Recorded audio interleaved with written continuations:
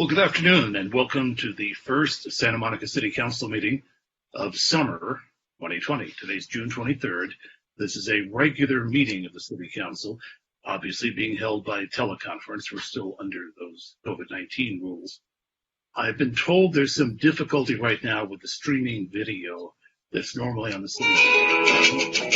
You should be able to on YouTube or if you sign in via BlueJeans. We do seem to have some extraneous audio as well. I apologize for that. But as always, with these teleconference meetings, we're doing the best we can. And let's start the day off by calling the roll, if the clerk will do that. Councilmember Moreno? Here. Councilmember Himmelrich? Here. Councilmember Davis? Here. Councilmember Winter? Here. Councilmember Hara? Here. Is Mayor Pro Tem O'Day here? I don't see him. And Mayor McKeown? Here. So we have 6 of our 7 council members to start the meeting. And before we get into the agenda, a couple of things. First of all, public comment, as always, for these teleconference meetings will be by telephone. The phone number is 310-458-8423. And there'll be a separate queue for each of the items that's on the agenda. But I want to talk a bit about the items on the agenda. Council, we received a supplemental report today on one of our items, item 8A, wherein staff is recommending that we postpone that item 8A, until July 14th. Now, I would take a motion and a vote of the council. Is there a motion to do that? Winter moves we postpone. Himmelrich seconds. Sorry, Yana. Didn't have it. I heard a lot of seconds. I know the motion was made by Councilmember Winterer. Who made the second? Second by Hara. Councilmember Hara. And welcome to the meeting, Mayor Pro Tem O'Day. We'll add you to the roll. The motion, Mayor Pro Tem, is to postpone item 8A until July 14th. We've had a motion and a second. I don't see a request for discussion, so would the clerk call a roll call vote, please? Mayor Pro Tem O'Day? Yes. Councilmember Hara? Yes. Councilmember Winter? Yes. Councilmember Davis? Yes. Councilmember Himmelrich? Yes. Councilmember Moreno? Yes. And Mayor McKeown? Yes, so that passes unanimously, 7-0. If staff would please, as people come into the meeting, advise them that item 8A will now be heard on July 14th. We'll try to get that out in social media, whatever else we can do, because I know a lot of people are planning to attend this meeting to speak on that item, which now will not be heard tonight. And Council, while we're looking at the agenda, I note that we have a couple of 13 items, 13B and C, that have to do with the council contingency fund and allocating money from that. And since we're doing the budget tonight, it seems to make more sense to consolidate all that. So I would entertain a motion to combine items 13B and C with the budget item 9A. We move 13. Second. I think that was moved by Councilmember Himmelrich and seconded by Councilmember Winterer. I do not see a request for discussion, so would the clerk call the roll on that procedural motion? Councilmember Moreno? Yes. Councilmember Himmelrich? Yes. Councilmember Davis? Yes. Councilmember Winter? Yes. Councilmember Hara? Yes. Mayor Pro Tem O'Day? Yes. And Mayor McKeown? Yes, so again, a unanimous vote, 7-0. We'll deal with all the money in item 9. So items 13B and C will be combined with item 9A. So that takes care of some of the homework we needed to do before we got going. It's time now to move on into our agenda. If the clerk would call item 1. We have closed session items. The first one is conference with labor negotiators, and the agency designated representative is the Chief People Officer Lori Gentles and Human Resource Manager John Weisky. The bargaining units are Administrative Team Associates, California Teamster Local 911, Confidential Unrepresented Employees Pay Plan, Executive Pay Plan, Municipal Employees Association, Management Team Association, Public Attorneys Legal Support Staff Union, Public Attorneys Union, Santa Monica Fire Executive Management Association, Santa Monica Firefighters Local 1109 IAFF, Santa Monica Police Officers Association, Supervisory Team Associates, International Associates of Sheet Metal Air, Rail and Transportation Workers, Transportation Division Local 1785, Mark TD. And then we have conference with legal counsels and anticipated litigation, enter into a lawsuit as an amicus curiae, and this is United States versus New Jersey. And let me see if you have any. You have no calls for public comment. Okay, so the public hearing is open and closed on that. We'll move on now into closed session. Did the city attorney give us an estimate of when we might be back? Certainly, my best guess is somewhere around 45 minutes. So we might actually be done before the usual time. We might be able to come back at 6:15 and get a head start on the meeting. That would be my estimate as of right now. All right, and we're going to recess into closed session. We intend to be back about 6:15, at which point we will start our regular meeting for tonight. Do that.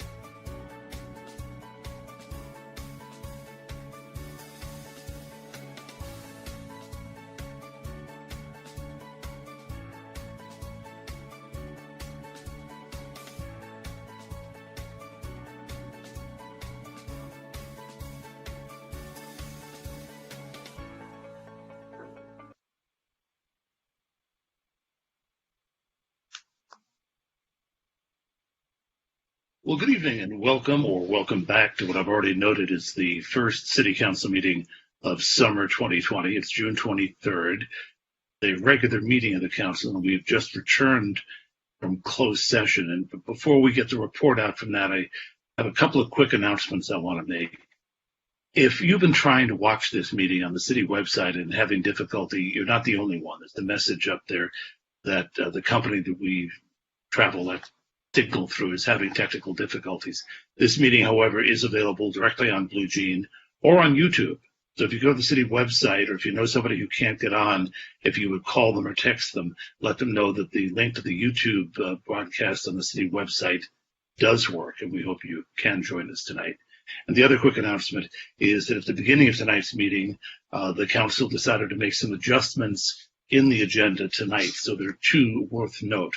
One is that item 8A, which was scheduled to be heard tonight, will instead be heard on July 14th. That is the item about the plaza at 4th and 5th in Arizona. That'll be heard on July 14th. It won't be heard tonight.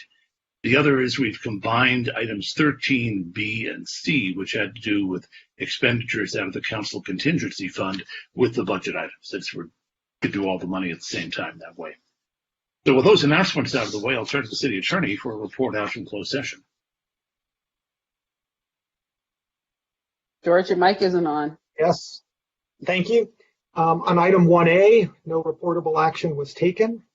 On item 1B, the city attorney's office recommends that the council authorize the city to sign on to the City of New York amicus brief supporting New Jersey's motion to dismiss a complaint filed by the federal government challenging its policies under which it declines to share information about immigrants with federal immigration authorities. So moved. Second. Kimmel Ridge. I heard a motion by Councilmember Davis, and the second was from Mayor Pro Tem O'Day. And I don't see any further requests to speak on the item, so we'll do a roll call vote. Mayor Pro Tem O'Day, Yes. Councilmember Hara, Yes. Councilmember Winter, Yes. Councilmember Davis, Yes. Councilmember Himmerich, Yes. Councilmember Morena,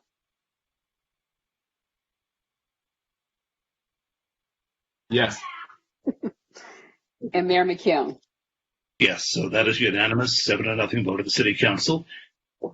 It moves on to the next item, and usually we hold the sad item. The adjournment is when we say goodbye to people in the community who left us.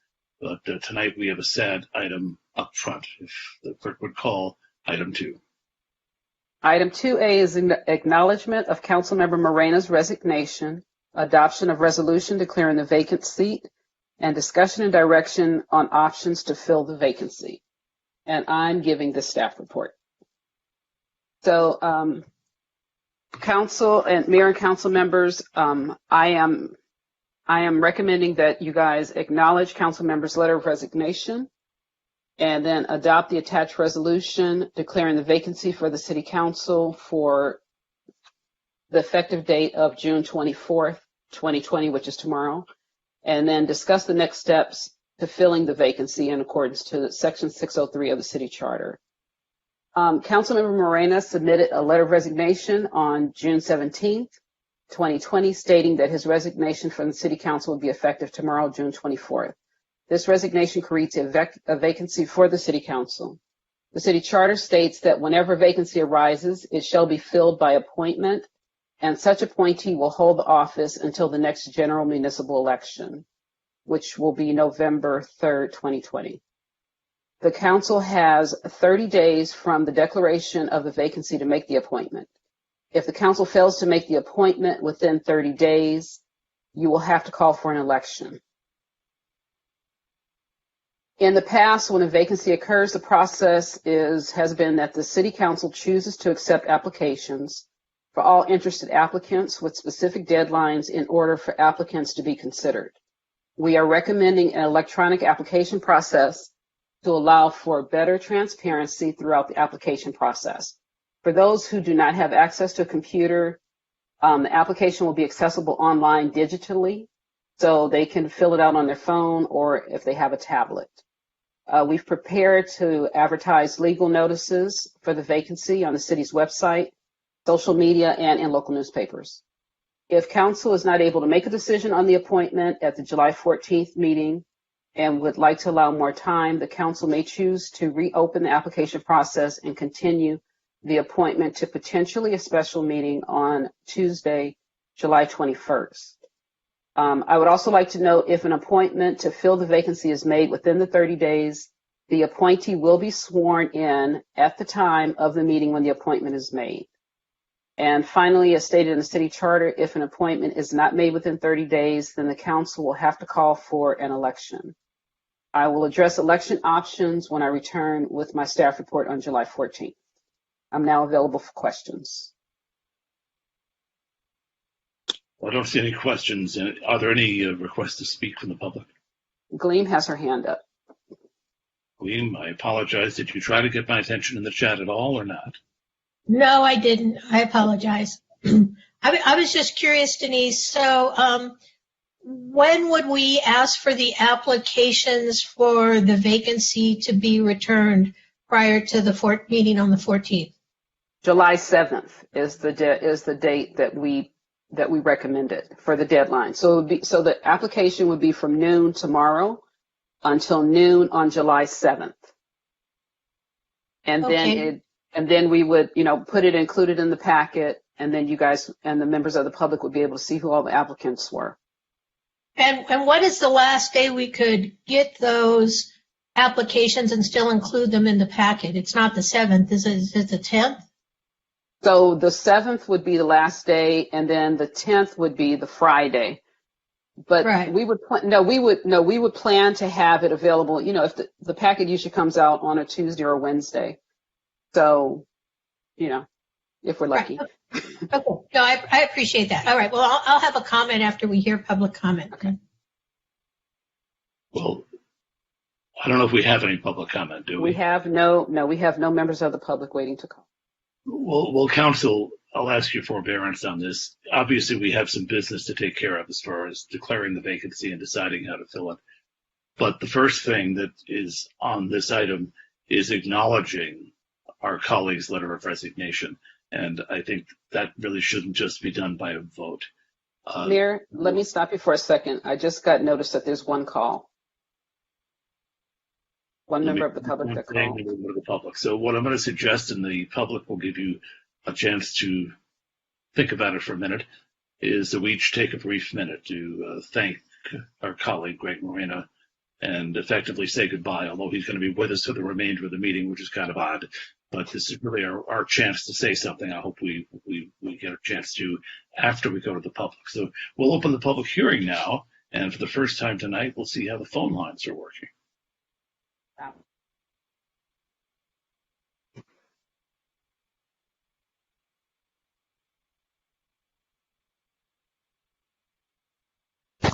The caller dropped. Well, that'll close the public hearing then. And I'm sorry to that caller. We really try to make this work. And maybe the caller hung up. We have no way of knowing why the caller dropped. So, Okay. I'm sorry? I'm sorry. It looks like they're transferring, like they're going to try again. Okay, I don't see them. Given the challenges of doing this by teleconference, we'll wait a moment. Council, which of you would like to go first? There they are. The Oops. caller's there. Let's try it again. Let's see if we can't open the public hearing and hear from that caller. Transferring Eric Nagao. Hi, Mr. McGow. You're in the meeting and your time starts now. Oh, great. Thank you. I just wanted to call. Good evening, City Council, City Manager, and staff. My name is Eric Nagao. I'm a firefighter with the Santa Monica Fire Department. I currently work on Engine 7. I was just calling on behalf of Council Member Greg Moreno. Respectfully, I just want to thank him for his service and dedication to the city. We really appreciate it, and it's been he's been a big, strong supporter of public service. Thank you, sir. Hello? Thank you. Thank you for your comment. I believe that will close the public hearing on item 2. So which of us council members would, since we're no longer sitting in a dais or in a row, I see Councilmember Davis's hand up first.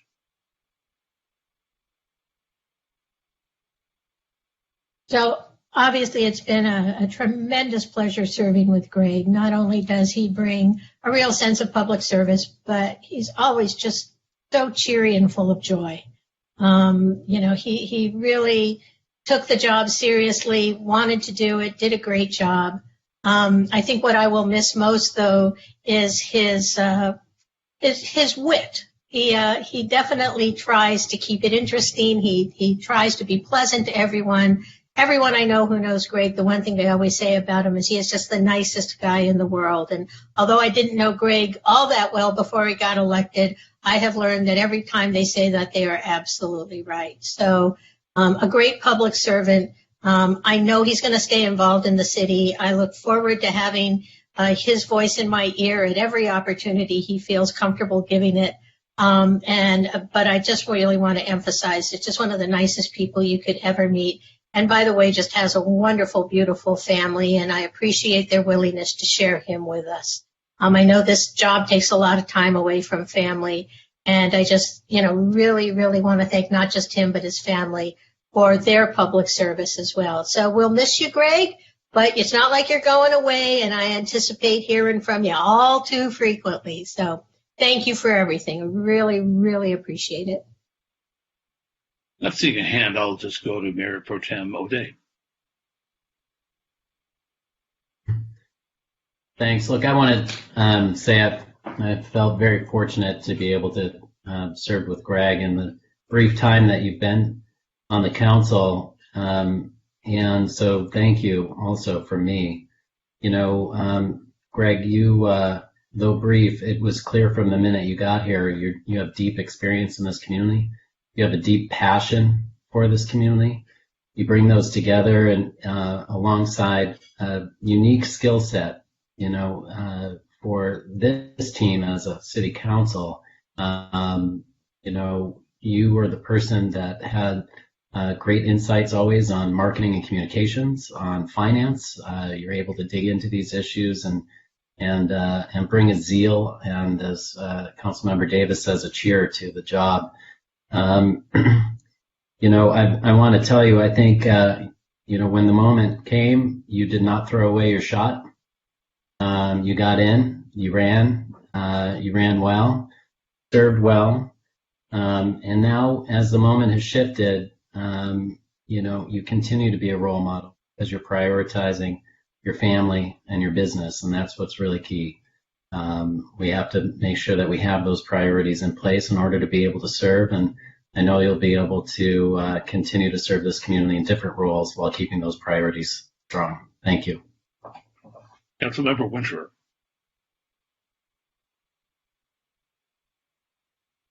Yeah, this is a sad moment for all of us because, we all count Greg is not just a colleague, but a friend. He's reached out to us all individually and collectively with his warmth and his enthusiasm and his zeal for the job, his passion for the city of Santa Monica. He will be missed. He's young. He has a chance to come back. He has a comeback opportunity in the future if he can get his business and family affairs in order. I hope that happens. I'll probably talk to you about this offline, but I actually have some ideas about things you can be doing for the city, even though you're not serving on the council starting tomorrow. So you might not want to answer my phone call anytime soon because I got some ideas for you. But, we've loved having you on the council and you will be missed, but I also know you're not going to be a stranger. So we'll see you around town, dude. Councilmember Hara.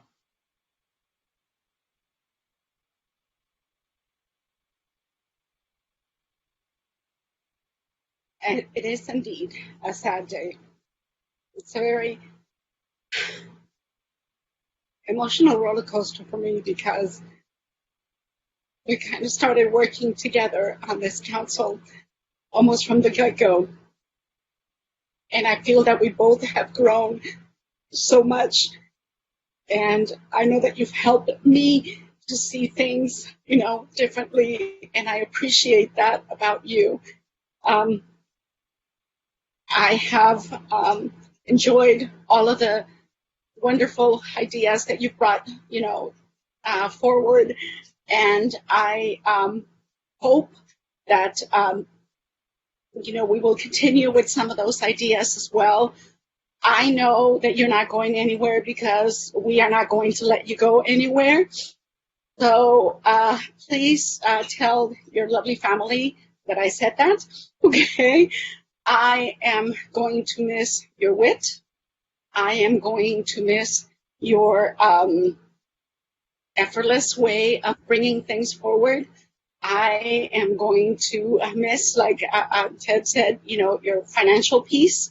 It was always very, very insightful for me and helpful so that I can move some things forward. I am sad that we are not in a place where I can give you a hug because I'm missing that. And I am also going to miss your dad at our meetings. So it's been lovely working with you. It's been growth. That's all that I can say. And listen, at my age, when we say that there is room for growth, yes, there definitely is. And you've taught me quite a lot. So thank you. Thank you for doing that and for doing it so effortlessly. So keep up the good work. Love your family. I know that we will continue to work together because there are so many things that we have done outside of the council. So we will remain true. Okay. And thank you for being such a lovely friend and a family member. Councilmember Himmelrich. So this is a sad day for me as well. When Tony left, Tony Vasquez left the council, it felt like I was losing a brother with Greg, since I'm probably his dad's age. And his dad, for those who don't know, comes to every meeting, takes notes, right, and sits through the whole meeting. So impressive, right? I know Greg is going to be that kind of father, but with Greg, it's more like losing a son. And I always said Greg is sort of like my golden retriever, right? He's always enthusiastic. He's always happy. He'll chase anything you send him after, right? He might not bring it back, but he'll chase it. And look, Greg, it's been so much fun. I know we're going to stay in touch. You're still on the audit subcommittee. I don't know if this relieves you of that. In fact, you're the chair, so I'm expecting to see you at the next meeting. And we will keep talking. So thank you for contributing so much in really not very much time. It's been remarkable, your ride. So thank you. And now normally at this point, the mayor would speak last of the council, but actually I want to give a chance to Interim City Manager Lane Dill to say a few words on behalf of city staff. Yes, Greg, I just want to thank you on behalf of the city staff. Your passion for this job has been contagious for all of us. You have moved us forward. We have worked very hard to decipher your graphs and your diagrams about how city business should work, and we have learned from them. So we are grateful for the passion that you put in and for the positivity, for the support, for the way in which you interacted, and deeply appreciated what city staff bring to this city. We will always be grateful. We will look forward to hearing from you in the future. We look forward to incorporating some of your ideas so that you can see them. And I hope someday, after sitting next to you for a full year, to be able to show you some graphs and charts of my own. So thank you so much, Greg. And Greg, a number of people have mentioned your business acumen and your positive attitude, both of which I've really appreciated. But the thing that I thought made you unique as a council member actually relates to age, and a couple of people talked about the age differences. I think I've lived in Santa Monica longer than you have, because I'm an old guy, but you grew up here. You're a homeboy. This is your hometown. And I think that that's been a very special contribution that you've made to us as a member of the city council.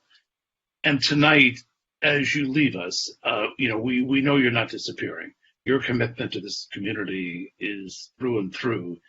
And I'm sure the council is going to be hearing from you for years to come, whether you choose to come back onto the council or just to be an active community member.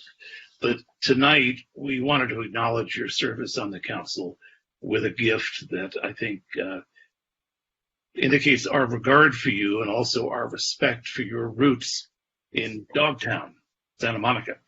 So one of our staff members has an image that they at least theoretically can put up on the screen now. And when we get a look at that, I'll explain what that's going to be about. Greg, we're going to get a skateboard made for you with this design on it that says, "We are Santa Monica." Because, dude, you are Santa Monica.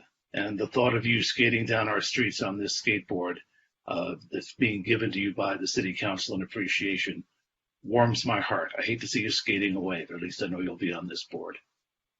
Greg, this would be a moment for you to say a word. Mr. Mayor, may I just jump in? I think we may have some additional public comments, I heard. Is that true for our clerk? And maybe then... That is correct. Okay. That is correct. The hearing has been closed, so I don't know what this back conversation about public comment would be. So could we reopen the public hearing is what I would request. Yeah. I move we reopen the public hearing. I think we can Second. I that. by consensus without objection. So at this point, we will reopen the public hearing. Clerk, how many calls do you have? 4 calls. Okay, let's hear the 4 calls. Transferring Carl Hansen. Hi, Mr. Hansen. Welcome to the meeting. Your time starts now. Great, thank you. Good evening. This is Carl Hansen. Thanks for taking the time to listen to me. I think I got lost in phone limbo there for a second. I'm speaking tonight as co-chair of Santa Monica Forward. Forward would like to express our gratitude to Councilmember Greg Morena for his leadership and service to our community. Councilmember Morena, your experience and insight and empathy have been invaluable to our city and will continue to be so. We hope, should circumstances change, that you will pursue a council seat again in the future, and we look forward to seeing you around town. Moving on to the appointment issue, with the coronavirus, the economic downturn, and nationwide calls to rethink policing and its impacts on the Black community and communities of color, now is not the time for the City Council to be short-seated. Santa Monica Forward encourages the Council to make an appointment to fill the seat and to prioritize consideration of those with direct lived experience as Black Santa Monicans or people of color who can contribute immediately towards reimagining public safety and advancing a fully inclusive recovery. Without an appointment, we will have an empty council seat for almost half a year at a time when the council will be making urgent and important decisions on critical issues. Now is the time for a full council. Thank you. Thank you.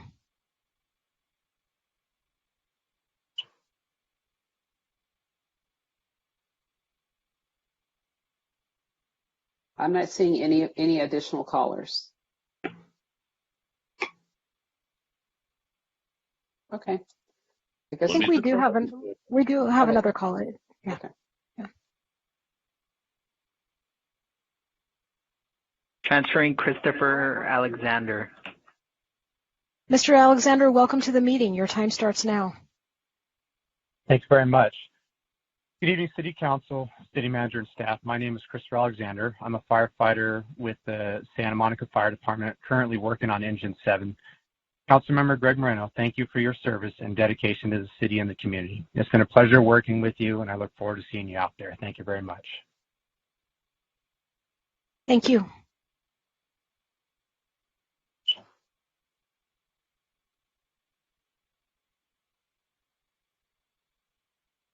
Now let's just double check. Are there any more calls? Because I heard there were 4. I heard there's one more. They're transferring now.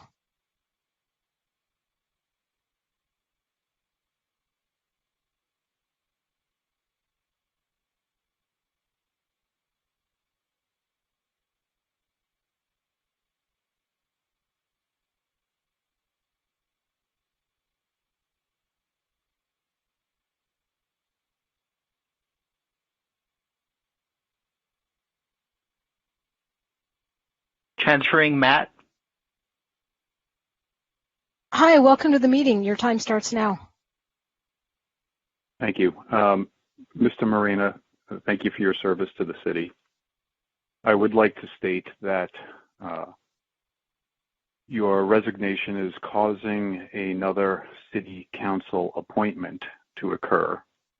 And without the people or the voters of Santa Monica voting on a representative to go for a term for another 2 years.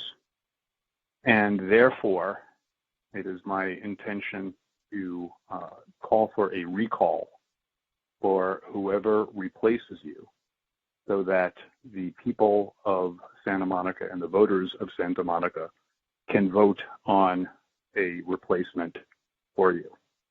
I also believe that there are other members of the City Council who should be recalled before their term expires. And it is my intention to pursue a recall petition, which hopefully will, or more than one recall petition, which hopefully will not require in-person signatures on the petition, since this is not a good time for people to be gathering petition signatures in person. And it's unfortunate that this is something that I think is going to be important and necessary due to the fact that the city council members seem not to be transparent or accountable oftentimes to the voters. And again, for your position, Mr. Marina, I do believe that there should be an elected representative. So hopefully it'll be on the general ballot. And if not, hopefully it will make it onto a special election ballot, which would be unfortunate because that will end up costing the city more money. That's my Thank you. City And that clerk. was our last caller. Oh, there's fourth. Okay.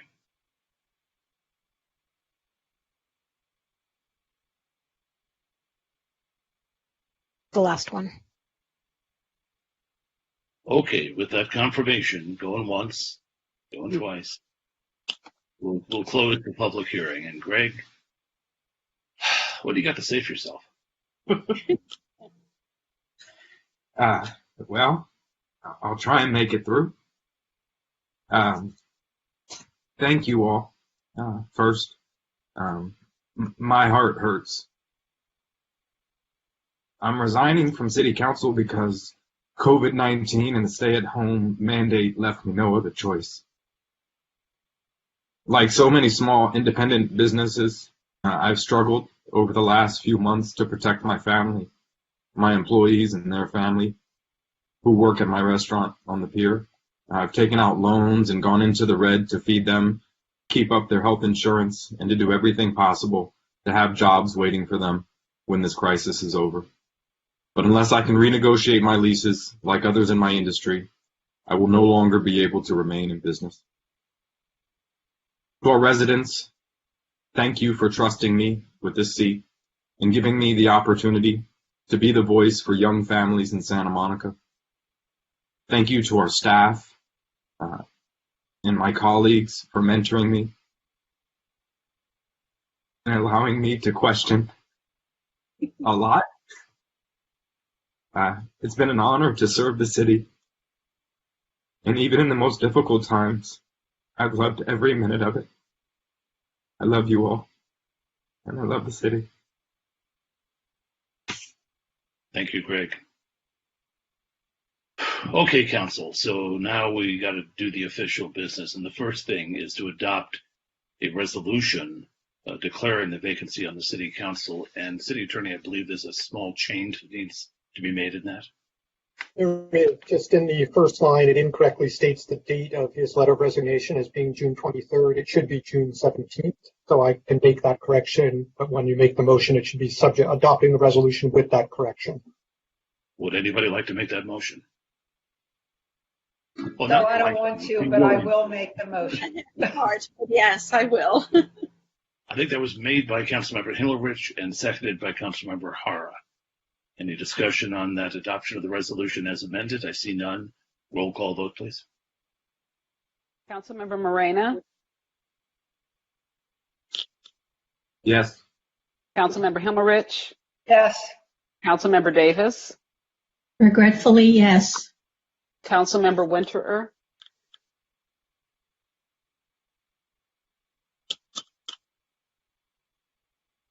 we didn't hear you. Yes. Okay. Councilmember Hara, Regretfully as well, yes. Mayor Pro Tem O'Day, Yes. and Mayor McKeown. Yes. And so the council accepts the inevitable on a 7-0 vote. So now, council, we have adopted a resolution declaring a vacancy. The question is how to deal with that situation, and that matter is before the council.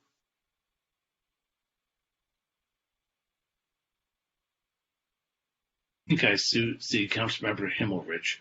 Forgive me, your images on my screen are approximately 1/4 inch high and 1/2 inch wide, so if you don't try to get my attention, I may not see you wave. Councilmember Himmelrich, was that you?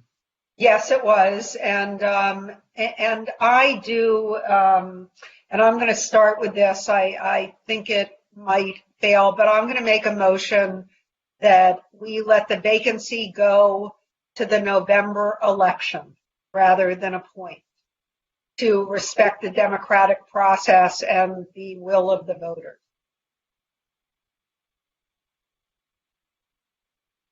I don't yet hear a second, and I have a question for staff about that. My understanding is that if we make an appointment, the seat goes up for election again in November anyway. Is that correct? That is correct, yes. That is correct. Because I know one of the members of the public who spoke said that this would be for a 2-year appointment. It's not. The appointment is until the next general election, which is on November 3rd. So I did not hear a second on that motion. And I sort of didn't, but I do. I believe that the democratic process is important to honor, and our first go-to place should be, in a situation like this, to go to an election when there's so little time between the vacancy and the election, as a matter of principle. Okay, well, there's no second on that motion. So does any other council member have discussion on the issue? Councilmember Davis.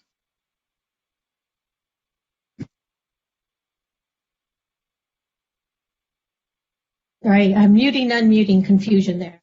Well, I would like to move that we publish the vacancy with the anticipation. I mean, we're obviously not committed unless and until we do it, that we will be appointing into the seat.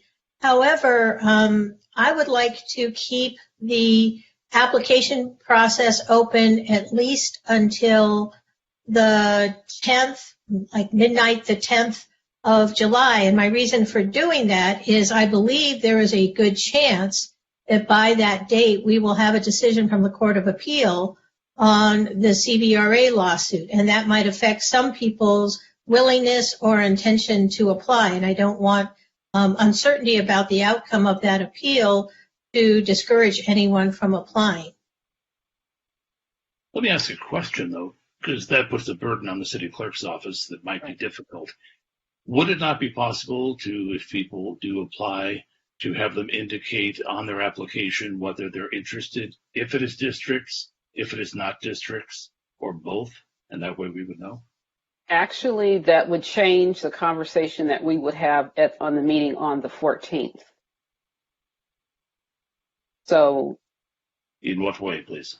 If the decision is made on the 10th, we would change the staff report. We would change the way we're going to move into the council election. So that would change. So regardless, it would change the way we're going to proceed with the election. Well, I think Councilmember Davis's issue is that she wants to encourage as many applicants as possible, and that the uncertainty might discourage applicants. Is it a burden for you to collect the applications on the Saturday before the meeting and post them at that point? It is a burden. So remember, for the last time we had this, and it was only a week and a half that we took applications. We had 76 applications, and we had a problem with the timestamp, with the dating, and we had questions of members of the public about the process being fair.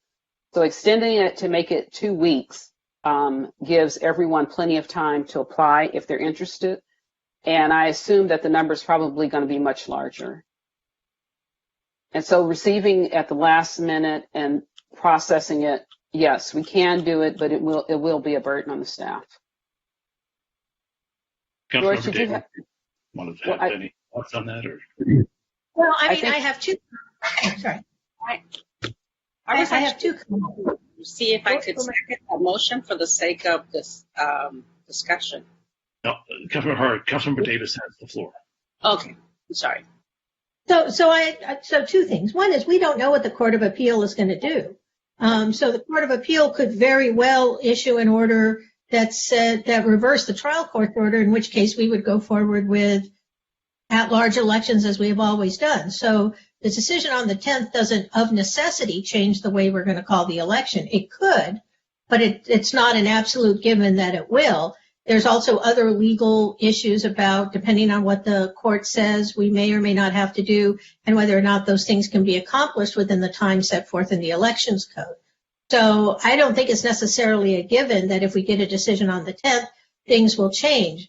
I'm also, I suppose, comfortable with the idea that if people want to be, if there's a space on the application for people to say, I want to be considered for an at-large position, or also as should we be forced to district elections as a district representative, I guess.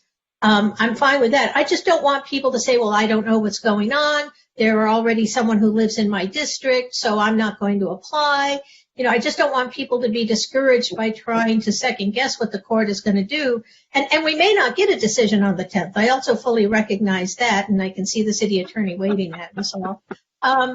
Because although the Court of Appeals did promise to do it, we're not having an oral argument till the 30th, and hey, nobody planned on COVID-19.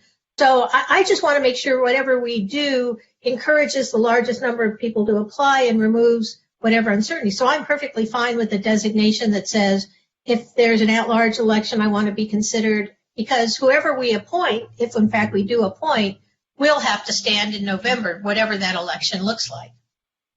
And Councilmember Davis, I think it's important also that the applications be available to the public in time for the community to look at who has applied and give feedback to us as council members. And in fact, when a motion is made, which I'm sure it will be at some point, I personally am going to insist that we agree that nobody can be appointed who has not filed a written application by the deadline, because otherwise you open yourself up to a last-minute dark horse candidate who somehow gets in and hasn't been vetted by the public, which I would think would be a very bad democracy.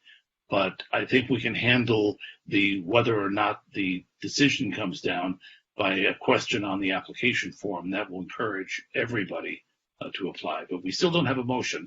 So let me go to Councilmember Howard. Well, I actually did move that. I did move that. She moved it. May I answer a question that may affect this? Because the person who is appointed, if they are appointed, would be appointed to Greg's seat, which is an at-large seat. Right. Whatever the Court of Appeals ruling is, it would affect the election to replace the person appointed. So the person who is appointed won't be choosing whether they're sitting in an at-large seat or a district-based seat. They will be appointed to what is an at-large seat. The only question that the Court of Appeal ruling would determine is how that seat would be filled. In other words, that seat may ultimately, if the court rules against us, be subject to a district-based election to replace the person who is sitting in it as an appointee, or an at-large election. So in terms of people who might apply, they will be applying for the at-large seat that is being vacated by Councilmember Moreno. So Councilmember, that resolve your issue? Well, I understand that, but we all have wonderful access to George and his legal thinking. I'm just thinking that people out there in the public might, because there has been a lot of misleading statements about what is going to happen in the Court of Appeals.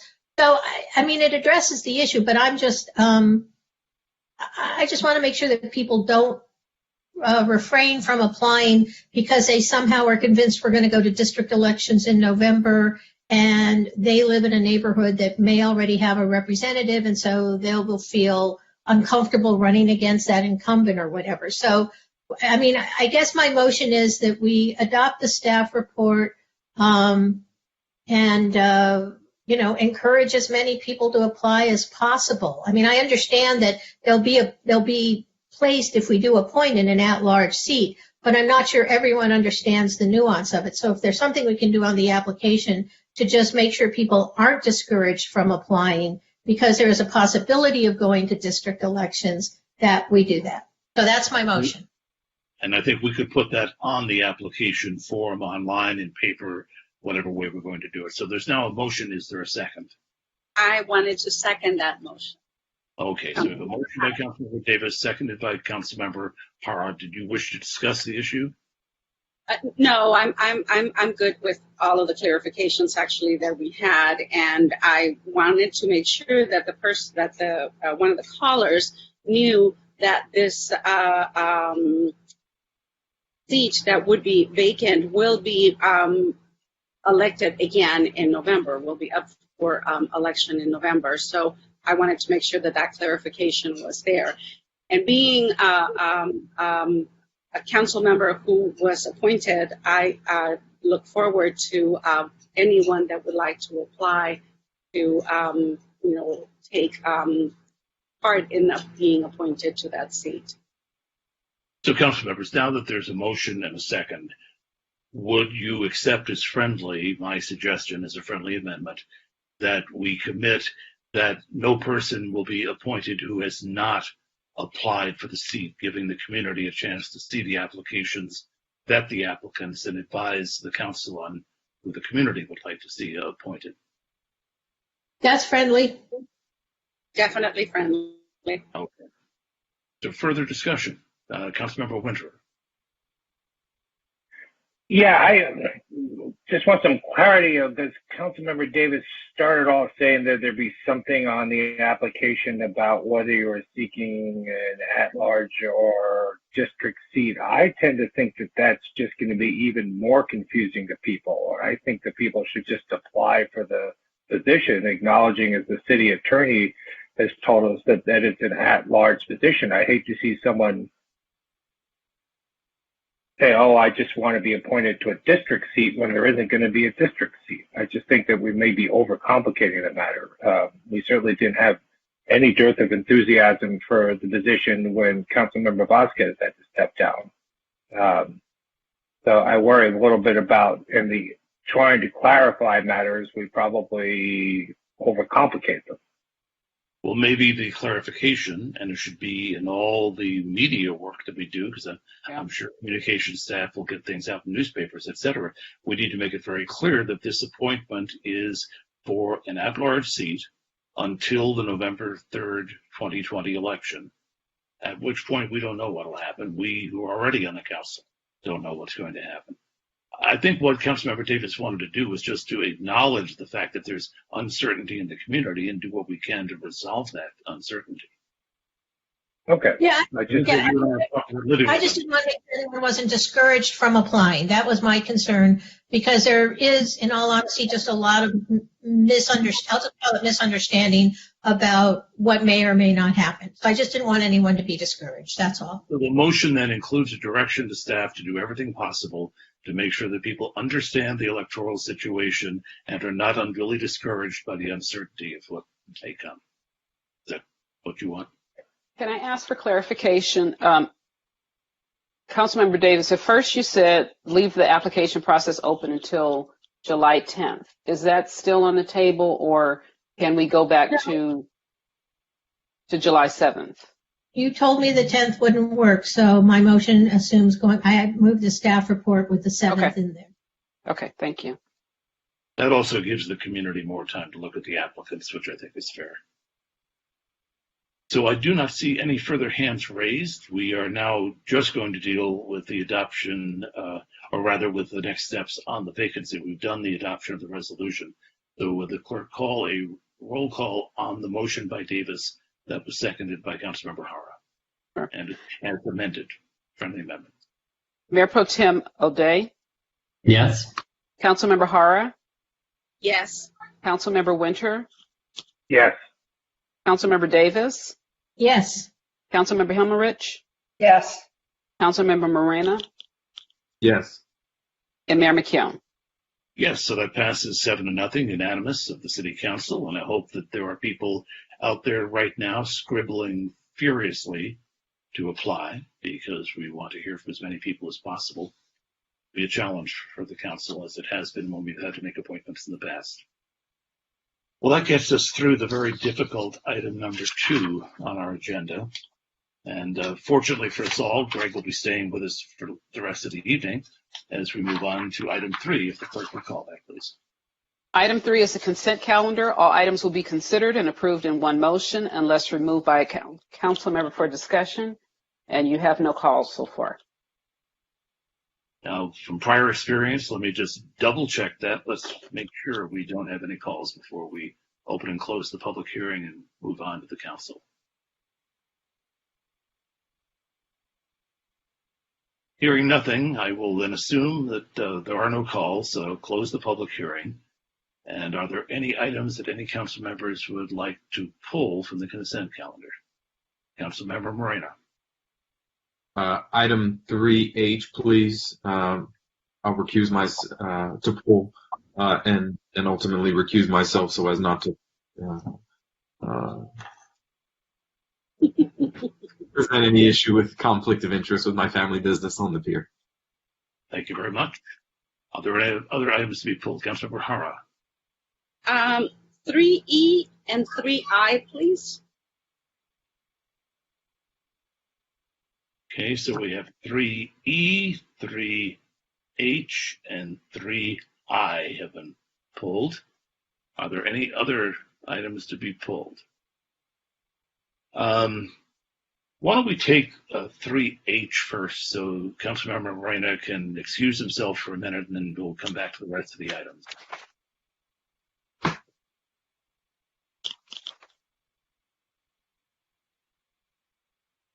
Is there a motion on item 3H from the council? So moved. Councilmember Hara. Seconded, Councilmember Himmelrich. Okay, so 3H has been moved by Hara, seconded by Himmelrich. I see no request to speak.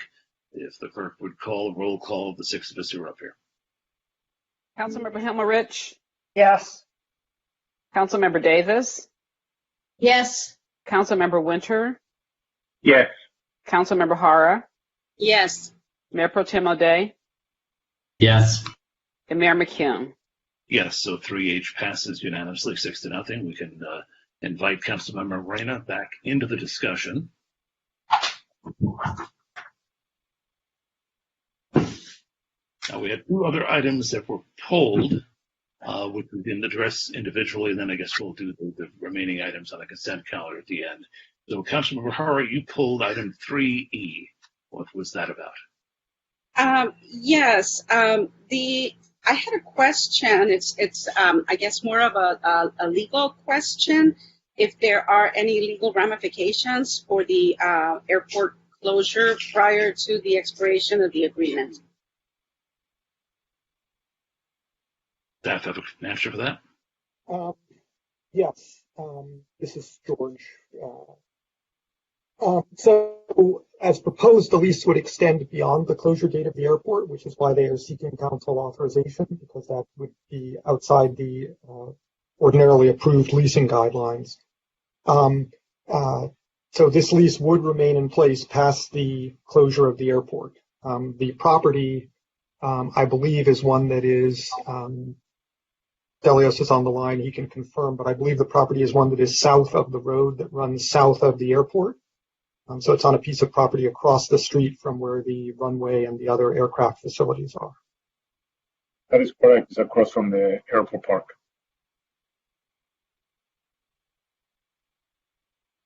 Does that answer your question, Councilmember Hara? I just wanted, so then that means that the way that the agreement is done, that we won't have any legal. It will not pose a conflict with the closure of the airport. All right, thank you. That's what I wanted to know. Thank you so much. Thank you. Okay, so item 3H is 3E rather is before us. Is there a motion? Move to approve item 3E. Second by O'Day. By Hara, seconded by Mayor Pro Tem O'Day. I don't see any further requests for discussion. Roll call vote, please.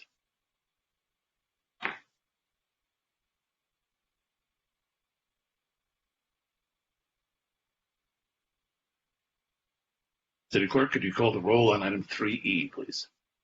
Mayor Pro Tem O'Day, Yes. Councilmember Hara, Yes. Councilmember Winter, Yes. Councilmember Davis, Yes. Councilmember Himmelrich, Yes. Councilmember Morena, Yes. and Mayor McKeown. Yes, unanimous vote, 7-0, with some intermittent electronic music. I don't know where that's coming from, but that'll move us on to the other item that Councilmember Hara pulled, which was 3I. What And was that? that's approval of professional services agreement or private-public partnership validation services. Councilmember Hara? So my question was, why are we continuing with this agreement if we no longer have the bikes? Is there something other than the bikes that we have with them? Just Who on staff wants to take that? So, Councilmember Hara, this is Debbie Lee, the Chief Communications Officer for the city. I'm happy to answer your question. As part of Council's direction to explore new revenue streams through public-private partnerships, we are asking to modify the contract with Superlative Group to conduct a valuation, a thorough valuation of city assets that could explore viable advertising, naming rights, and sponsorship opportunities for the city of Santa Monica. So it'll follow the same process that we did with Hulu Bike Share. It'll actually include the re-envisioned bike share project as well in this work. But this will allow us to understand what opportunities are before us right now, and then we'll be coming back to council with a process on how to proceed once the valuation and the program is more established. thank you. That definitely clears up my view of that. So thank you so much for that clarification. And I would move that item 3I. Second, Winterer. Okay, so item 3I has been moved by Hara and seconded by Winterer. There is no further request for discussion, so a roll call vote, please. Councilmember Morena, Yes. Councilmember Himmerich, Yes. Councilmember Davis, Yes. Councilmember Winter, Yes. Councilmember Hara, Yes. Mayor Pro Tem O'Day, Yes. and Mayor McKeown. Yes, so 3I gets unanimous approval, 7-0. Now, Council, we've dealt with 3E, 3H, and 3I. That leaves the remainder of the consent calendar. Is there a motion on that? So moved. Councilmember Hara. Second, Winterer. Himmelrich. That was moved by Councilmember Hara and seconded by Councilmember Himmelrich. I don't see any discussion. Roll call vote on the remainder of the consent calendar, please. Mayor Pro Tem O'Day, Yes. Councilmember Hara, Yes. Councilmember Winter, Yes. Councilmember Davis, Yes. Councilmember Himmerich, Yes. Councilmember Morena, Yes. and Mayor McKeown. Yes. Yet another unanimous vote on the City Council, 7-0. We have now approved the entirety of the consent calendar, although we did it in pieces, and we can move on to ordinances. We have item 7A, second reading and adoption of an ordinance amending Santa Monica Municipal Code section 4.65.0 to provide a temporary exemption for emergency ambulance and billing services. Move I move adoption. 7A. I heard that being moved by Councilmember Davis and seconded by Councilmember Himmelrich. I see no request for discussion. I'll take a roll call vote on second reading. Councilmember Morena, Yes. Councilmember Himmelrich, Yes. Councilmember Davis, Yes. Councilmember Winter, Yes. Councilmember Hara, Yes. Mayor Pro Tem O'Day, Yes. Councilmember McKeown. Yes. I'm sorry, Mayor McKeown. Oh, sorry about that. Item 7A results in an adoption of an ordinance in the second reading by unanimous vote of the City Council. This is up to 7B. 7B is second reading and adoption of an ordinance amending Santa Monica Municipal Code Section 11.04.120 to place candidate statements of qualifications in the County of Los Angeles's official sample ballot and transfer costs for a candidate statement to the candidate.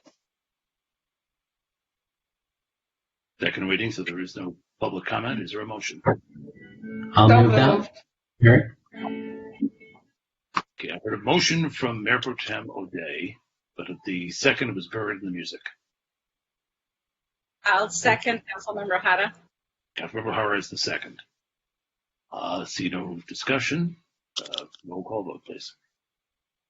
Mayor Pro Tem O'Day, Yes. Mayor Pro Tem O'Day, Yes. Councilmember Hara, Yes. Councilmember Winter, Yes. Councilmember Davis, Yes. Councilmember Himmelrich, Yes. Councilmember Moreno, Yes. and Mayor McKim.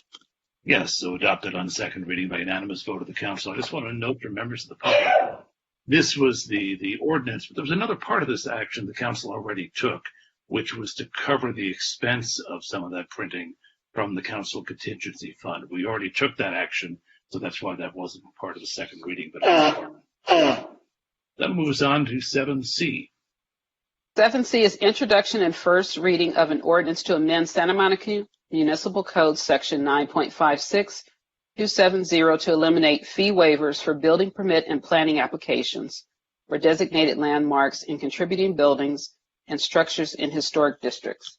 And as of right now, you have no callers. But I'm sure we have a staff report. We'll be doing that.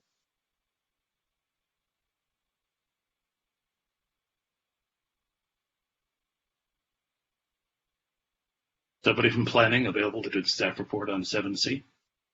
I see Jean. Jean, we can't hear you though.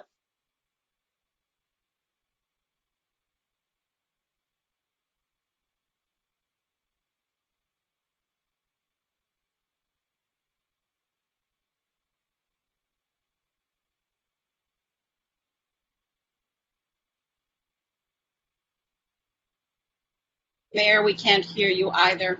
Your mic is off. It should go. I mean, Can you hear me now? Yeah, we hear you now. Yes, we can Okay. hear you. You never know. Maybe you end up So, Jean Yo, planning manager, giving you a brief staff report. This is a follow-up to council's endorsement of the approach for a restructured landmarks program that included the elimination of fee waivers of building permit and planning application fees for designated historic resources. This is the operative part of amending the municipal code to support the fee changes that are in item 9A. So this would eliminate section 9.56. Yes. I'm sorry, but there's Yeah. You repeat it? You reported I'm sorry? You're under Michelle's group, right? we can't hear you clearly because there's a backup. Oh, can you hear me now? Blue? No, it's not you, Jean. Somebody else has a mic on. We're hearing somebody's off-mic conversation.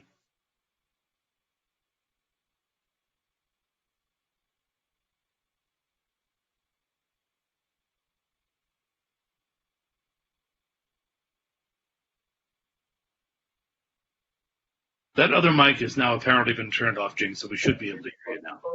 Okay. Sorry about that. So as I was saying, this is an elimination of section 9.56270B, Santa Monica Municipal Code, to eliminate fee waivers for building permits and planning application fees for designated historic resources. This is a follow-up action to council's endorsement of that approach for a restructured landmarks program from your June 9th budget study session. And this would enact the fee changes that are in item 9A as part of your budget adoption. And this was recommended by the Budget Task Force as part of their work earlier this year. It's estimated the elimination of these fee waivers would result in cost recovery of approximately $95,000. That completes my staff report. Are there any questions from the council on this item? I see Councilmember Himmelrich either. Yeah, so, yeah, I'm just saying hi. No. So, Jing, I do have a question because we got a letter from Mike Salazar, who lives in a landmark and who is saying that they were, when they moved into their landmark home, they didn't expect to incur permit fees, et cetera, in connection with any modifications they want to make to this existing home that's been landmarked. And I wonder if, in exchange for landmarking, we made any commitments to folks who owned homes or offices that were landmarked with respect to future improvements. No, the landmarking of property doesn't guarantee, these are changes that are in the municipal code, so the landmarking action itself just designated the landmark. We will note that, a benefit that is available is a Mills Act contract. The purpose of those property tax abatements are to offset the costs of maintenance of historic resources, so that was a factor in this discussion. Well, so that deals with the taxes, but not the fee waivers, right? I mean, yeah, the taxes are the tax abatement is intended to offer savings precisely to offset the maintenance of property. So, for example, for the maintenance of the property and fees that are associated with that work. Thank you. Thank you. Councilmember Wintrow has a question. Ms. Yao, we're still keeping in place the fee waivers for a historic property that wants to seek a certificate of appropriateness or a certificate of administrative approval, correct? Correct. That's not changing. Yeah, these are only for the planning applications and the the building permit fees. So the certificate of appropriateness fees will still be waived. Thank you. Councilmember Morena, is that a question? It looks like it might be. Yeah. We had talked about a while ago creating a one-page document for all the benefits that being a landmark or trying to landmark a property would provide to ownership or new ownership. Would this be incorporated in that? And have you guys made any progress on that document? It's actually on the city's website, and actually the zoning ordinance has a whole section at the front, like it's one of the first things in there that lists all of the incentives on one section, if you will. Yeah, that information is available, and there's also a brochure that was made as well with that information. Awesome. Thank you. Well, it appears to do it. Nope. One more question from Councilmember Hara.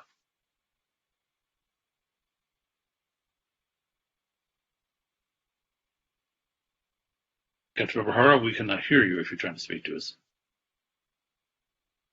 By any chance, do you know how many applications we had in 2019, 2020? It's actually not that common, to have alterations to, like, additions to resources that would trigger a planning application fee or permits. So I think, if I recall last year, I think we had like 2, maybe, but it's a sporadic thing because, typically, alterations, like if it's for, let's say, a single family home, it wouldn't even need a planning application usually, right? And the certificate of appropriateness fee is waived, which is the planning review part of it, but the building permit fees are waived, so this would eliminate the waiver of that building permit fee. Usually the fees that are waived are probably more on the permitting side as opposed to the planning application side, but it's not often, I would say. And what is the price for the application process? For the building permit fee, there's no typical fee because it really depends on the scope of the project. So I couldn't tell you exactly what that is. For planning applications, it can range from, let's say, like a modification or something. If that was needed, that's about $5,000, and all the way up to, something like a big commercial building or what have you. If they're doing an addition, it could be a development review permit, and those are in the range of about $20-ish thousand. So it's quite a wide range. Yeah. Thank you. Let me turn to the city clerk at this point. We don't seem to have any more questions. Since you first told us there were no callers on the line, have any requests to speak come in? Yes, there are 2 callers on the line. We will then open the public hearing and open the phone lines and hear from the public. Transferring Craig Miller. Hi, Mr. Miller. Welcome to the meeting. Your time starts now. Well, good evening, council members. My name is Craig Miller. I'm with Santa Monicans for Democracy, and I'm a 38-year resident of the Ocean Park neighborhood. I, too, want to thank Council Member Greg Moreno for his service. As for the current agenda item, I defer to the council member's good judgment on this fee waiver issue.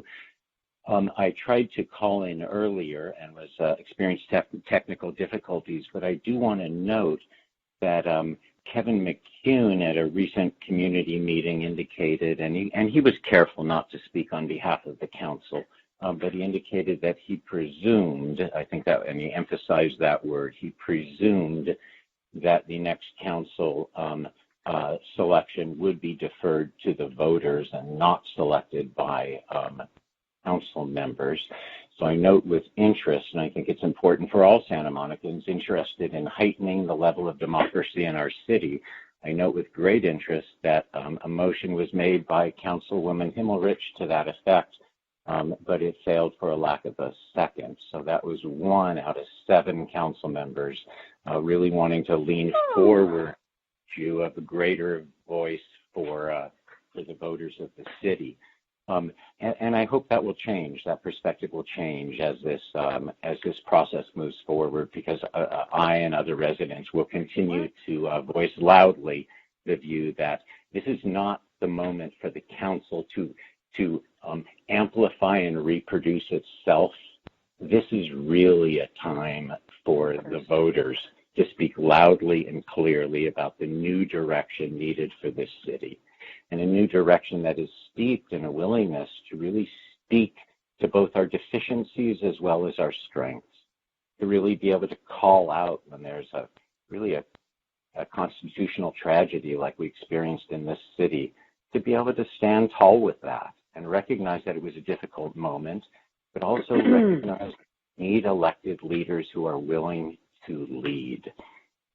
Taking a knee for photo opportunities is not leadership if it doesn't come with a new pronouncement or a new clear action.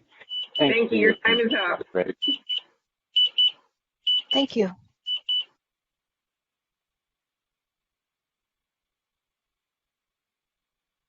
Mayor, it appears as though that was the only caller. The other call fell off. So staff, I have to ask you a question. We normally, in order to let everybody speak fairly, require people to address the issue that is on the agenda at the time we speak. And usually at an in-person meeting, it's easier to guide people in that way. Is there some way, as people are calling in to speak on an item, that we can confirm that they wish to speak on the item that is on the agenda at the time? Yeah, the agents do that. They ask what people are calling on and remind them what item we're on. And then I think sometimes people put in some other information when they're speaking, when they're doing their comments. But that is part of the caller's script, the agent script. Okay, thank you. So that'll close the public hearing on item 7C, and it's back in front of the council. Further questions for staff? Somebody want to make a motion? I move I'll move 7. Oh, go ahead. See. I think I heard it moved by Councilmember Himmelrich. Sure, I'll move it. I'll second. Councilmember Hara. Okay, so Councilmember Himmelrich moved it. Councilmember Hara has seconded it. I see no further requests for discussion, so a roll call vote on this, please. There'll be an introduction of an ordinance for first reading. Councilmember Moreno. Yes. Councilmember Himmelrich. Yes. Councilmember Davis. Yes. Councilmember Winter. Yes. Councilmember Hara. Yes. Mayor Pro Tem O'Day. Yes. And Mayor McKeown. Yes, so that is approved unanimously, a 7-0 vote of the council. Now, a couple of things for members of the public. One is, I know that earlier this evening we were having some difficulties with the live internet feed of this meeting from the usual city website source. However, we've put up on the city website a link to YouTube that does definitely work. You can also get into this meeting and watch it directly on Blue Jeans. So if you hear from somebody who says they're having trouble getting to see this meeting, we certainly want them to be able to. It is on YouTube. It is on Blue Jeans. Unfortunately, the video feed from the city website that we normally have goes through a third-party vendor who is having difficulty tonight. And the last time I asked someone to check, there was a big red notice up saying that it's not working. So we apologize for that, but we'll do the best we can to make this as transparent as possible. The next thing is that the next item on the agenda that we would have heard at this point, item 8A, regarding a proposed development at 1301 4th Street, known as the Plaza at Santa Monica, has by earlier vote of the council been postponed till the July 14th meeting. So if that is the item that you're here for, please join us again. I assume it'll be here by teleconference on July 14th when we will hear that proposal that'll come before the council. That moves us on to item 9. Item 9 is a special joint meeting of the City Council, Housing Authority, and the Parking Authority. Let me announce that for the housing, as you sit as the Housing Authority, you are paid $50 for the meeting, and as the Parking Authority, you receive $50 for that meeting. This is the adoption of the fiscal year 2021 operating budget and adoption of the first year and approval of the second year for the fiscal year 20 through 22 biannual capital improvement program budget. I need to do a roll call for the special authorities. Authority Commissioner Member Morena. Here. Authority Commission Member Himmelrich. Here. Authority Commission Member Davis. Here. Authority Commission Member Winter. Here. Authority Commission Member Hara. Here. Vice Chair, Chair Pro Tem O'Day. Here. And then Chair McKim. Here. And there's currently 4 callers on hold to call in for this item. Well, I imagine we're going to have quite an extensive staff report on this. So who wants to start that for us? Mayor, I can start that off for you. Mayor Pro Tem, and members of the council, we are before you once again on the fiscal year 2021 budget. In an ordinary 2-year budget cycle, this would be a time we would come to you merely with adjustments to our biennial budget. But as we all know well, these are no ordinary times. And in this moment, this now marks the 5th time we have been before you on how to address an excess of $200 million in deficits in the city budget, and how to reduce our general fund expenditures for the upcoming fiscal year by what is now $58.6 million in ongoing funds. Mayor, members of the council, you've heard from me before. I will be brief tonight, but I do want to be clear once again that this budget is no one's wish list. The impacts of COVID-19 on our national economy have put us into a recession. The National Bureau of Economic Research has now declared that a recession began in February. The impacts on our local economy have been quite devastating to our small businesses, to our city government, and to many of our community members. So it is in that context that we once again come to you to discuss the city budget. I want to, first of all, thank and commend our finance staff who have worked extraordinarily hard in the most difficult of circumstances to try to balance the city's budget. That task this year is like it has never been before. Your finance staff immediately identified $117 million in one-time funds to try to address an immediate fiscal crisis and to try to, as experts at Harvard Business School and Bloomberg Philanthropies have said, stop the bleeding to ensure fiscal health going forward. That process was difficult. the process of cutting from our ongoing costs to ensure fiscal stability is much harder. I want to acknowledge, particularly for our city team, how hard this process has been for every single member, for our finance department, for our legal department, and for our HR department, who have had to do work that they never came here to do, but also for all of our city team members who across the board have been in extremely challenging circumstances as we try to identify how to address the impacts of COVID-19 on the city budget.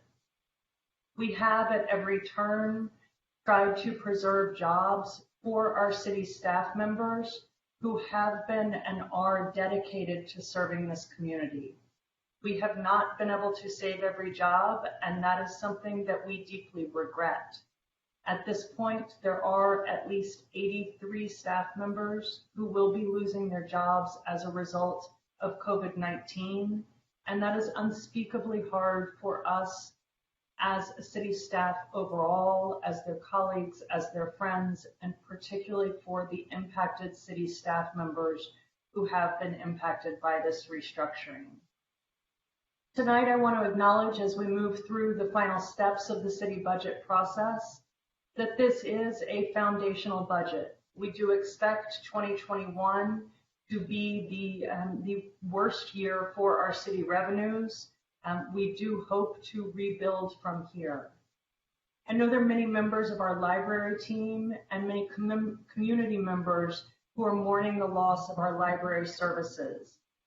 To those members of our library staff team who have built exceptional city services that are not only valued and loved by our community members, but are award-winning across the country, I want to say that we do see you. We have every intent of rebuilding as the economy lifts and the impacts of COVID-19 on our public health and our ability to provide city services recede. We are looking for money at every turn. We are actively advocating with our federal representatives, also with our state representatives, and our chief financial officer will speak tonight to revenue measures. You also heard on the consent calendar Debbie Lee present on ways we are looking to identify assets within the city that might bring in revenue to lift those services back up.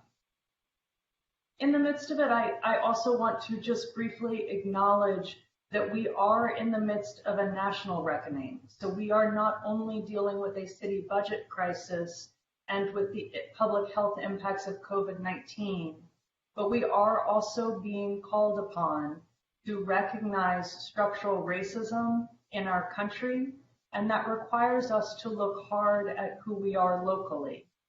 As part of this city budget, we have identified some initial one-time funds to assist in advancing a three-part process that the council has identified through 13 items and otherwise, and that we as city staff are deeply committed to. So even as we work to restore and rebuild city government and city services, we will be doing so with a lens to equity and guided by a process that includes 3 different tracks. One is development of a Black agenda by Black community leaders in Santa Monica. Another is an internal process to look at the ways we work together as city staff, to look for and identify ways in which systemic racism and implicit bias may be impacting not just the way we work with each other, but also the ways in which we provide city services. And the third track is to hear the calls for police reform. In Santa Monica, we have long been dedicated and committed to community policing and have worked to adopt best practices. We will engage with the current conversation to review our use of force policies and also to look at proposals that raise questions about how we invest our city funds for public safety and whether those investments indeed ensure and protect public safety for all.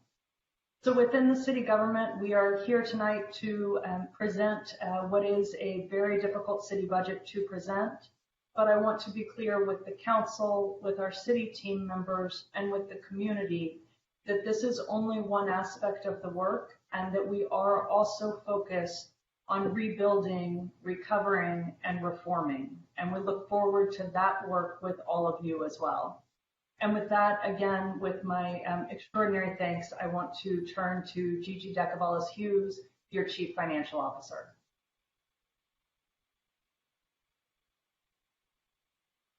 Thank you. Good evening, Mayor and council members.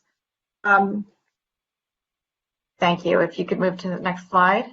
As interim city manager Dilg mentioned to you today, this is and as you have all been part of it, this is our 5th time coming to you during the spring to talk about the budget. This has been a process that we have really wanted to keep the council and the community involved in, and to hear community input all along as we're making some very difficult decisions that came to us during these very unprecedented times.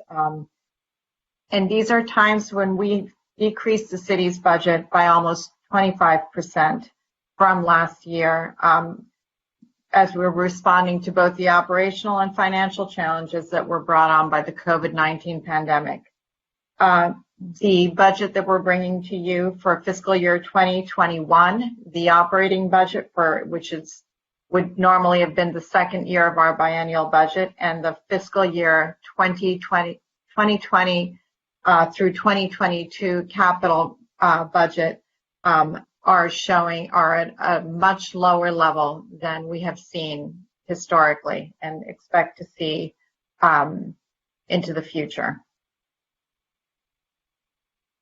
So before you see our proposed budget numbers. Our citywide budget for next year annually, this is an annual budget, is $613.6 million.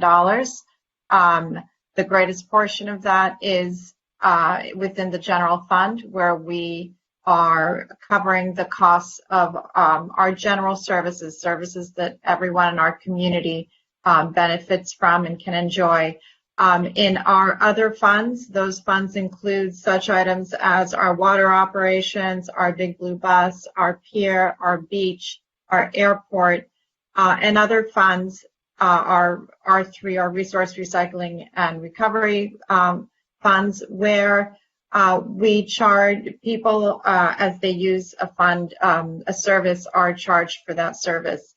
And this is a smaller amount of our budget. As you can see, our total FTE, our total full-time equivalent positions for next year citywide are 1,876.2 positions. That is including permanent and as-needed positions as well. So as I mentioned, our budget has gone down by almost 25% from last year, specifically 23% reduction.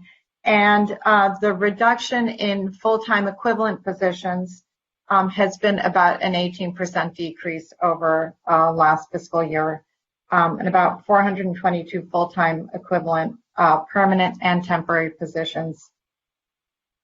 As we came to you over the past 5 meetings, we, after our initial report to you that we were going to see some very big deficits at the end of this fiscal year, we're expecting to see a $48 million deficit in our general fund, moving up to $102 million deficit in fiscal year 2021, and then going down slightly to a $74 million deficit in fiscal year 21-22. We knew that we needed to refocus our budget and our priorities on what mattered most at this point to get us through this crisis.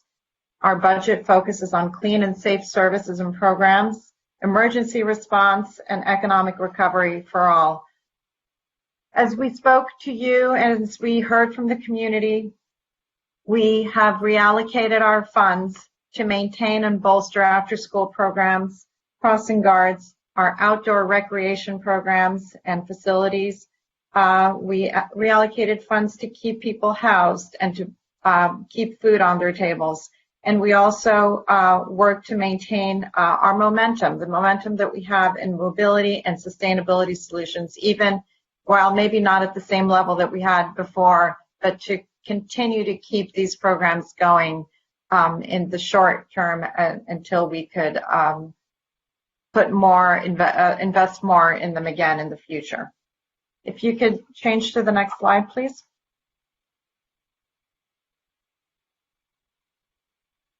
So when we come to you with the, to ask you to adopt a budget, it's often, it seems a little bit more of a cleanup because we've spent a lot of time talking about the individual components of it in the budget study session. And as we've mentioned, we've had a few of those sessions already. The items that are included in tonight's report are some amendments that we have to the proposed budget that was presented to you on June 9th. And Interim City Manager Dilg already mentioned one amendment that we've made, and that is to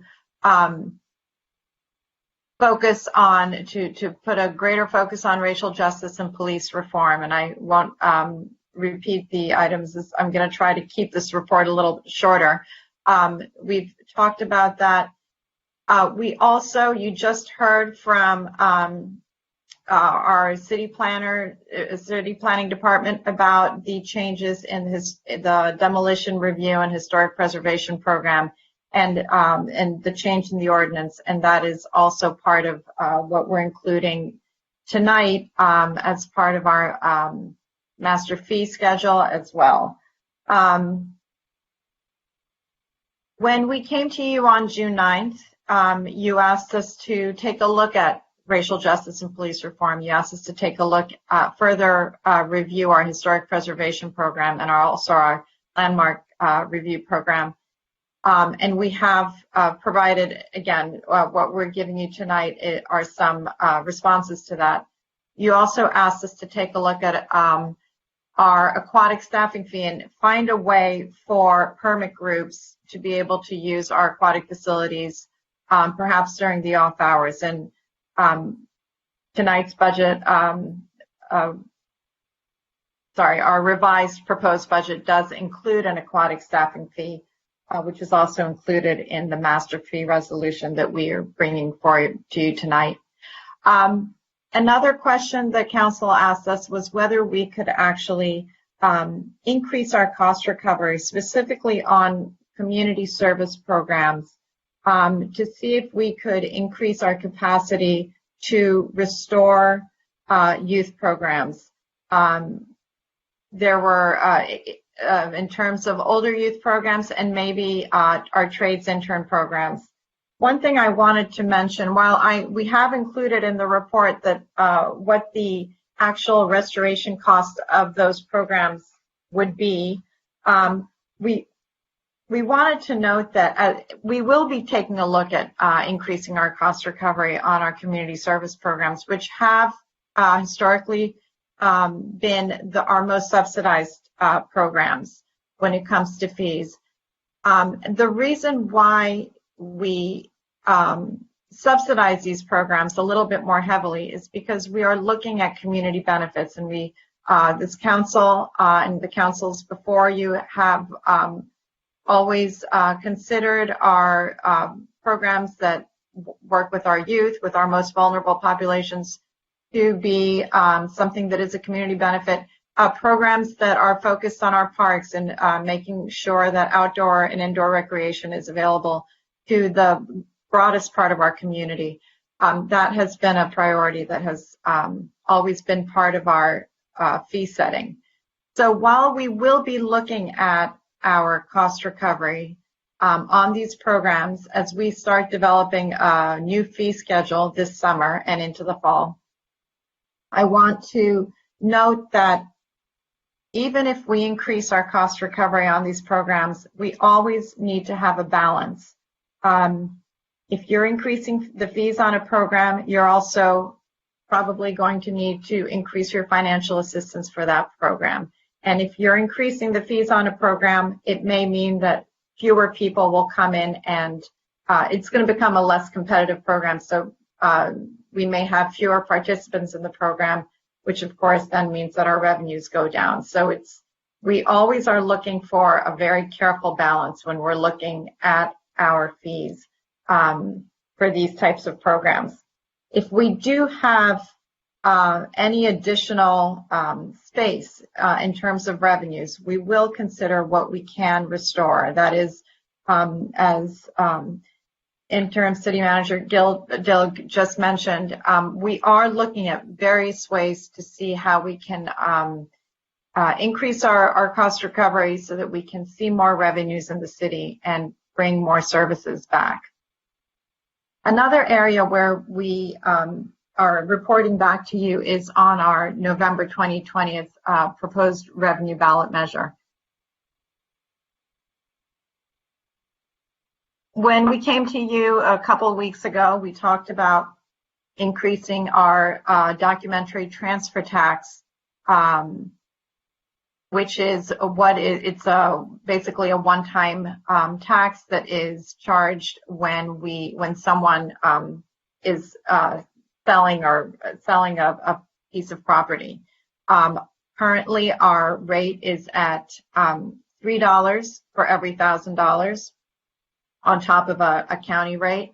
And we are considering at this point potentially raising that to by an additional $3 for every $1,000 for sales of over $5 million.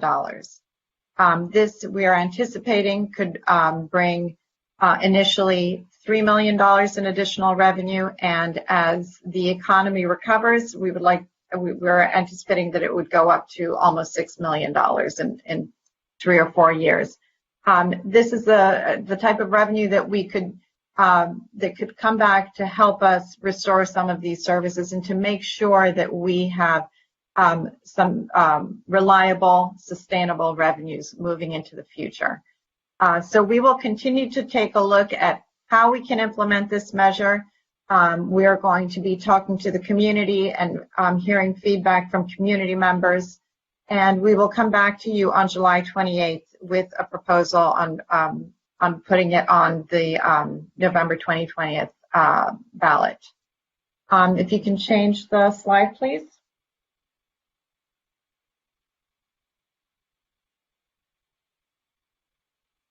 So as I mentioned, the council adoption night is often about changes to the budget that everyone has already seen, and these are incremental changes. The bottom line changes to the budget as of tonight are that we are going to see a net decrease of about $500,000 citywide. The changes are shown in the slide in front of you tonight. All of these areas that we have here, all of the different changes were items that we had been planning on, that we had included actually in our projections when we did our 5-year projection. We've talked to you about some of these items in the past, or they're coming from reallocated funds. The first big item that we have is the establishment of an economic recovery fund. We've mentioned this to you since our restructuring plan on May 5th. We are setting aside one-time money. Particularly, it's really money that's coming out of the savings that we've been able to pull out of our capital programs by deferring or canceling some programs. We are taking that money out of this year's savings, and we're going to appropriate it next year. This is going to be helping our Economic Recovery Task Force in the work that they're doing with individuals, with families, with businesses in our community to help people get back on their feet again, to help our businesses, our small businesses move forward, and to work collaboratively with a lot of different partners in our community and see how we can leverage these funds. We also, I've already talked about our Racial Justice Fund. This is $200,000 in funds that have been reallocated from this year and saved. It's coming from this year's budget savings. And we are going to appropriate that into next year to help support the three-pronged effort that we're going to be taking part in. We also, this is the fire department savings of $2.8 million is something that has been part of our budget calculations since our first plan on May 5th. As if you recall, we had target numbers for each, or I should say reductions for each department in the city. The fire department is still working internally and with city leadership to work on changes that involve labor negotiations. So while labor negotiations are ongoing, we are going to just kind of keep that money as, set aside that money as what has been the targeted savings for the fire department. So it's really just a cleanup. The next item is related to Memorandum of Understanding and Civil Service Code provisions. This item of a little less than $900,000 involves some changes that we've had to make as we went through the cuts to our positions and the reorganizations that needed to happen, both from a budget point of view, but also in order to restructure our operations because of the public health emergency and what was open and what was closed and how we have to do our jobs. We really, for the first time in I think a very long history of Santa Monica, the city has had to lay off a great number of people. And we are, as we're implementing the changes, we were seeing how parts of our civil service code and parts of our contracts with our employee groups were had various provisions to them that required that if someone moves out of a job because that job is no longer there, they shift to a lower level job, what's called bumping. That's part of the civil service code. Or they also, if they're moving into different positions, are required to be Y-rated, which means that someone stays at their current level of salary, even though they're going to a lower level position. And they stay in that position until escalators like our cost of living over the years kind of make that their salary level reach their new salary level reach what their older, higher salary level was. As we were working with our employee groups and going through and talking to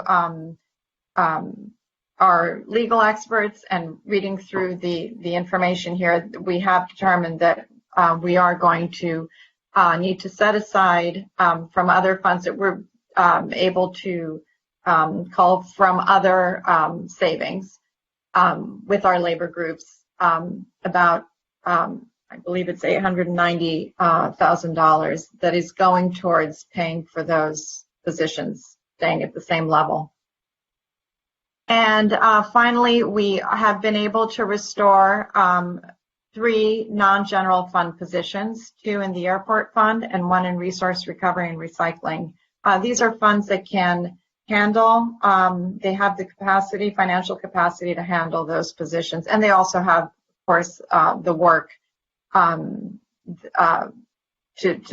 can be absorbed by those positions that are being restored. And finally, as we do every year as part of the budget adoption night, we do remind the council of their discretionary funds. At this point, the council has $225,000 in discretionary funds. If you could change the slide for me, please.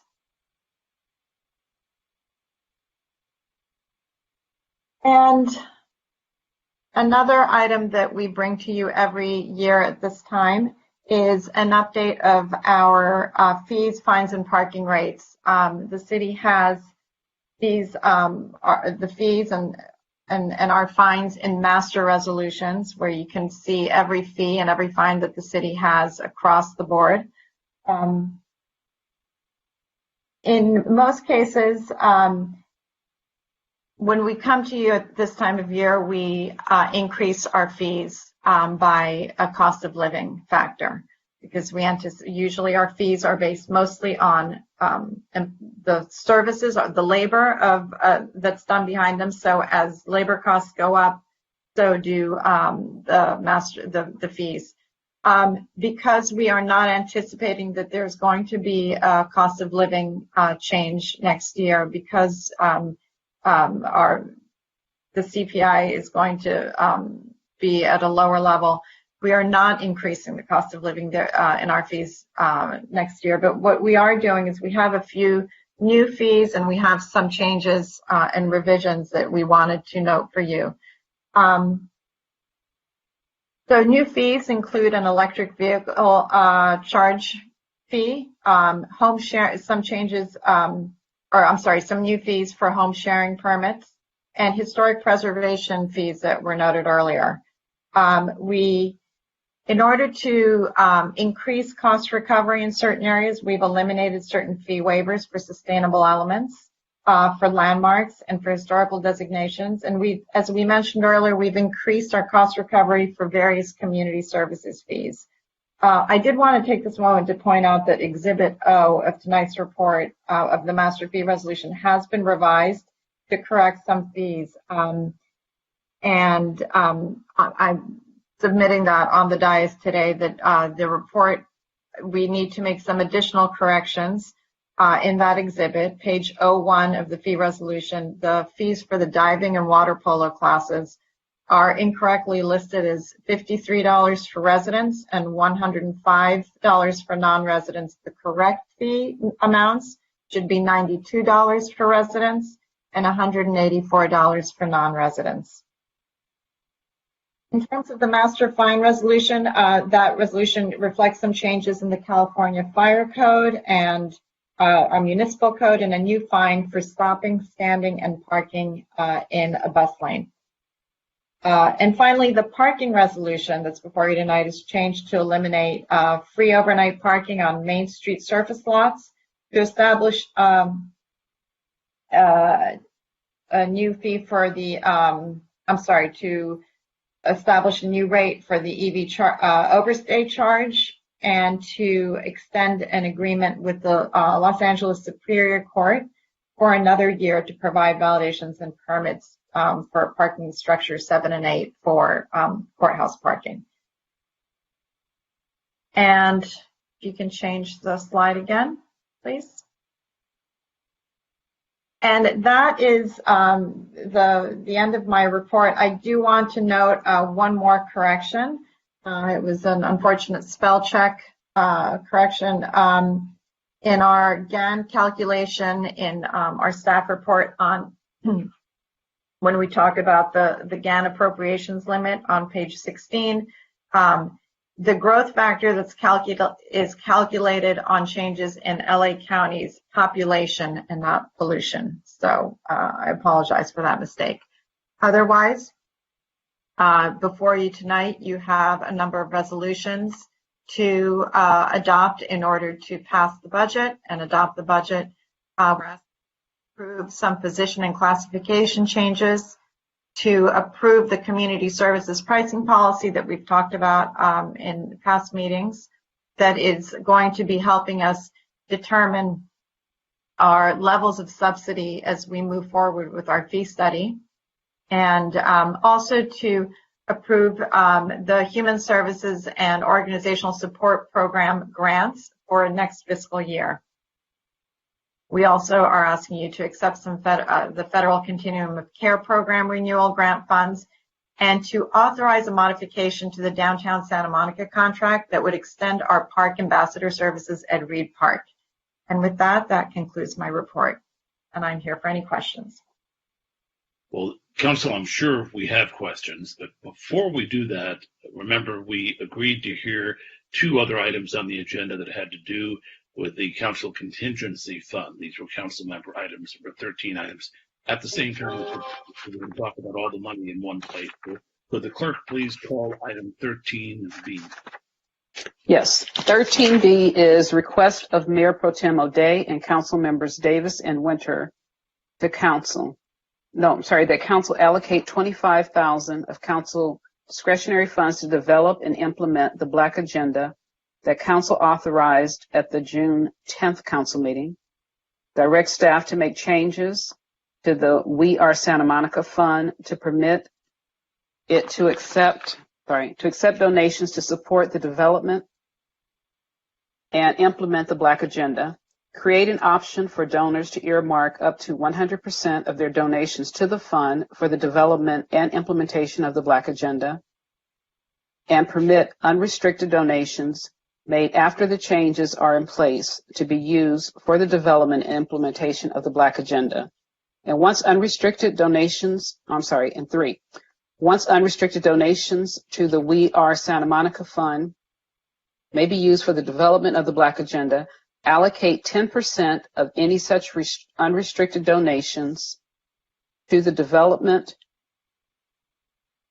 implementation of the Black agenda, and 4, allocate $12,000 of council contingency fund to enroll the council and city leadership into the Race, Equity, and Leadership Real Training Program offered by the National League of Cities. The program provides training specific to elected officials that aims to strengthen local government leaders' knowledge and capacity to eliminate racial disparities, heal racial divisions, and build more equitable communities. Now, that was placed on the agenda by Mayor Pro Tem O'Day, Council Members Davis and Winter. As the equivalent of a staff report, would any one of you like to say something briefly, or does the text of that agenda item speak to it enough? Why don't you go ahead, Councilmember Davis? Sorry, I couldn't find my button. Gleam? No, that's fine, and I'll be brief because I think it is relatively self-explanatory. I just want to highlight a couple of things, and one is I think it's important that the council, as somebody said at our last council meeting, put our money where our mouth is, and that's why there is a $25,000 allocation of the council's discretionary fund to develop and implement the Black agenda that we authorized. And I think it's really the June 9th council meeting. I don't know how the 10th, but in any event, at the last council meeting. I especially want to focus on the We Are Santa Monica Fund. That is a fund that we established initially having to do with the COVID-19 issue and helping our community rebuild from that. And then, of course, after the events of May 31st and subsequent to that, we sort of extended its reach. And I'm confident that one part of the Black agenda is going to be talking about economic recovery for Black businesses, but not just recovery, but actually opportunity. I mean, one of the things we've discovered is we need more Black businesses in Santa Monica. So I think it's appropriate to, one, on a going forward basis, if someone submits a donation to the We Are Santa Monica Fund, that 10% of that donation goes specifically to the Black agenda, i.e. helping Black businesses either recover or be established in Santa Monica. And then I know we've had a lot of residents and businesses who have wanted to say, what can I do to help? And one of the things they can do now is contribute any amount, up to 100% of their contribution to the We Are Santa Monica Fund to help us do this very important work. And then finally, the $12,000, excuse me, I think everyone knows that our Office of Civic Wellbeing was participating in the GARE program, and we discussed that at the last meeting. And one of the things that they had really wanted us to do is have council and city leaders enroll in this very important what's called Race, Equity, and Leadership training. And with the elimination of the Office of Civic Wellbeing, that initiative sort of fell to the wayside. And so the $12,000 from council's discretionary fund will let us reinstate that, so that all of us who need to learn something, who need to move forward, who need to understand a lot of the issues that cities are facing and that people in those cities are facing. And I think it'll be very helpful to all of us. So I just wanted to sort of summarize that, but explain what the purpose behind it was. Good, thank you very much. Now would the clerk please call the third item that we've combined, item 13C. Item 13C is request of Council Members Davis and Winter that the council allocate $20,000 of your discretionary funds to wise and healthy aging. Any brief introduction from either Councilmember Winter or Davis on that one? Yeah, I can jump on this one. So, we have unfortunately had to cut back all of our human services grants by 12%. We did backfill some council money into a couple of agencies. The interesting thing about wise and healthy aging, as opposed to a lot of the other grantees, is the great proportion of their budget is dependent upon money from the city. And obviously, seniors have been severely impacted more than many other demographics by the COVID-19 virus. They have a significant shortfall in their budget, not just because we're not giving them as much money, but it turns out that some of the nonprofits that usually donate money to them are falling upon the same hard times that we have as a city have. And while this $20,000 will not make them whole in terms of providing various services to seniors, at least will help them take another step forward with their efforts. Well, thank you. So now we've heard 3 items which we're combining. We have heard the staff report and the explanation of the 213 items. So henceforth, we'll be treating these as a whole. And the first thing we'll do is turn to the council for questions on the staff report or explanations on any one of those 3 items. Do we have any questions? Councilmember Morena. I think you have a finger up. It was hard to see. Yeah. Thank you. Just a few questions. First, thank you to staff. I know this was just an incredibly heavy lift and took all your time and effort.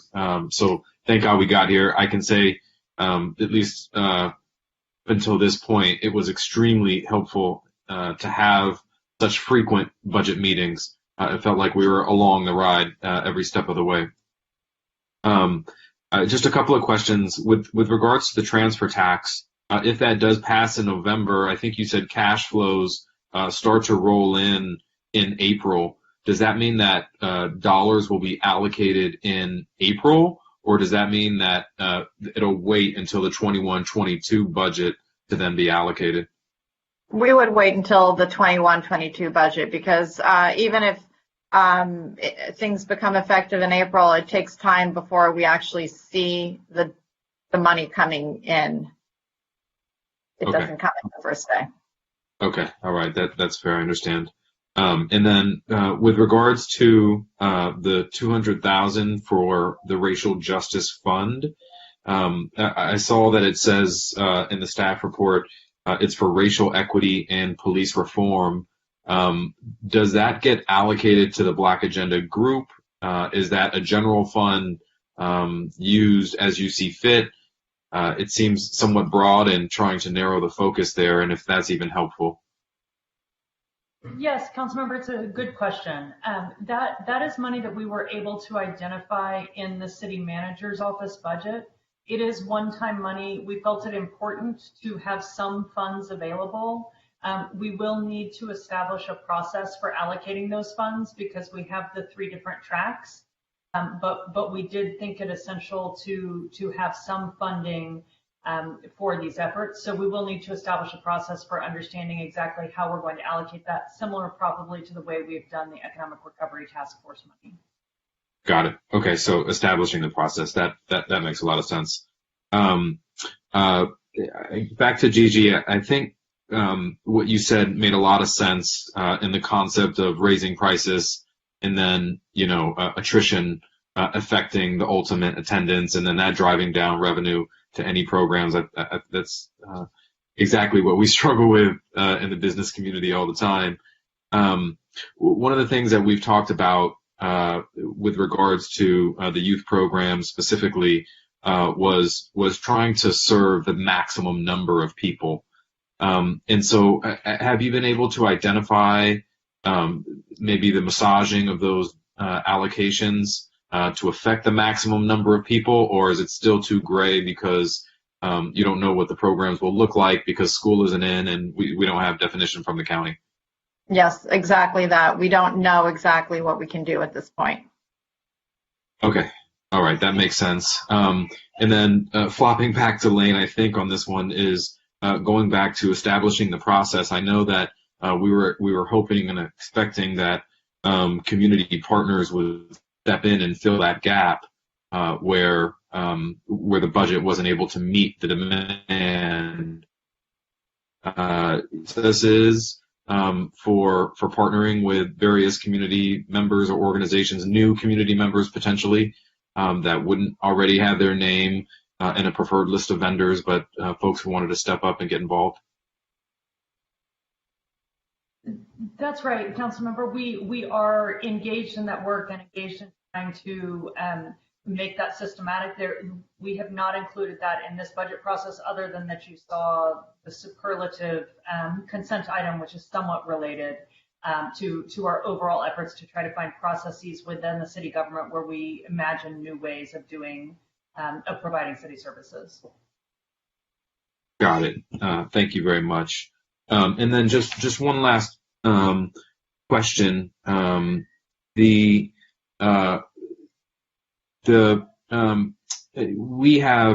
taken this budget approach, certainly with staff, to try and capture all areas of the budget, and that certainly started with the city manager's office, the city attorney, the city clerk. We've all sort of agreed to take less money in solidarity to try and do that. And I know that some of the MOUs are complicated, and it makes that challenge even greater. In your assessment, do you feel like we've achieved that sort of solidarity? And I know that we're pending the completion of some negotiations. And do you feel like we're going to get there ultimately so that we do have that broad range of support from staff members at all levels? Yes, Councilmember, it's a hard question for me to ask precisely because, as you identified, we have some negotiations still ongoing. Absolutely, you have the commitment from the leadership team of EPP relating to budget cuts, though there are some areas where that is still being worked on. But yes, the cuts were across the organization and do include significant cuts from many leadership members. And so that there are small pieces of that are still in progress, but yes, there's no question but that leadership across the organization has taken very significant cuts. Great. Thank you very much. Questions? Council Member Winter is next with questions. Yeah, two questions. One fairly simple, one more complicated. I'll start with a simple one. The $225,000 is identified as still remaining in the council discretionary fund. Does that reflect the money we allocated recently towards contributing towards the cost of the election materials?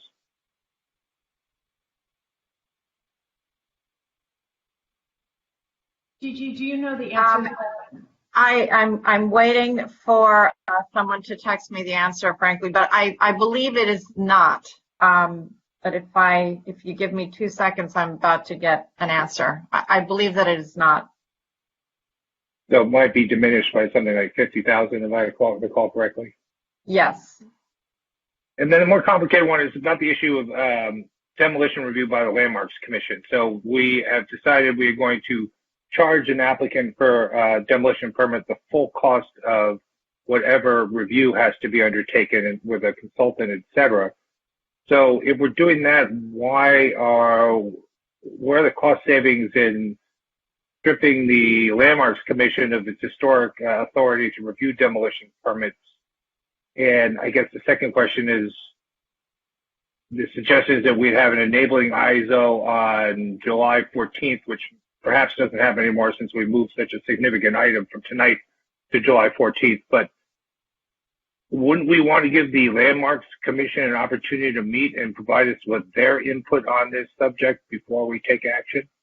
But I'm really basically trying to understand, if we're charging the full cost for a demolition applicant, why it's suggested that we take away the power of the Landmarks Commission to review those applications. David Martin, are you on to address that? If not, I can take a stab at it. Oh, this is Jean. I am Lane, but Jean is here as well, so I'll let her respond to that. Thanks, Jean. So in terms of the review, the Landmarks Commission's review of demolition permit applications, I'll allow the city attorney to also jump in if he would like. So the issue is if we charge the demolition applicant the cost of the review, there needs to be there's essentially some legal risk involved in terms of having the Landmarks Commission also selecting which properties are reviewed for designation. The process that is being proposed is that the replacement of the commission's review, it's currently a two-step process for demolition review. Right now, it's a first hearing, for whether there's sufficient evidence to move to a full hearing, and then the second hearing occurs within 100 days. So that's what happens right now. What's proposed is that first hearing would be eliminated. So the Landmarks Commission would not be reviewing every demo permit. That list would actually be published on open data as it is right now, and made publicly available, and it would allow the community to review that list and file a designation application if they so choose. If we move towards the Commission's review, it also has impacts on staffing that would require a meeting every month, and it would really require the restoration of a senior planner position and a staff assistant to be able to support that function fully, because it would be basically the same program that we have now. The other option, if we didn't have positions available, is we would have to stop doing some things that would have significant impacts on the permitting side of things in city planning and other programs. So if there's interest in doing that, really choices have to be made about what we're going to staff, because the program that is the restructure program that's being presented is something that we think we could do with the remaining resources we have available in city planning. So you're proposing an ISO to be adopted in July. Is the intention then to, as we usually do with ISOs, then come back with a permanent ordinance, or are we potentially introducing an ISO that might take away the authority of the Landmarks Commission until such time that the city budget allows them to resume their authority over demolition review? Yeah, this would be an amendment to the existing demolition ISO. So until it would allow the opportunity to reassess the process. Obviously, if the city's financial situation changes, whenever that might be, to see whether there's an opportunity to review that process again. So it would be an amendment to the existing ISO. It's not a permanent change on July the 14th. And then you alluded to some legal challenges. Are you prepared to elaborate on those? I can address that. So under the current system, the Landmarks Commission basically reviews all of the demolition permits and selects those that will then proceed through and trigger a full review. That poses some legal risk based on court decisions that have suggested that the entity that nominates something for Landmarks consideration cannot be the same entity that then reviews that nomination and makes the final determination. And so the alternative method that's being proposed would shift that selection out. In other words, the demolition permits would all go out for review by the public, with the public then, or any member of the public or any conservancy group that happens to choose to do so, to nominate it. That nomination would then be subject to a determination by the Landmarks Commission. So it separates out basically the nomination of something for consideration as a landmark from the entity that's ultimately going to be making that determination. And by doing that, it avoids legal risks posed by having the nominating entity and the deciding entity be the same, under some cases that came out roughly 2 to 3 years ago. Yes, I'm familiar with those cases. All right, that's my questions for now. Thank you. Questions from Councilmember Himmelrich. Yeah, so on the landmarks question, I hate to do this, but I guess I need probably George, I think, on the conflicts issue. So George, I guess I don't. So right now, we have a process where the Landmarks Commission has a list of landmarks that it culls through, but I don't remember the commission itself nominating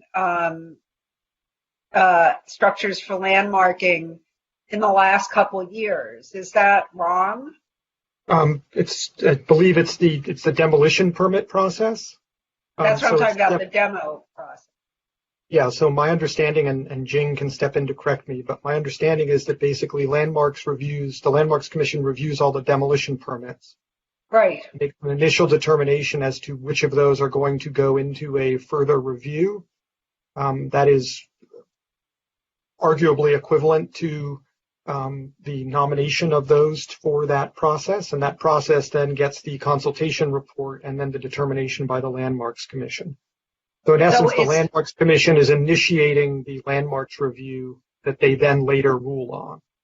I mean, by culling through the list. By culling through the list and selecting those that will go on to the full process. So now the whole list will go online and members of the public will cull it for members of the public. Conservancy groups separate and apart from the Landmarks Commission can cull through it, identify those that they believe should be put through the full landmarks review, and that will then occur. Okay, and so that removes the conflict issues. Is that right? Yes, it avoids the risk that there will be a conflict issue. But other than that, they will be making the final determination of the demo permit. Is that correct? Yes, so if there is a member of the public who says, I believe something should be considered, that would then be considered, and then the Landmarks Commission would ultimately make the determination. And Jing, is that correct? That is correct, yes. And so there's no barrier between a member of the public saying this should be considered and the Landmarks Commission considering it. Is that right? Correct. If someone from the public says, we believe this should be considered, it could then move forward for consideration by the Landmarks Commission. So we'll go to a hearing of the land. That's all. I'm just trying to make sure that that final hearing is in front of the land. Right. The Landmarks Commission is still, the designation hearing is held by the Landmarks Commission. It's the filing of the application is from the community. Yes, thank you. I appreciate that. Now, I want to go back to the police reform and the budget on the police, because I see that the budget is $5 million higher than it was last year for the police, and I think that's right. Is that correct? I don't know who I'm talking to, but whoever should be answering this. Right, the police budget is larger than it was.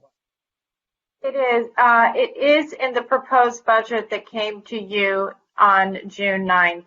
Since we, now that we've come back, we have moved the Office of Emergency Management, the dispatch section, actually the entire Office of Emergency Management has moved back to the city manager's office so that we can have a bit of a broader view and perspective on how we should be responding to calls for service.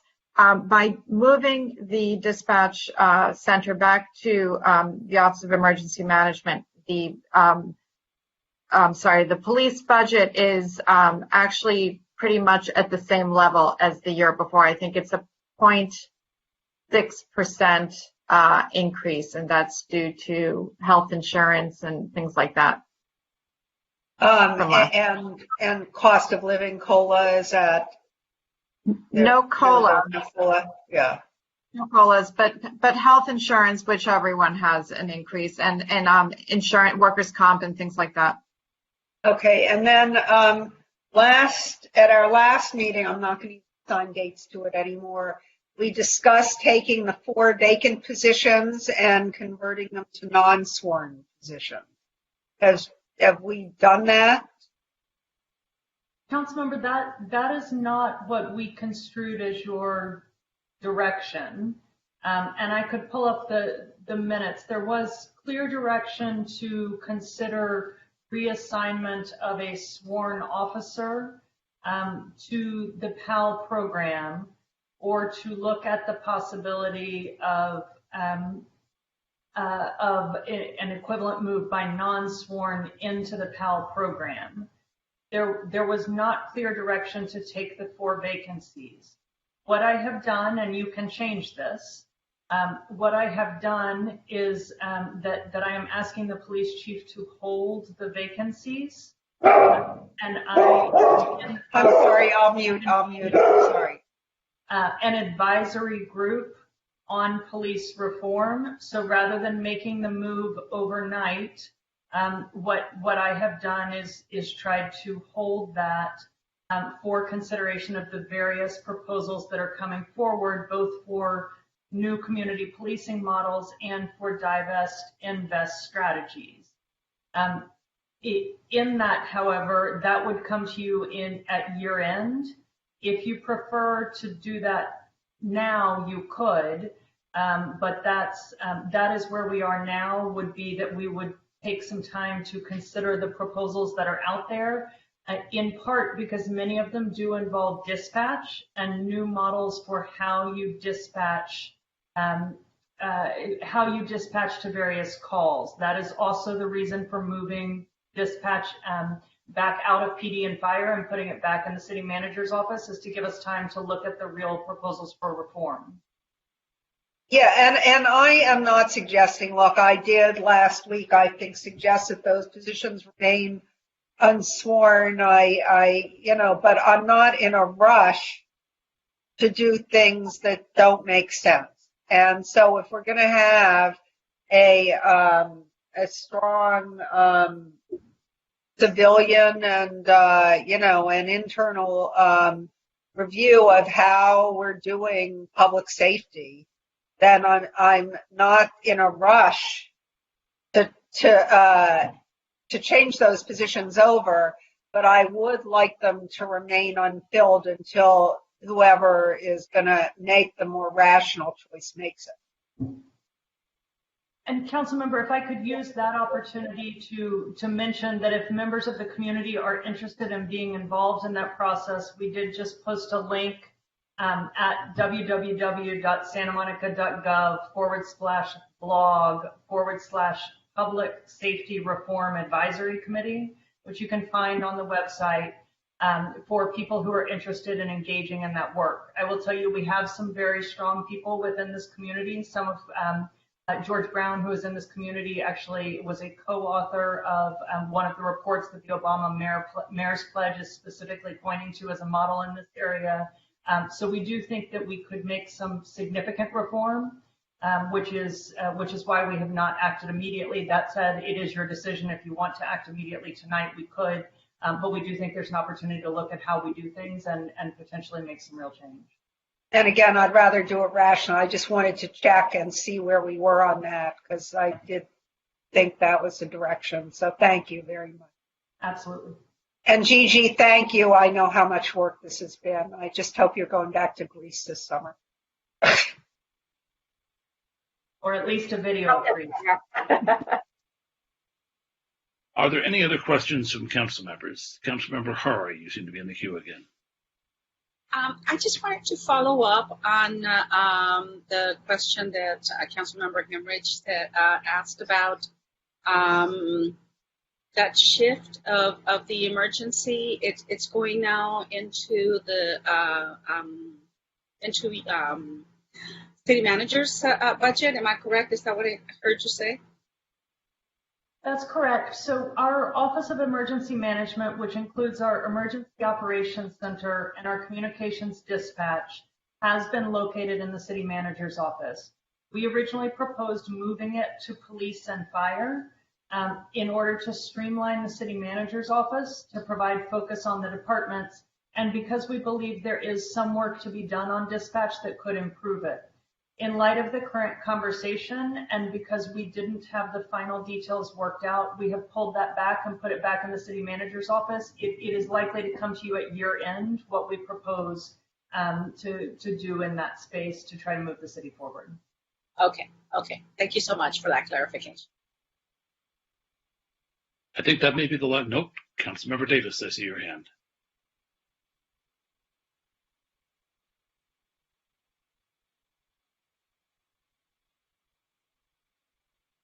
My fingers aren't working right tonight. I apologize.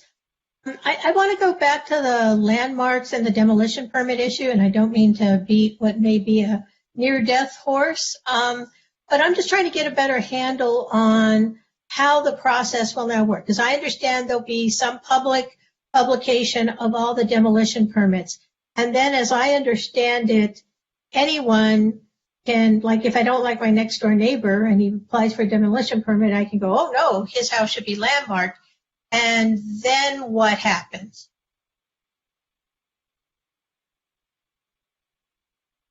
I'm trying to. I appreciate that, Councilmember Davis. Actually, maybe am I able to share my screen? I can actually just show you kind of what it looks like as a flow chart, if that's maybe more helpful. Can you all see that? Yes. I hope. So I just want to show you, this is the current review process. So the application is filed, and like we said, the Landmarks Commission conducts a first hearing and a second hearing. And that's how it works right now. What in the restructured process, the demo application is filed. The demo list then is published on open data, and we will send out an email blast to whoever would like it. And there's that 75-day waiting period. None of that timeline has changed. Within that 75-day period, a designation application is filed by the community. The community member would be responsible for paying that filing fee. Then it's within 100 days, that application is then brought to the Landmarks Commission for a designation hearing.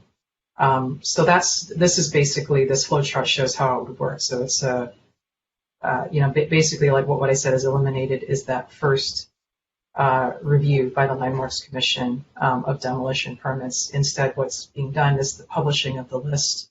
And keep in mind, the site is also posted by the demolition permit applicant as well. All right, so someone from the community, and that's very helpful, thank you. So someone from the community says, I think this is a landmark, then they have to pay a fee to have the Landmarks Commission think about it, or how does that work? And I know in the past we've waived fees for nonprofits, et cetera. Would we still be doing that? No, that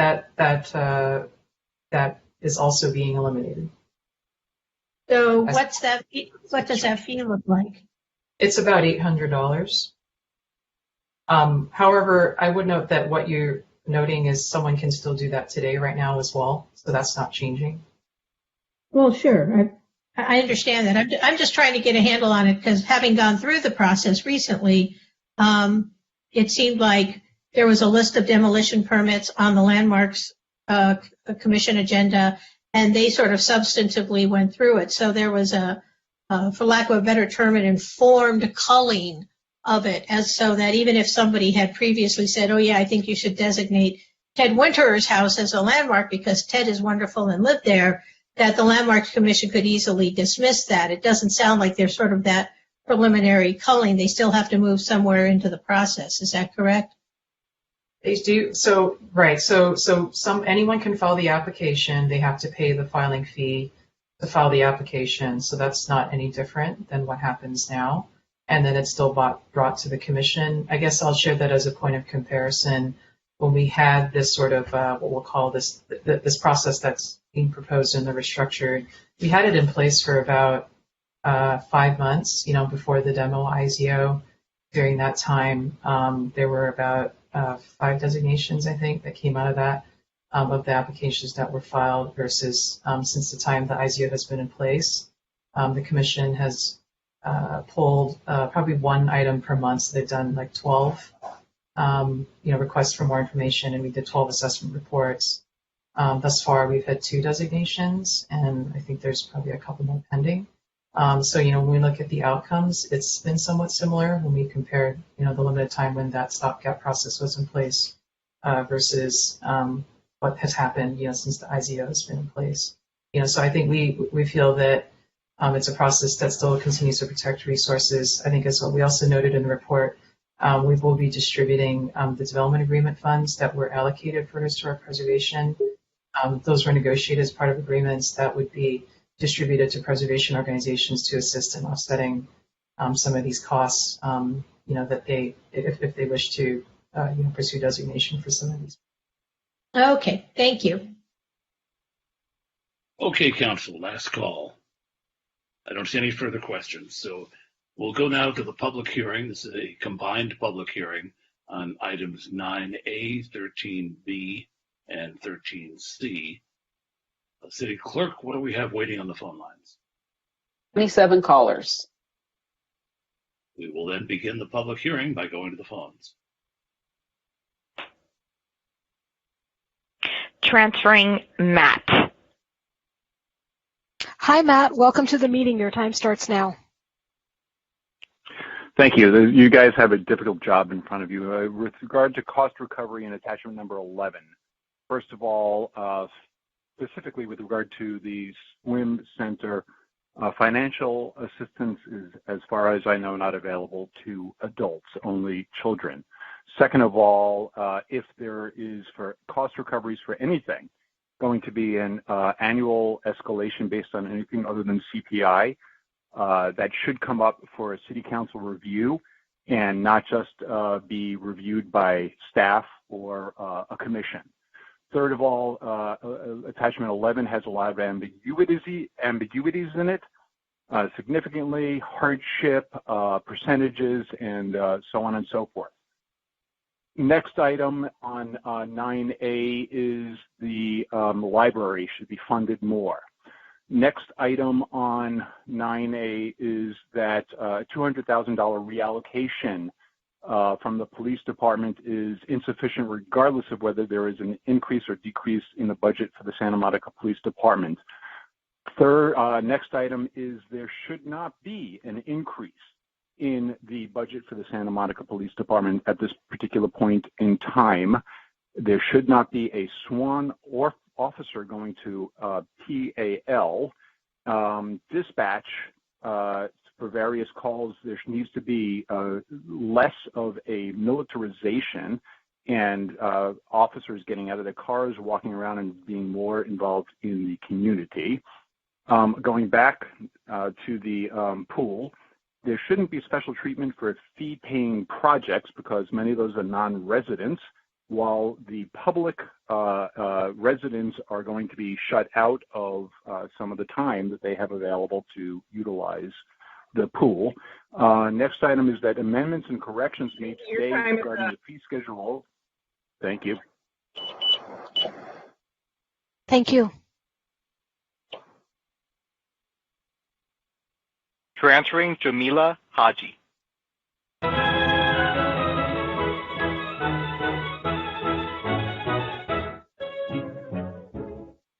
I'm going to go back to that one. Transferring Nicole Phyllis. Hi, Ms. Phyllis. Welcome to the meeting. Your time starts now. Thank you. Good evening, council members. My name is Nicole Phyllis. I'm the current chair of the Santa Monica Rent Control Board, but I'm calling this evening in my individual capacity. And I'm calling to oppose the 2021 budget allocations to the police because it blatantly ignores the calls of the Black Lives Matter movement to meaningfully and critically re-examine how we fund the police. This is 2020, and our police budget is at a record high. The 2020 budget, adjusted to allocate the CMO positions, is $98,943,776. That's up $500,000 from 2019, $9 million from 2018, $11 million from 2017, $15 million from 2016. The practical effect of this budget is to force other sorely needed services, from the Big Blue Bus to the Santa Monica Public Library, to shoulder the large burden of sustaining the 25% budget cuts while the police budget has gone up. I do not understand how in the wake of the murders of Rayshard Brooks, George Floyd, and Breonna Taylor, this seems like a remotely responsible method to govern. Your total allocation to the Black Agenda, $25,000, and the Racial Equity Fund, $200,000, do not even half the budget increase that you've allocated to the police, even with the $4 million now transferred to the city manager's office. The city of LA reduced their budget for the police by $150 million, roughly 6%. For our purposes, 6% of our current police budget would be $6 million. Think of what we could do with that money. It's such a meaningful amount that could be reallocated to racial and restorative justice, if you have the courage to do so. In the names of George Floyd, Rayshard Brooks, Breonna Taylor, and the countless Black and brown lives that have been murdered by police violence and brutality, I urge you to decline to pass this police budget and stand with our leaders in the Black Lives Matter movement on the right side of history. Thank you. Thank you. Transferring Zena Joseph. Hi, Ms. Joseph. Welcome to the meeting. Your time starts now. Thank you. I appreciate that you are under tremendous and that the staff has worked hard to prioritize budget cuts, but I'm still concerned about the crossing guard program.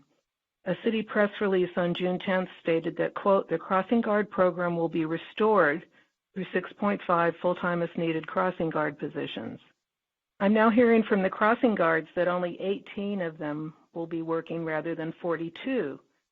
Only 18 will be restored. So I don't understand how 18 can protect pedestrians at 10 schools when it took 42 last year. I'm sure parents will be interested to know which intersections will be left unprotected when schools reopen.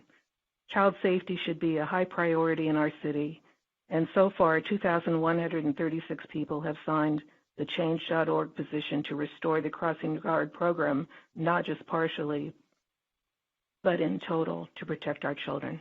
Thank you. Thank you. Transferring Karen Y. Hi, Ms. Y. Welcome to the meeting. Your time starts now. Thank you. My name is Karen Wise. I'm a 20-year resident. It's the first time that I have become engaged, and I appreciate all of your work. I've been watching it for many years.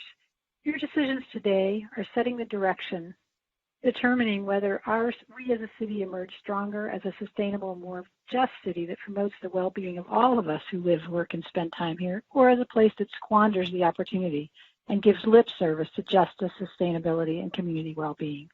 With great respect, gratitude, and empathy for all the staff, we are currently on track for the latter, squandering the opportunity. Turning words into action requires resources and not just token allocations. Earmarking small amounts, $20,000, $25,000, to supposedly important initiatives while slashing budgets without reallocating at least some budgets demonstrates that we as a city, or at least you, our elected and staff leaders, are committed to not changing. The wounds opened on May 31st revealed deep disease requiring system-wide changes, not Band-Aids. Our problem is not the police, it's our entire system. And not acknowledging that, passing a budget that does not even begin to shift funding is a travesty. We are Santa Monica. We should be more nimble than large cities, and yet our proposed budgets, even with its tiny additions for Black Agenda, senior services, and crossing guards, are more of the same, with less for those who need it most and proportionally unjustifiable amounts going directly to law enforcement as opposed to integrated public safety, youth development, well-being, and community building. I therefore call on you not to adopt the proposed budget as it stands and instead to reopen consideration of where our resources are going. Let's put our money where it needs to go. Our public safety will be better served by a reconsideration of where those funds are going. And as challenging as it is, now is the time for bold action. Our children, our seniors, and most of our residents are crying out for change at a national and a local level. That change needs to begin at home. Thank you. Thank you. Transferring Curtis Raynor. Hi, Mr. Raynor. Welcome to the meeting. Your time starts now. Hello, council members Hello, council members and city staff. My name is Curtis Rayner, and I'm a resident of Santa Monica. And I want to add my voice to those calling for a substantial reduction in the proposed police department budget. I believe we must reimagine policing and public safety, and we must rechannel police department funds to other professionals and services that can better serve public safety and that can also deliver a sense of personal security that all of our residents, no matter their skin color, deserve. So thank you. Thank you for your very hard work. But this is, of course, very important. All right. Thanks a lot. Thank you. Transferring Denise Barton. Hi, Ms. Barton. Welcome to the meeting. Your time starts now. Good evening. Since the city is almost a $250,000 budget deficit, I have to ask, how did the city council keep their, is it still $1 million discretionary fund? One would think that those funds would have been given back to the city for its operation, the responsible financial thing to do. But no, you'd rather keep your slush fund for your image. I do agree that the wise and healthy aging do need more funding to properly serve their clients, considering how you cut services for the elderly and disabled first.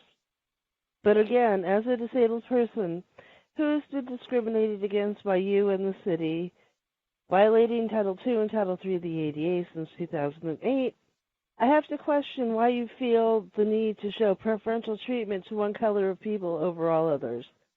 Isn't this supposed to be America where everyone is equal now? Oh, and do you remember how you said that you were going to do basically the same thing in the Pico neighborhood? Well, with the city's budget deficit, wasn't that defunded? So for all these reasons, I encourage you to do the financially responsible thing and give up your discretionary fund for the funding of the city, unless, of course, as usual, this is all being done for your image. Thank you. Thank you. Transferring John Katz. Hi, Mr. Katz. Welcome to the meeting. Your time starts now. Thank you. 2 weeks ago, dozens of residents asked for a decrease, and you came back with an increase to the police budget from last year. We cannot accept the status quo from policing in Santa Monica. We saw what that looked like on May 31st.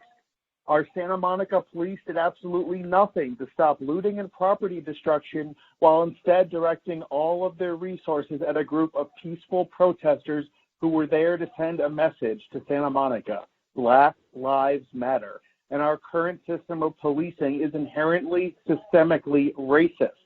Rather than listening to their message, the Santa Monica Police Department proved their point, shooting tear gas and rubber bullets into the crowd, and then, as we now know, engaged in a campaign to deceive the public into thinking these protesters were violent criminals. Our police department was unable to keep the city safe because they were preoccupied with suppressing and demonizing the message of the protest. But I know Santa Monica is better than that. I know Santa Monica values. In Santa Monica, we believe that Black Lives Matter. And if we really want to show it, let's listen to those protesters, not the police union. Let's substantially defund the police department.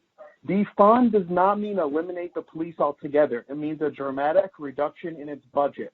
Let's follow the lead of Los Angeles, which just announced it would replace many of its officers with a nonviolent crisis response team. Let's develop a people's budget for Santa Monica, investing in care and humanity, not cops. In Santa Monica, let's show that strong city services such as housing, mental health care, libraries, and public schooling are what keep our community safe, not the police. All of those services get draconian cuts, yet the police budget saw an increase over last year. I asked the council to vote no on this budget and send it back to staff for a drastic disinvestment from the police department. Thank you for your service, Greg Moreno. Thank you. Transferring Laura Lee Ash.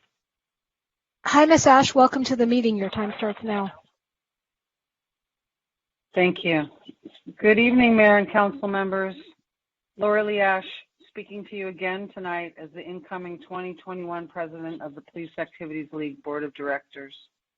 In light of the protests and civil unrest, and in recognition that the youth of the Pico neighborhood are a majority of participants in PAL programs, I remind you that PAL needs the ability to offer more services, not less than before the pandemic. At the last meeting, on behalf of the PAL Board of Directors, I asked you during this critical time to address this need. We asked you to give us the staffing and tools we need to continue to be part of Santa Monica's work towards justice and equity via our community's youth. We asked, and now I ask you again, for the following. Please restore police staffing to 2 police officers assigned to PAL. That's 2, thank you, and restore. That's and restore PAL staffing of 2 specialists and 1 coordinator. These are 3 30-hour employees who do vital work with youth programs. Their base salary is a total of $200,000 per year. At the last council meeting, we heard commitments from 5 of 6 council members recognizing the priority of restoring needed resources to the important programs of PAL. And while we are immensely grateful for the unofficial news that a 2nd police officer will be or may be added back, it's kind of not clear at the moment. Both are needed with PAL staff to restore the facility and the programming that serve our community best. I urge you to make sure that PAL can continue to build bridges between our community, the youth of our community, and the police department, which partners well in the PAL program by restoring all staff positions. Thank you very much. Thank you. Transferring Carolyn Terosis. Hi, Ms. Terosis. Welcome to the meeting. Your time starts now. Thank you. Good evening. My name is Carolyn Terosis. I'm a resident of Sunset Park and an elected commissioner to the Santa Monica Rent Control Board. I come to you in my individual capacity to speak on item 9A. The time for rhetoric and reaction is over. With respect to prioritizing the Black agenda and investing in our community, the budget before you sends the wrong message about our values.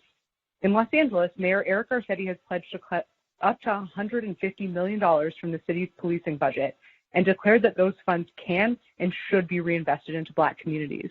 This goes beyond rhetoric and reaction and is key to beginning programmatic change. The Black community is all too familiar with the empty promises and inaction of the past, and it is important that the City Council move beyond mere lip service. In the City of LA, the proposed budget cut only amounts to 6% of the nearly $2 billion discretionary budget. In Santa Monica, we are only cutting $4.9 million from the police budget, which is misleading, as this is just a transfer of the Office of Emergency Management's Public Safety Communications team. In reality, we are still increasing our police budget by approximately $500,000 year over year, and to match the City of LA, we would need to cut another $6 million. We must decrease current policing budgets and reinvest funds from policing into community services and programs guided by community input. And we must limit or eliminate the role of police in situations where social interventions are safer and more effective. It is not enough for us to make small incremental cuts, to invest in yet another inadequate training or cultural sensitivity program. We must work towards supportive services as a response to de-escalate non-emergency disputes. Instead, we are sending the wrong message to our community by increasing the police budget. Moreover, we are increasing the number of permanent positions in the department by 14 FTEs. We can do better. We must do better if we are sincere about establishing more equitable communities. Finally, I also urge you to swiftly adopt a civilian oversight commission to work on the transparency and efficacy of the Santa Monica Police Department and consider the police budget before you this evening. Thank you. Thank you. Transferring Isabel Story. Do better if you're sincere. Hi, Ms. Story. Welcome to the meeting. Your time starts now. Hello, council members. I'm a longtime resident of Santa Monica. I came before you 2 weeks ago, along with many other members of the public, asking that the police department budget not be increased, especially in light of all the deep cuts due to the coronavirus pandemic. This comes in the midst of a nationwide reevaluation of the function of police in our society. The council directed the city manager to study how the police budget could be reduced and come back with recommendations. Yet in the budget tonight, there's virtually no change. The numbers look different because the $5 million Office of Emergency Management has been shifted from police and fire to the city manager's budget, but this is not a reduction. It's simply moving money from one category to another. There are a few other very minor changes and a net increase to the police budget. Meanwhile, other cities across the country are more seriously embarking on police reform and funding reallocation. Just over a week ago, San Francisco decided to replace police officers with trained, unarmed professionals to respond to non-criminal matters. It did not take them months or years to make this change. It makes sense. It leaves police more free to focus on crime. This is similar to a program in Eugene, Oregon, in which a medic and a mental health worker, rather than police, respond to calls for help involving mental illness, drug addiction, and homelessness. This has saved the city more than $8 million a year.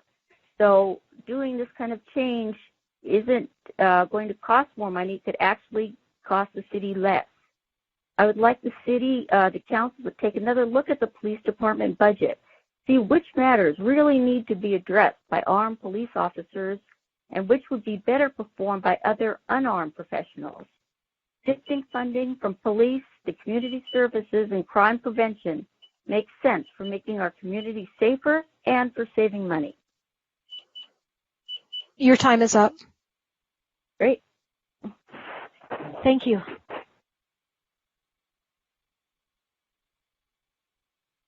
Transferring Anjali Vonheim-Katz. Hi, Ms. Vonheim-Katz. Welcome to the meeting. Your time starts now. Hi, council members and mayor. Thanks for having me. I'm thrilled to be here. I don't need to add a ton of details. I want to add my voice of support for the comments from Carolyn and Isabel, John, Nicole, and others asking for drastic cuts to the police budget. I'll just add that we have a moral and a political mandate here. Moral, because the voices from the Black community continue to tell us that reforms to police don't work. Lives keep getting lost, people keep getting brutalized and illegally searched. And political, because people have been risking their lives with the COVID-19 plague for weeks and weeks and weeks to get this message across in the streets. You all have a huge opportunity to take tremendous political leadership in this community and nationally. And if you miss that opportunity, it's on you. Thanks. Thank you.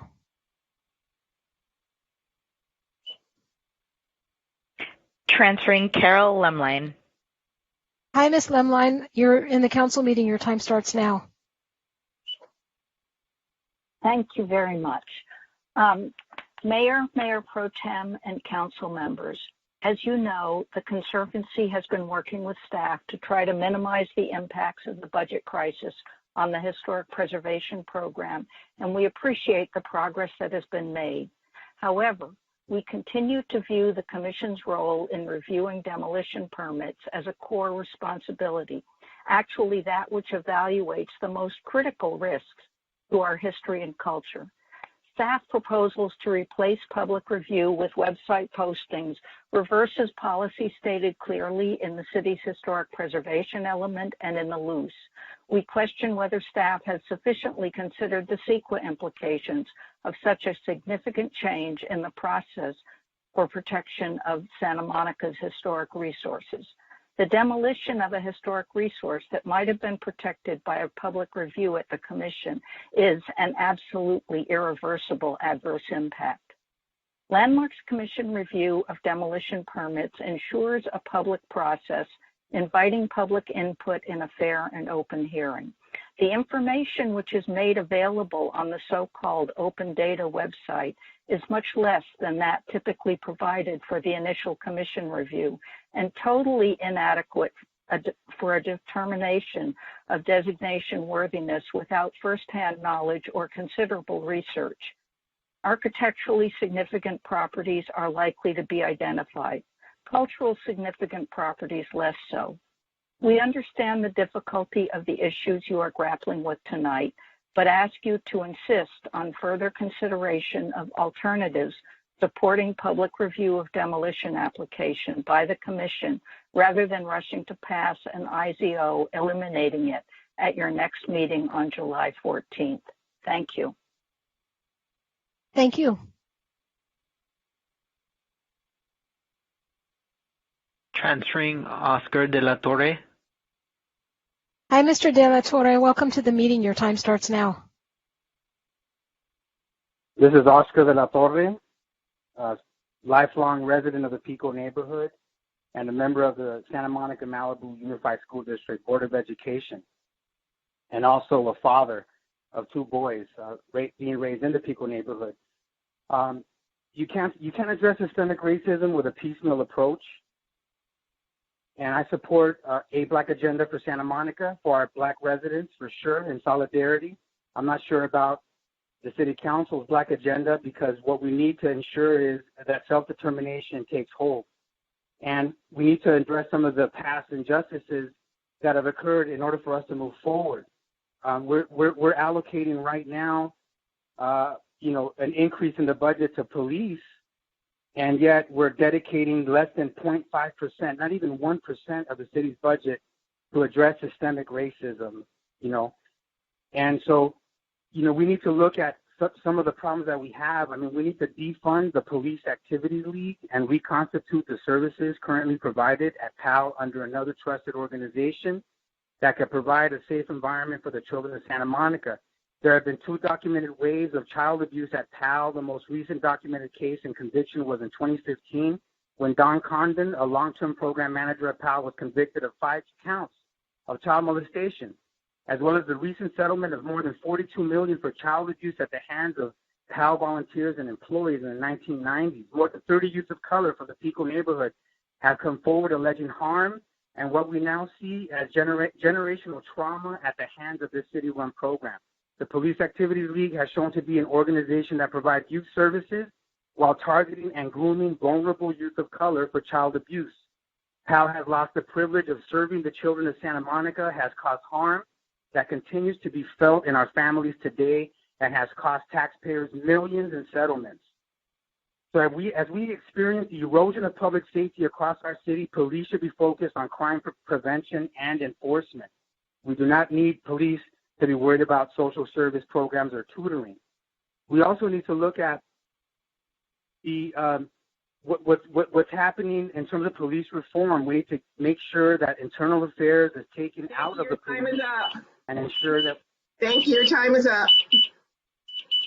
All right. Thank you. Thank you. All right. Transferring Karen Lauterbach. Hi, Ms. Lauterbach. Welcome to the meeting. Your time starts now. Thank you. Good evening. My name is Karen Lauterbach, and I'm representing Venice Family Clinic. We're a community health center that serves 28,000 patients, and tonight I'm commenting on item 9A. The City of Santa Monica, through the Human Services Grant Program, currently supports health services to thousands of Santa Monica residents, Samuel High students, and those at risk and or living with HIV, and we are set to receive a reduction in our funding.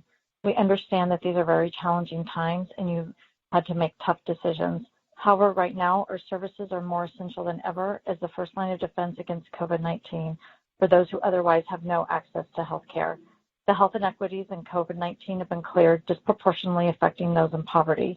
We have quickly transformed our clinic to triage, test, and treat any of the thousands of low-income, uninsured, and unhoused people who may need it. We ask that you look for reductions elsewhere and not from programs that assist our most vulnerable. Thank you. Thank you. Transferring Karen Mulick. Hi, Ms. Mulick. Welcome to the meeting. Your time starts now. Good evening. My name is Karen Mulick, a Santa Monica resident and swimmer with the SCAC Masters Permit Group. Thank you for your support in having the swim center permit groups rent the pool outside of the swim center's significantly reduced operating hours. The proposed aquatic staffing fee format is problematic and unlike any other rental fee for the city. The issue is that groups would not know what fees they'll be paying until they are committed to the lanes at the time of application approval, when the city staff decides on the staffing levels and the allocations to the groups. Secondly, the staffing fee is in addition to the regular lane fees that are being increased by 9% this year. This lane fee covers at least a portion of running the pool, the majority being staffing costs. The adult programs pay almost 2 times the youth fees. They'll be about $9.50 versus $5.50 per lane, and therefore are covering more of the costs. SMC pays the city for its use of the swim center at full cost recovery. They pay about $10 per short course lane per hour. Since the youth program's lane fees are more highly subsidized than adult fees, with this additional staffing fee, they'll be paying about $10 to $12 per short course lane, about the full cost recovery fee. But the adult programs will be paying about $15 to $17 per short course lane, much more than the cost recovery fee. My interest is in keeping the adult programs affordable for seniors like me. Please either replace what is proposed with a $10 per lane short course and $20 per lane long course lane rates, or add a line saying that the rates would not be greater than $10 or $20 per lane per hour. This will still recover the costs and make it more affordable for all the permit groups. Thank you. Thank you. Transferring Kiki Koroshev. Hi, Ms. Koroshev. Welcome to the meeting. Your time starts now. Hi, Mayor and City Council members. Thank you for your time today. My name is Kiki Koroshev. I live in Santa Monica, and I've been a resident here for 6 years. I'm calling to oppose the 2021 budget. I was terrified to see that less than $5 million has been transferred around the police department, and that the police department budget has actually been increased from 2020. This tells the city of Santa Monica that we either have people in office who have not been listening at all and do not care enough about their community to educate themselves so that they can do their jobs and keep us safe, or that our city government is run by officials who are trying to actively uphold racist systems and policies. Let's do better. Let's please do much better. It's simple. Let's not talk about systemic change. Let's create systemic change. This starts by defunding the police and investing in systems that can actually serve our community in the way we need. Let's reallocate the $100 million plus we spend on policing, on healthcare, housing, and other critical services. Now is not the time to pretend like we can't fathom a different way of operating. Now is not the time to pretend like we can't imagine how this will work, especially not when other cities and communities are making it happen. It is clear that we have way overinvested in our police department, that they are doing or trying to do work that makes no sense under their jurisdiction, and that they are actively hurting and killing Black people as a direct result. Black lives matter. No one gets to debate whether another person's life matters, period. Please show our entire community that you stand with us. Please pass the budget for the people now. We have run out of time, and we must not get this wrong again. Thank you all so much for your service. Thank you. Transferring Trudy Goodwin. Hi, Ms. Goodwin. Welcome to the meeting. Your time starts now. My name is Trudy Goodwin, and I oppose the 2021 budget because it does very little to defund the Santa Monica Police Department. But those departments that could truly benefit us are eliminated or seriously underfunded. We need more livable jobs for Black workers, more community programs, including healthy lifestyle programs for our communities, not more cops. It's idiotic to increase Santa Monica's police budget by $4 million, but programs that offer safe alternatives to policing are underfunded. Other local cities have cut their police budgets to fund community programs. Santa Monica can too. If Santa Monica sincerely believes that Black lives matter, then show the Black community that you believe policing is not the answer by funding programs that will truly keep Black communities safe. Thank you. Transferring Rachel Gunnerty. Hi, Ms. Gunnerty. Welcome to the meeting. Your time starts now. Good evening, council members. I'm speaking out as a friend of the library because I don't agree with the assertion that there is no money in this budget to keep our librarians. Every dollar in this budget is a choice. The time for saying you value something is over. The time for funding what Santa Monica values is now. You talk about youth services impacts, but you are laying off experts in early literacy and youth development who provide programming to thousands of residents in multiple languages. You talk about equity and inclusion. You are laying off staff who partner with parent groups in the Pico neighborhood, Virginia Avenue Park, the Greens Festival, Ethiopian Festival, and Juneteenth celebration. You are laying off staff who combat homophobia, transphobia, and racism in our community. Staff who themselves are very diverse. Their unifying quality is their passion to serve and improve this community by opening our minds and putting us in dialogue with one another in the one space where we are all truly welcome. If the city truly appreciates the impact our library team has in this community, there will be a $1.352 million reallocation in this budget to keep all librarians on staff. You can wait to expand branch openings and hours and buy more books, but your adoption of a restoration model for the library ignores the individual librarians it affects and the impact their programs they provide. They deserve to keep their jobs. They have earned it. We need them now more than ever. Please recognize the needs of residents and alter this budget to keep all librarians on staff. Thank you. Thank you.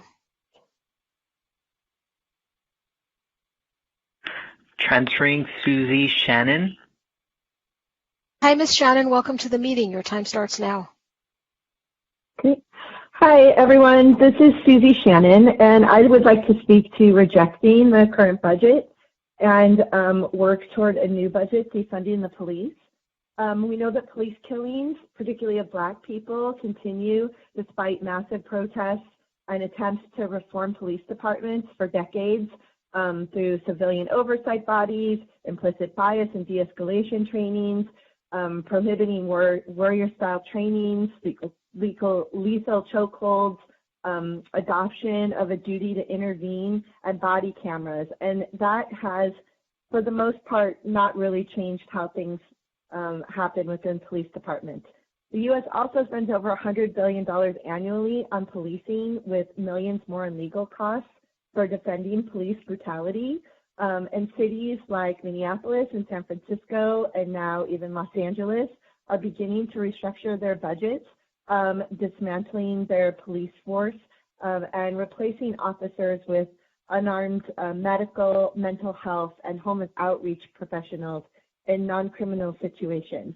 And I would hope that a progressive city like Santa Monica would follow suit and perhaps put more money toward homeless issues. Thank you so much. Thank you. Transferring Craig Miller. Hi, Mr. Miller. Welcome to the meeting. Your time starts now. Well, good evening again, council members. I want to begin by just saying how moved and humbled I am by the many members of the public who have called in already to comment on racial justice and police reform issues. And I think it would be fair to say that the public is very much onto this issue of real action versus symbolism. And I want to just amplify that by noting that, for example, Kevin McCune was very quick to want to sign on to the Obama initiative for cities and mayors, but I'm quite certain that that initiative frowns on the unlawful firing of tear gas and rubber bullets on demonstrators, for example. So I just want to note that there are, as we discuss the budget, there are a number of cost-free ways for the city of Santa Monica to show leadership and to make a difference. For example, the city could declare that in this town, we're no longer going to fire tear gas or rubber bullets at demonstrators, even if they're noisy. That would be real leadership. That would be a demonstrable and important statement on the part of the city, or a statement to the effect of, we seek to refrain from attacks on Black Lives Matter demonstrators. That would be a very appropriate statement from the leaders of the city, or even, we seek to protect free speech and the right to assemble in Santa Monica, and seizing this opportunity, this moment, to make that clear on behalf of the residents. Wouldn't that be wonderful if our mayor or interim city manager or others would do? It's the kind of thing, as other caller commented, it's the kind of thing that a mayor like Garcetti or Breed or Bottoms, real mayors who are really deeply committed and committed to acting in real time. That's what we need here in Santa Monica. Thanks so much. Thank you. Transferring Janet McKiffen. Hi, Ms. McKiffen. Welcome to the meeting. Your time starts now. Hi, I'm Janet McKiffen. I'm the minister of the Church in Ocean Park, a president of the Santa Monica Area Interfaith Council, and on the steering committee for the Committee for Racial Justice. A 3-minute message is obviously not the place to discuss the history of policing and what its role actually is. All we can do in a 3-minute message is speak about bottom lines, and the bottom lines are often misunderstood. But I will say this, wanting to divert funds out of the police department budget does not mean hating police officers. Rather, it means that I recognize the systemic racism in the police department, within the system. There are better ways to be community together. There are much better ways to have a safe and thriving community for all people. Safety and policing are not synonymous. Sometimes they are, in fact, complete opposite. I understand and appreciate that you are finding money for anti-racist programs from under the couch or here or there, or leftover places, but I'm concerned that it's not in the budget, so it will not be ongoing. And you're making a statement when you keep the amount of money in for police department in the budget and you cut programs that affect Black and brown families. I don't think that's a statement that you really want to make. This is a moment to hear the people who are saying loud and clear that there is a better way to be community together. People's lives are at stake. People are dying in the streets. There is a better way to do this. I'm asking you to divert funds from the police department to continue and expand programs that affect Black families in positive ways. You will be misunderstood, but that's what happens when you do anti-racist work. I'm hoping you will do it anyway. The budget is a moral document. Look at other communities. There are different ways to be safe, and there are different ways to be thriving. Budgets are moral documents. I'm asking that you look at the morality of this budget, that you look at your own values and the values of the city of Santa Monica. Thank you. Thank you. Transferring Jesse Joffrey. Hi, Ms. Joffrey. Welcome to the meeting. Your time starts now. Hi, my name is Jessie Joffrey, and I'm a nearly 30-year resident who grew up in Santa Monica. I'm heartened to hear the other residents calling in tonight to oppose the 2021 budget. They represent the Santa Monica that raised me, and I'm in full alignment with their opposition. The letter that precedes the 2021 budget states, in reference to the murder of George Floyd and nationwide protests, that, quote, the city of Santa Monica is committed to making lasting systemic change within our city in response to this demand for change.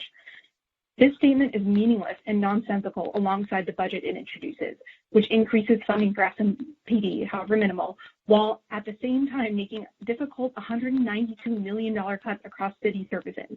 How can you, quote, make systemic change, end quote, without materially changing systems? The systemic change protesters demand is that you begin to defund the police. We know from what happened in Minneapolis that police reform does nothing to protect Black people from the brutality of the policing systems that are designed to oppress them. The work ahead is to invest in systems designed to do the things modern policing is incapable of doing, which is keeping all of us safe. If you believe police serve all of us, that they protect all people who live in Santa Monica, you are either willfully ignorant or actively racist, and your time to claim the defense of the former has run out. The work ahead is to shift the paradigm to one where police departments are obsolete, to reallocate the $100 million+ we spend on policing instead to healthcare, housing, and other vital city services. Those are the investments that create a safer community for all of us. That is what a budget that values Black lives would look like. Those are the lasting systemic changes that are required. Without a material commitment to that work, you are telling our community and the world that you do not believe Black lives matter. If you are not willing to do that work, the work of building an anti-racist society, you have no business being an elected official in Santa Monica. Thank you. I yield my time. Thank you. Transferring Dami Peturo. Hi, Mr. Peturo. Welcome to the meeting. Your time starts now. Hello, Council. Thank you very much for everything you're doing. I know it's a very difficult time right now. This is Dami Peturo. I'm a local volunteer and community organizer. I've called a few times and mentioned in various forums. My concern has always been in the city is, I mean, we're in a budget crisis right now, and you know the salaries on the higher end are on the higher end for the top management of the city staff, and I'd like to propose that we have to cut budgets everywhere. So why aren't we cutting budgets at the top end? I know people are taking cuts, but why aren't we maximizing salaries at, say, maybe $200,000, which is still quite a good budget for any normal middle-class person. And concern, too, is just watching out for budgets, too, because also our liabilities are just out of control. I mean, you know, the money we pay in pensions is a lot. And we just have to cut everywhere. And, you know, if we start dividing up these salaries, I mean, if you cap some of these salaries at, you know, taking $100,000 off of a $300,000 salary, that's two other people that can be paid $50,000, spreading the wealth around. I mean, we're starting to have inequality in the public sector here. And this is really becoming an issue, and I would like to see that addressed further. I mean, people keep talking about cutting the police, and yes, there are issues with the police, of course, and I think we have a very big police force for a city that doesn't have a lot of violent crime. But really just cutting the salaries all around, I mean, just a total budget cut everywhere. And that's really, I would like to see more of this happening. Thank you very much. I appreciate everything. I appreciate all the work you're doing. Thank you. Good evening. Thank you. Transferring Jamila Haji. Hi, Ms. Haji. Welcome to the meeting. Your time starts now. Honorable Mayor McEwen and City Council, my name is Jamila Haji, born and raised in Santa Monica, resident for 25 years and voter. I'm also an as-needed employee of the city, have been for the past 7 years, now on furlough. I'm calling in today because I would like to ask my council to address the systemic racism problem that also extends to as-needed employees. As a woman of color, I can't tell you enough how many times my colleagues and I have been denied opportunities to progress at the city. We apply, we interview, we pass the test, we have the same or better education, but we all can never get a full-time permanent position. Instead, many times it usually goes to a white male or female with less qualifications. How do you justify that? How do you classify a position as needed if you've used those resources for over 6 years? It is the use of cheap labor without healthcare benefits, pension, or what our budget would call it, cost savings. I'm a voter and a taxpayer, and I want my taxes supporting the social fabric of our community. If systemic racism was a sustainability issue, the city would have already allocated $80 million to be the first in the world to address it. My point here is that the city is not encouraging diversity. Instead, we are choosing to support economic disparity in our progressive city. We need to remember that these as-needed employees have human rights too. So I would like to ask my council to allow as-needed furlough staff to participate in the upcoming social justice meeting for city employees, since they are technically part of the city. I'm also asking my council to conduct an independent review of all as-needed staffing hiring, retention, and lack of promotion into permanent jobs.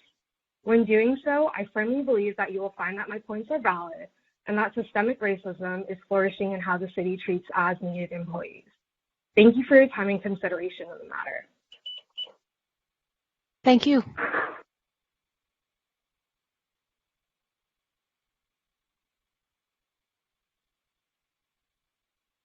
And I believe that was our last caller.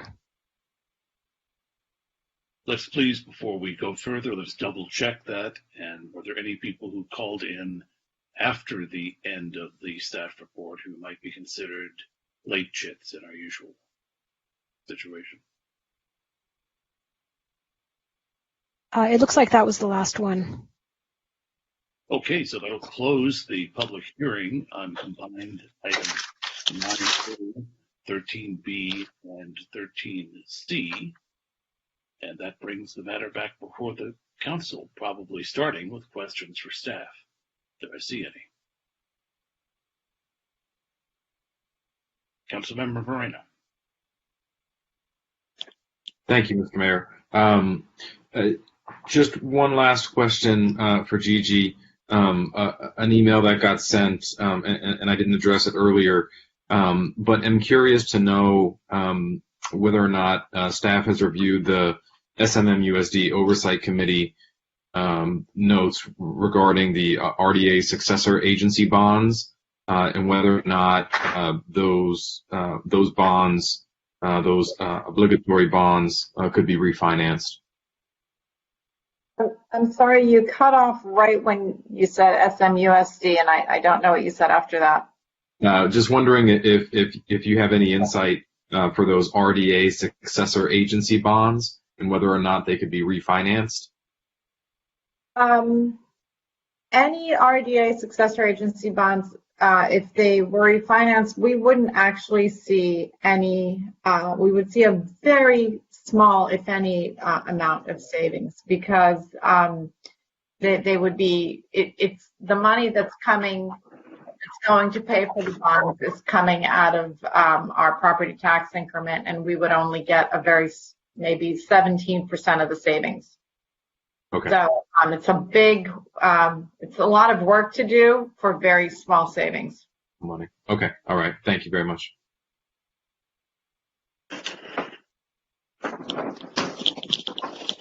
Next question from council. Mayor Pro Tem O'Day.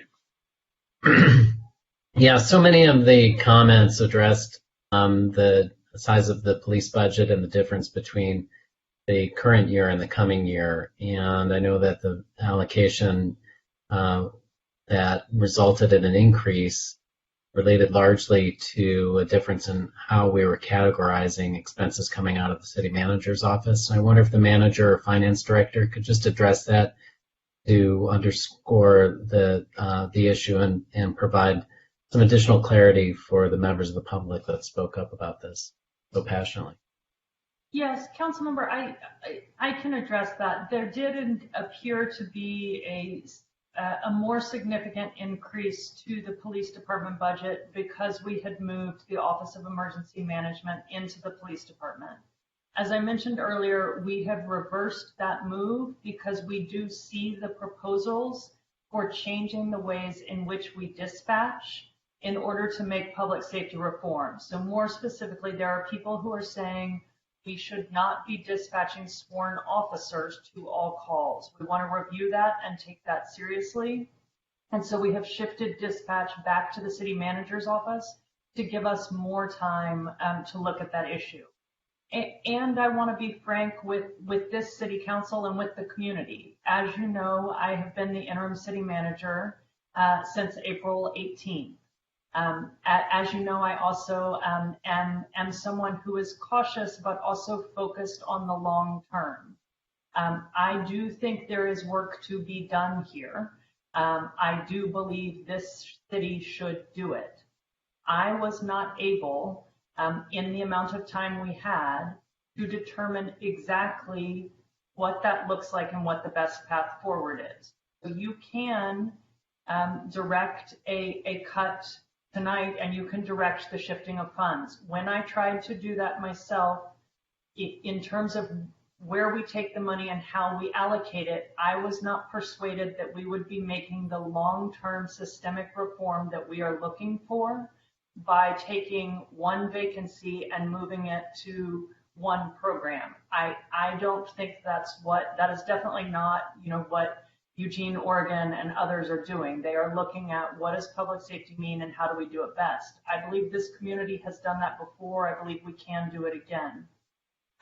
Where that leaves us is you certainly can direct a change, a specific change to the police department budget. You can direct a reallocation tonight that you want to take a certain amount of money from here and you want to place it somewhere else, as it's referred to in the reform movement, divest and invest. You can say, we want to divest exactly this amount of money from the police department and invest it in exactly this program. You could also give more general direction that you want us to come back with proposals for divest, invest. I have announced a process for a committee to advise me on that. I do think there are proposals out there that merit real consideration, both in terms of how we police and in terms of, are we answering with police where police may not be the answer? And so I just want to be clear with you and the community that I very much believe we should and can be part of that conversation. You don't see it immediately reflected. If you want to tonight, you can. If you want to direct us to the longer term, we also can and are committed to making that long-term change. Thank you. Councilmember Davis.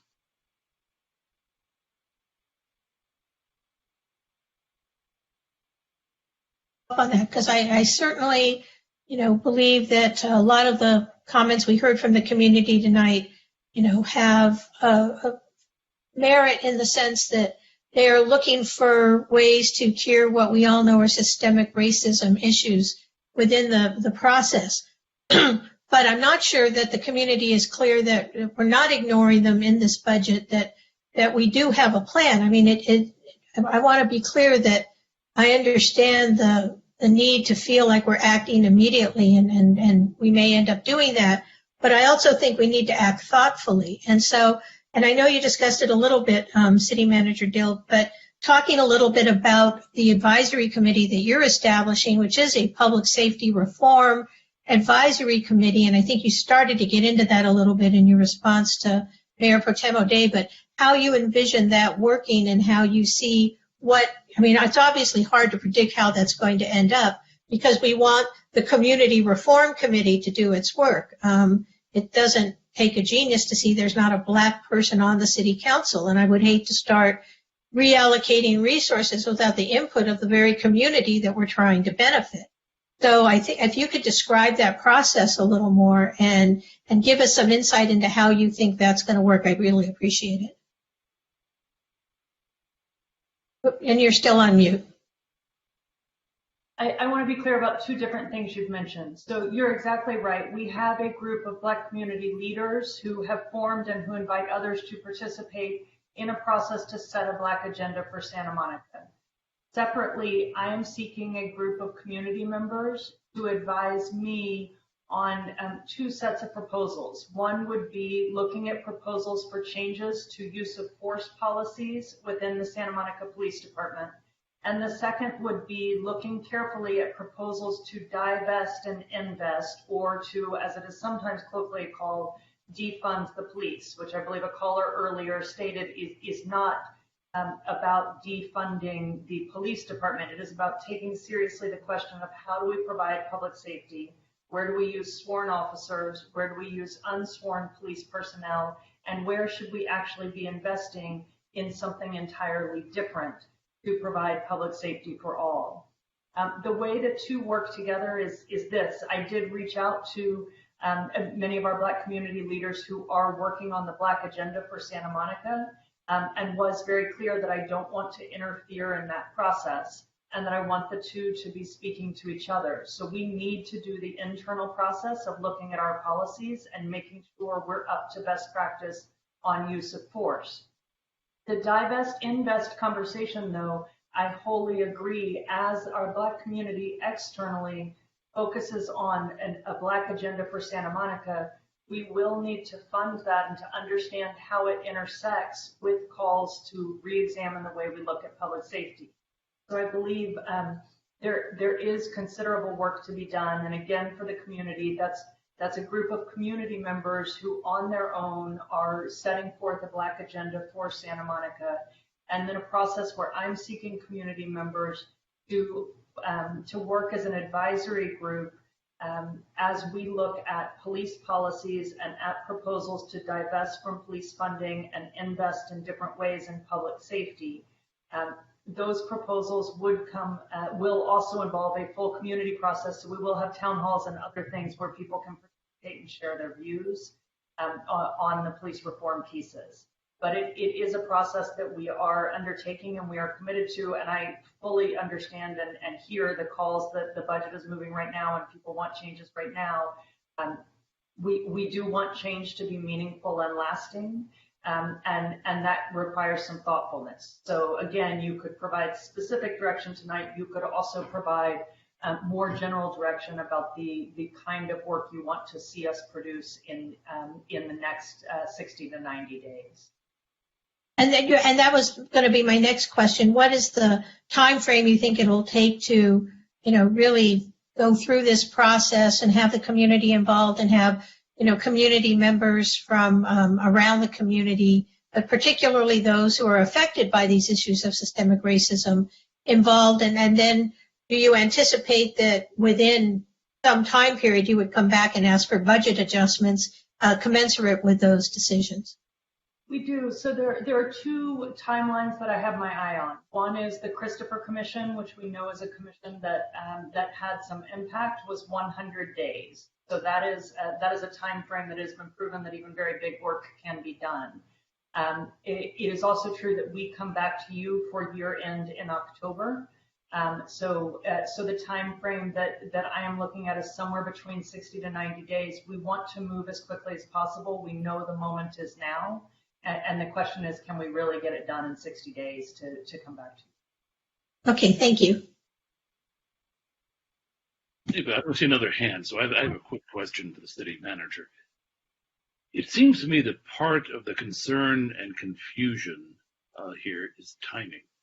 It's just over 3 weeks of the events of May 31st, and yet we, by law, have to now adopt what is called an annual budget. This was touched on a bit in your conversation just now with Councilmember Davis. I think the concern in the community is by adopting an annual budget that we may be saying that nothing will change for another full year.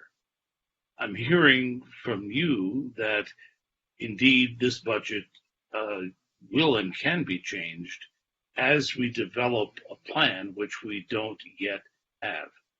Can you be more specific about exactly how the budget would change once the money is allocated, say, to the police department?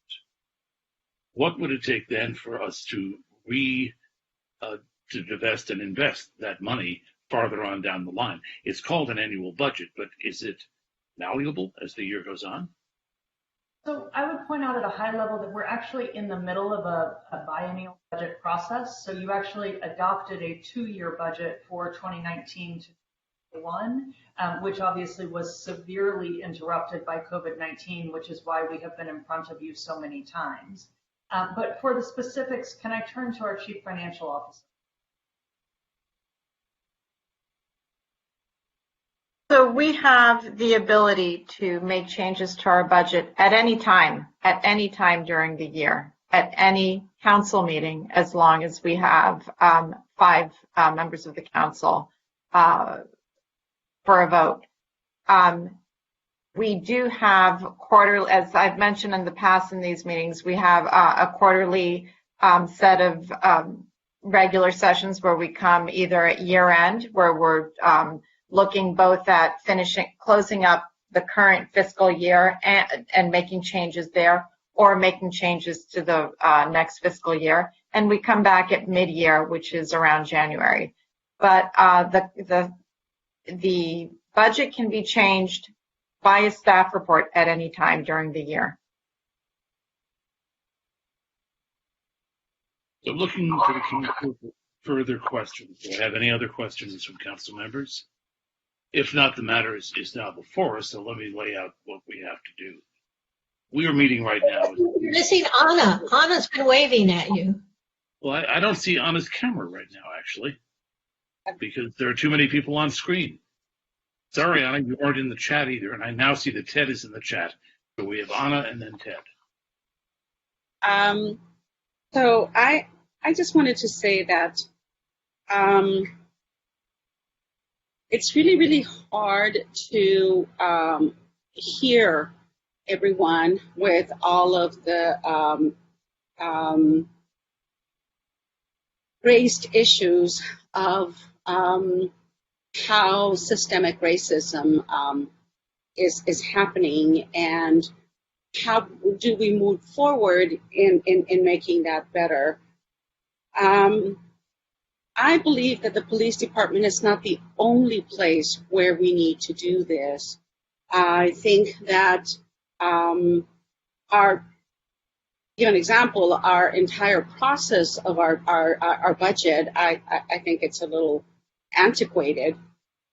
We don't have much space for community to come and participate, and especially right now because of the challenges that we are facing with this pandemic. So it makes it a little bit more difficult for us to be able to have further participation and open it up, and have people come into events and then let us know how it is that they would like for us to invest our money in our community.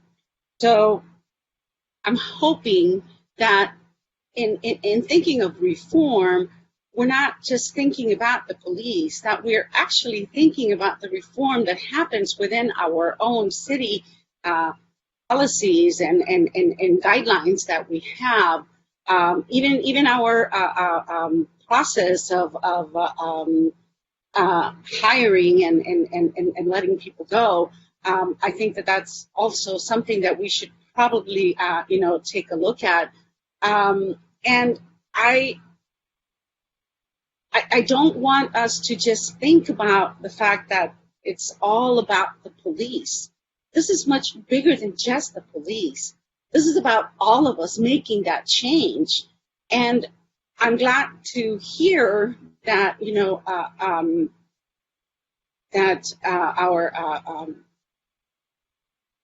city manager, Ling, has a time frame or a timeline where she feels that we can continue to work with some of these things, and having not only the city but other entities and the people in the community be able to have an opportunity to come and tell us what to do. I think that that's really, really important. And how do we move from here? I think that I have been asking, and I have to say I'm really, really thankful to staff, and I know I said it in our last meeting. Thank you very much for providing numbers in everything that you bring to us, because it's important for us to know that.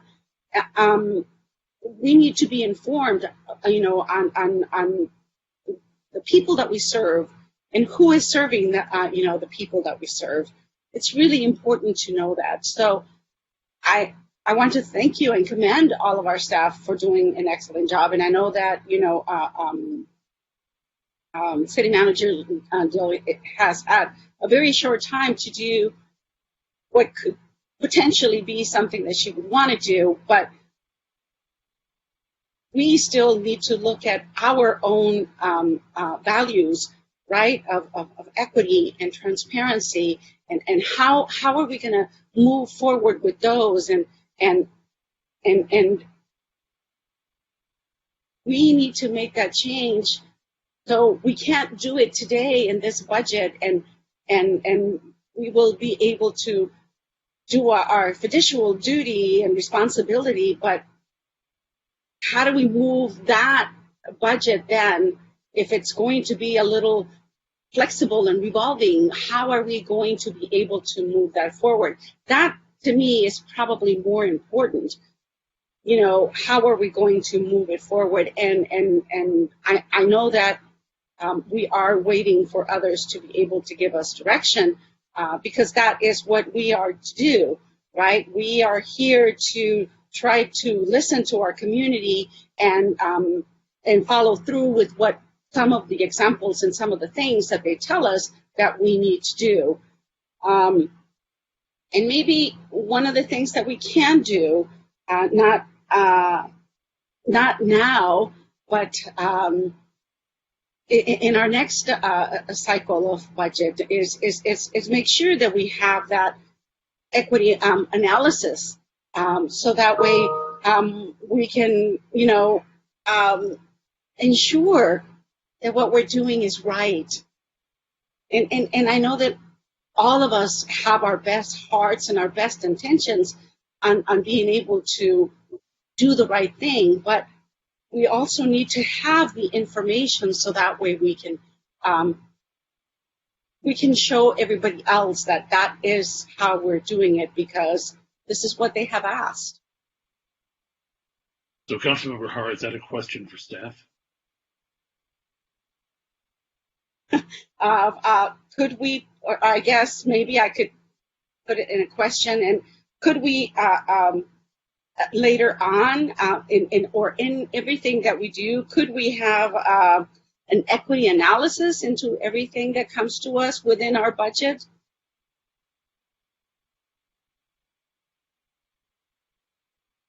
It seemed like a question for staff. Who'd like to take it?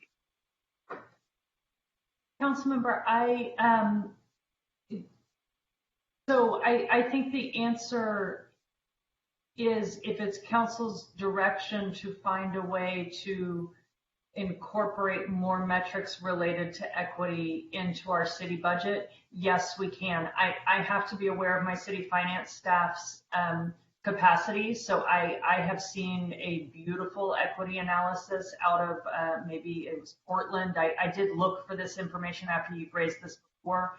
We're not going to have the capacity like a very large city would, at least in this budget year, to create a second document like that. But I think we can, before the next budget process, try to learn from those documents and try to understand how we can better provide equity measures or the data that allows people to measure how we're doing on equity as part of our city budget. So I don't know exactly what that looks like right now, but yes, we can look into it, and yes, we can find meaningful ways to try to provide that information, recognizing that, for example, we had a performance-based budget process that we've just had to scale back because we had to remove all of the staff associated with it. So we'll have to find a way to provide the data in a way that is meaningful and useful without creating a huge process that we don't have staffing for right now. And I appreciate that, Ms. Steele. I know that we have to also think about, putting our money behind everything, that we want. I hear the community saying, we have to act. Our actions are going to speak a lot louder than our words, and having that and trying to figure out how it is that we can find the monies so that we can do this. I think it's important. I think it's actually critical for us to be able to do that. So I'll try and see how we can and how I can help in order for us to be able to do that. And definitely having a model, from where we can go ahead and take from, so that way we don't have to reinvent the wheel.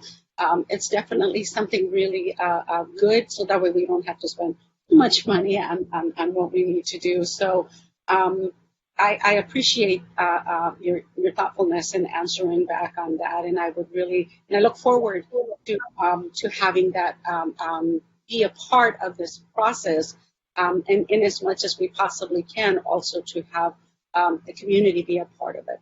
So thank you. I want to make sure everybody gets their questions answered before we launch into discussion. Neither Ted nor Sue has asked a question. Councilmember Winter, you're in the queue. Do you have questions for staff? Or did you want to start discussion? You're still muted.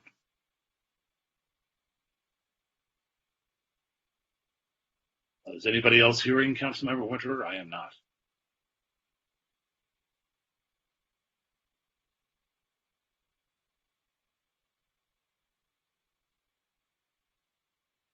Councilmember Himmelrich, do you have a question while Ted is getting his tech together there? Yeah, I'll try to keep everybody distracted for Ted. So, look, first of all, I am so encouraged by the fact that we got all these calls. I mean, my original instinct is to feel defensive and feel guilty, right? That good old Jewish guilt, and why aren't we doing everything they say we're doing? But I do have a question for our city manager along those lines, because George Floyd was murdered on May 25th. We were well into the budget process by then, and that was less than a month ago. I think that we're all struggling with the time limitations, but you invited us, sort of invited us, but maybe invited us to make changes tonight. But I wouldn't, other than saying, oh, we'll take $10 million and put it, but that wouldn't be a rational way to change the budget to achieve what everybody is talking about. As I understand it, do you think we could just tell you tonight to move money from here to there and it would make any difference?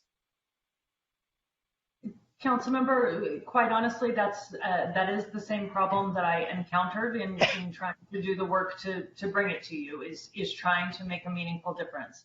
So, I think you can direct me to come back no later than the year-end budget with proposals with proposals for meaningful change based on a divest-invest strategy. And you'll give us things that we'll be investing in and things we'll be divesting from. That's right. And they'll be concrete. Yes, I mean, you could tell me a number right now that you want to cut, a percentage or a dollar amount that you want to cut. But the harder thing is that the proposals for reform don't. Many involve moving money out of the police department. Some involve reinvesting in different things within the police department. So finding exactly what that what that balance is harder, but you absolutely could give us a percentage that you want us to work with and come back at year end. Well, and I was thinking about that. I mean, I know that LA's budget, and everybody keeps talking about LA, so that's what I'm talking about. Their police budget is 54% of their total budget. It's something like, I think, $1 billion. I mean, so they're cutting I just wouldn't even know where to start. Do you know where to start? Well, I mean, we're at 33%. Is that right? Our public safety budget or our police budget? We are, and I was just looking, we are approximately, I'm sorry, I'm going to have to find it for you. I think 33 is close enough. So, well, Councilmember, here's what I can tell you. We looked at the New York Times article that tells the percentage of the budget of total city spending. Yes. I believe total city spending, not general fund, we are somewhere around 16%, which was the high end of the range.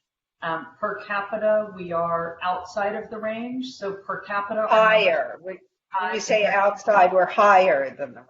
Yes. We're much higher than other cities per capita, but that is because we have a visiting population that is much higher than our resident population. So that is not, so the proper metric to look at is going to be the percentage of city spending or the percentage of general fund spending at which we will be within the range, but at the high end of it.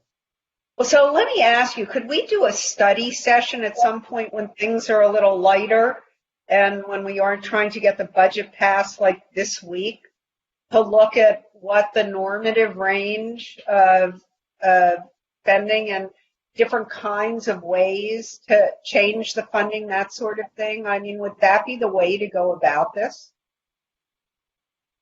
Yes, we can do that. We can come back to you with We can come back to you with a study session. I am committed to getting something done. I want to be sure we do more than talk. We can come back to you with a study session. I would say to really be prepared for that if we're going to involve the public in the process. That's probably about 60 days out. Maybe we could get it done in 45, but that's probably looking at an August or September meeting. Well, I say that, I mean, it would be great if you knew all of this, but for us to consider it, it would be good to know what the data points are and what the standards are. I mean, we're operating blind here. So we can do what folks say and just say, take as much as you can, or we can actually figure out what we should be doing to come up with a rational plan. And as much as I would like to move quickly on this, I'd like to also have a rational plan. I agree with Councilmember Davis on that we just don't know what we're doing. We're operating blind. So thank you. You answered my question. Okay, and let's just keep in mind that sometimes a study session is less fruitful than an action session. So we should let staff see how quickly they can come up with potential actions before we specify a study session, because that might actually delay our doing something, which I think is what we're being asked to do by the community. Right now, I want to try a mic check for Councilmember Winterer. Can you hear me now? Yeah. Snap. You got it. Well, after all that suspense and drama, I'll say that Councilmember Davis and Himmerich asked the questions I was going to ask about the timeline for coming back with some proposals to divest and invest. So I no longer have those questions, and I look forward to see what staff comes back with. Okay, are there any more questions from the council at this point? So now what we've got to do is figure out how to get through the actual adoption of the budget. So let me just give you a bit of a framework. We're sitting right now as three bodies, the City Council, the Parking Authority, and the Housing Authority. Each of them has to pass a resolution to adopt the budget. And since we are all three bodies, that means we have to concur on what the budget should be. We have a staff recommendation ahead of it, in front of us. We then have a series of resolutions to adopt. We do that every year. It's just one right after the other. They're setting various fee levels, etc. The last thing we have to do is to provide direction to staff on the allocation of council discretionary funds. And that's why we combined this with items 13B and C. So the first step for discussion and eventually a motion will be to adopt a resolution adopting the budget. And who would like to start? So I'm going to go ahead and start by moving this resolution forward. I know that I have my reservations about a lot of things, but I do have a responsibility to do my fiducial job today. So I am going to go ahead and move that one forward. Is there a second on the budget? Second by Mayor Pro Tem O'Day, or just a raising of the hand? Second. Okay, so we have a motion and a second by Councilmember Hara and Mayor Pro Tem O'Day. Let me ask the city attorney, can we do this as all three bodies, or will it take three separate motions to adopt the budget? Unfortunately, I think it will take three separate motions, acting as each of the three separate bodies to adopt the budget. I think this one would be as the city council, which is the first item under the agenda item. So the motion on the floor is for the city council, made by Hara, seconded by O'Day, to adopt the city budget. Is there further discussion on that for the council? Seeing none, I'll ask the clerk to call the roll. Councilmember Moreno. Yes. Councilmember Himmerich. Your mic isn't on. You're on mute. I'm sorry, I was looking at the agenda. Yes. Councilmember Davis. Yes. Councilmember Winter. Yes. Councilmember Hara, Yes. Mayor Pro Tem O'Day, Yes. and Mayor McKeown. Yes, so the budget is adopted by unanimous vote of the City Council. Now, what is the pleasure of the Housing Authority? I will move as the Housing Authority, we adopt the budget resolution. Second? Moved by Councilmember Winter and seconded by Mayor Pro Tem O'Day. Councilmember Davis, I couldn't tell if you were reaching for the keyboard or trying to... I see No, I was reaching for the mic to second the motion.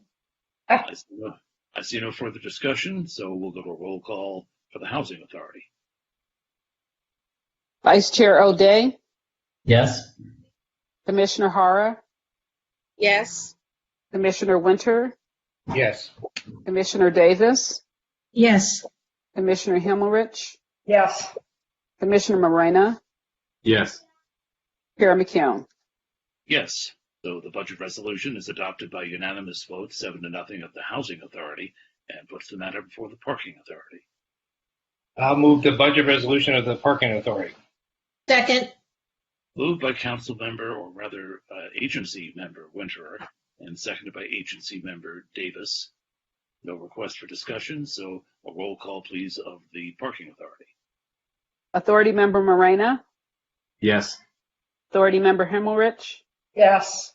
Authority Member Davis, Yes. Authority Member Winter, Yes. Authority Member Hara, Yes.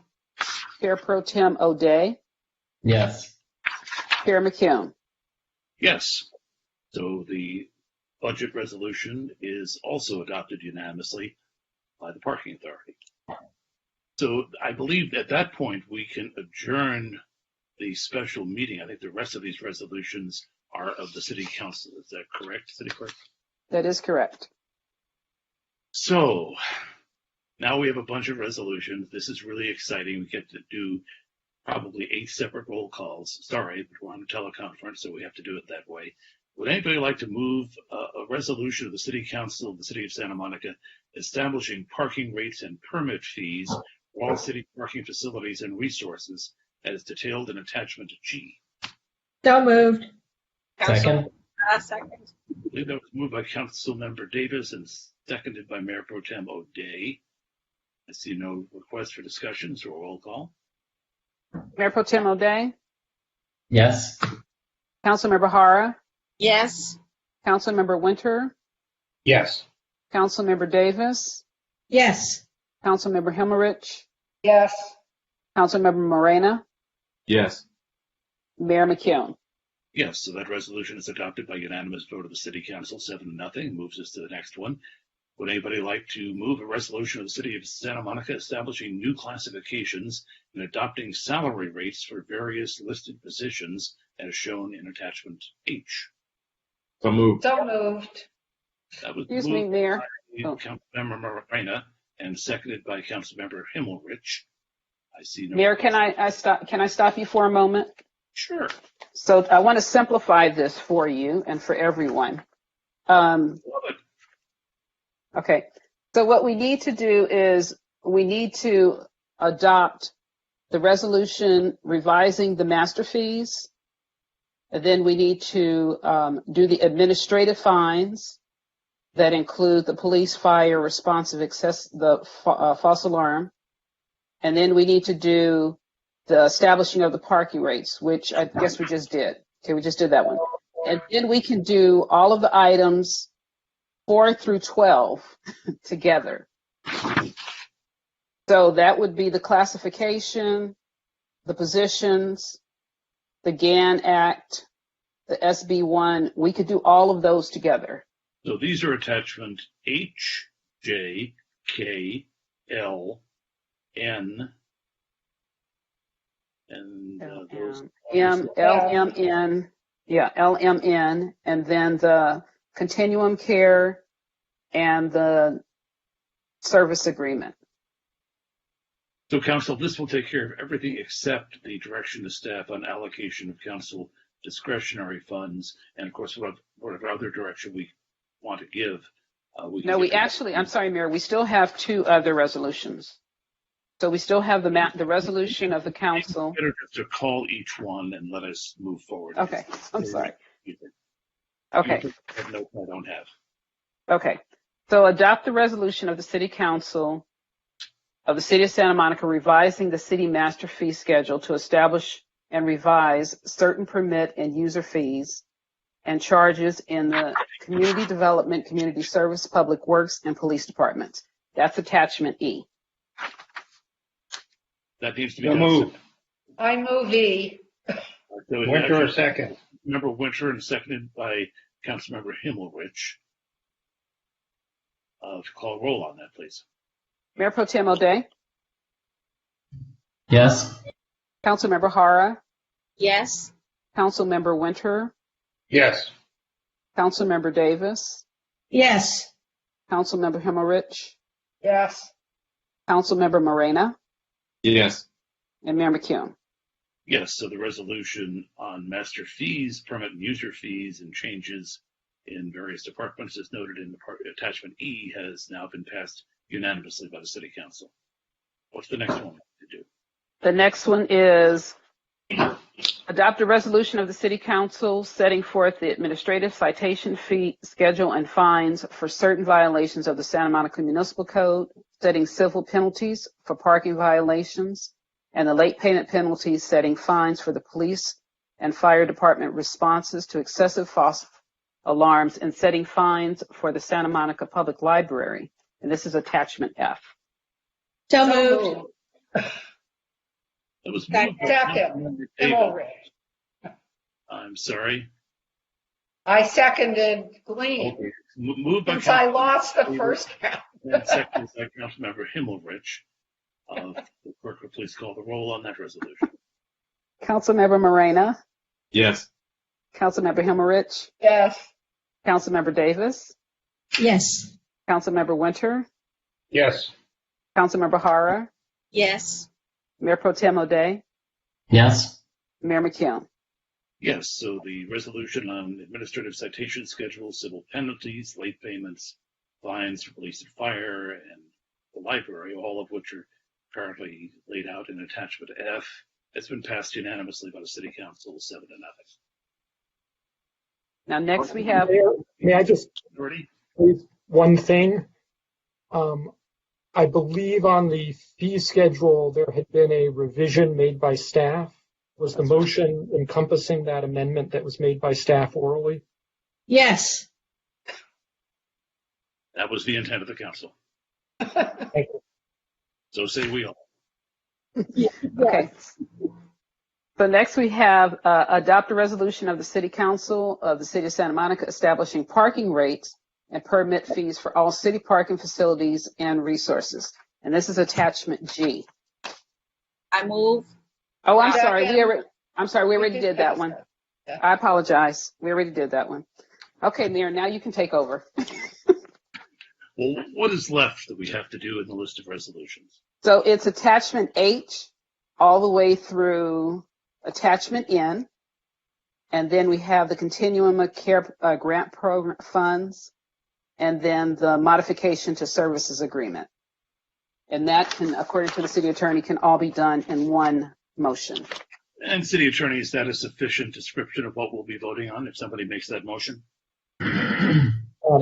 Yes, if someone wants to move all of the resolutions that are attached as exhibits H, I, J, K, L, M, And N. sorry. So it would be the resolutions attached as as attachments H. Let me go back and do this another way. It would be items 4 through 12 on the agenda, the recommended actions 4 through 12 as staff recommendations under agenda item 8A. And with respect to the hang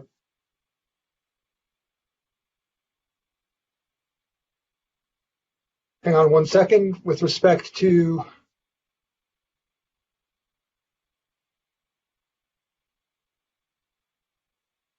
yes, that would be it. Anybody want to move that? I move we accept the actions set forth in numbers 4 through 12 on the agenda. Second. That's been moved by Councilmember Himmelrich and seconded by Councilmember Morena. And we'll take a roll call vote on that, please. Mayor Pro Tem O'Day. Yes. Councilmember Hara. Yes. Councilmember Winter. Yes. Councilmember Davis. Yes. Councilmember Himmelrich. Yes. Councilmember Morena. Yes. Mayor McKeown. Yes. So actions 4 through 12 have been approved unanimously by the City Council on a 7-0 vote. Now, Council, a couple of things left here. I believe we still are going to want to provide direction to staff on how we want to allocate the council funds. The interim city manager has suggested that she could propose a direction on police reform. And then there were some directions that were in items 13, B, and C that we combined that those of you who made those 13 items may want to bring forward and make those directions now while we're on the combined item. But Councilmember Winter, I saw your hand up. Yeah, earlier this evening, I asked the finance director whether the $225,000 that was reported in the staff report as being in our discretionary fund was accurate, or whether it needed to be adjusted for the allocation we made to support election services recently. That amount is net of the election services, so that is the full amount that you have left allocated, is the $225,000. Thank you. All right. One of my thoughts in combining these items is that the 13 items allocated a total of $57,000 out of the council contingency fund. That's a fund that ordinarily, in what I'll call a normal year, we reserve for things like school groups doing travel and parades and special events. And in this coronavirus year, those are very unlikely to happen.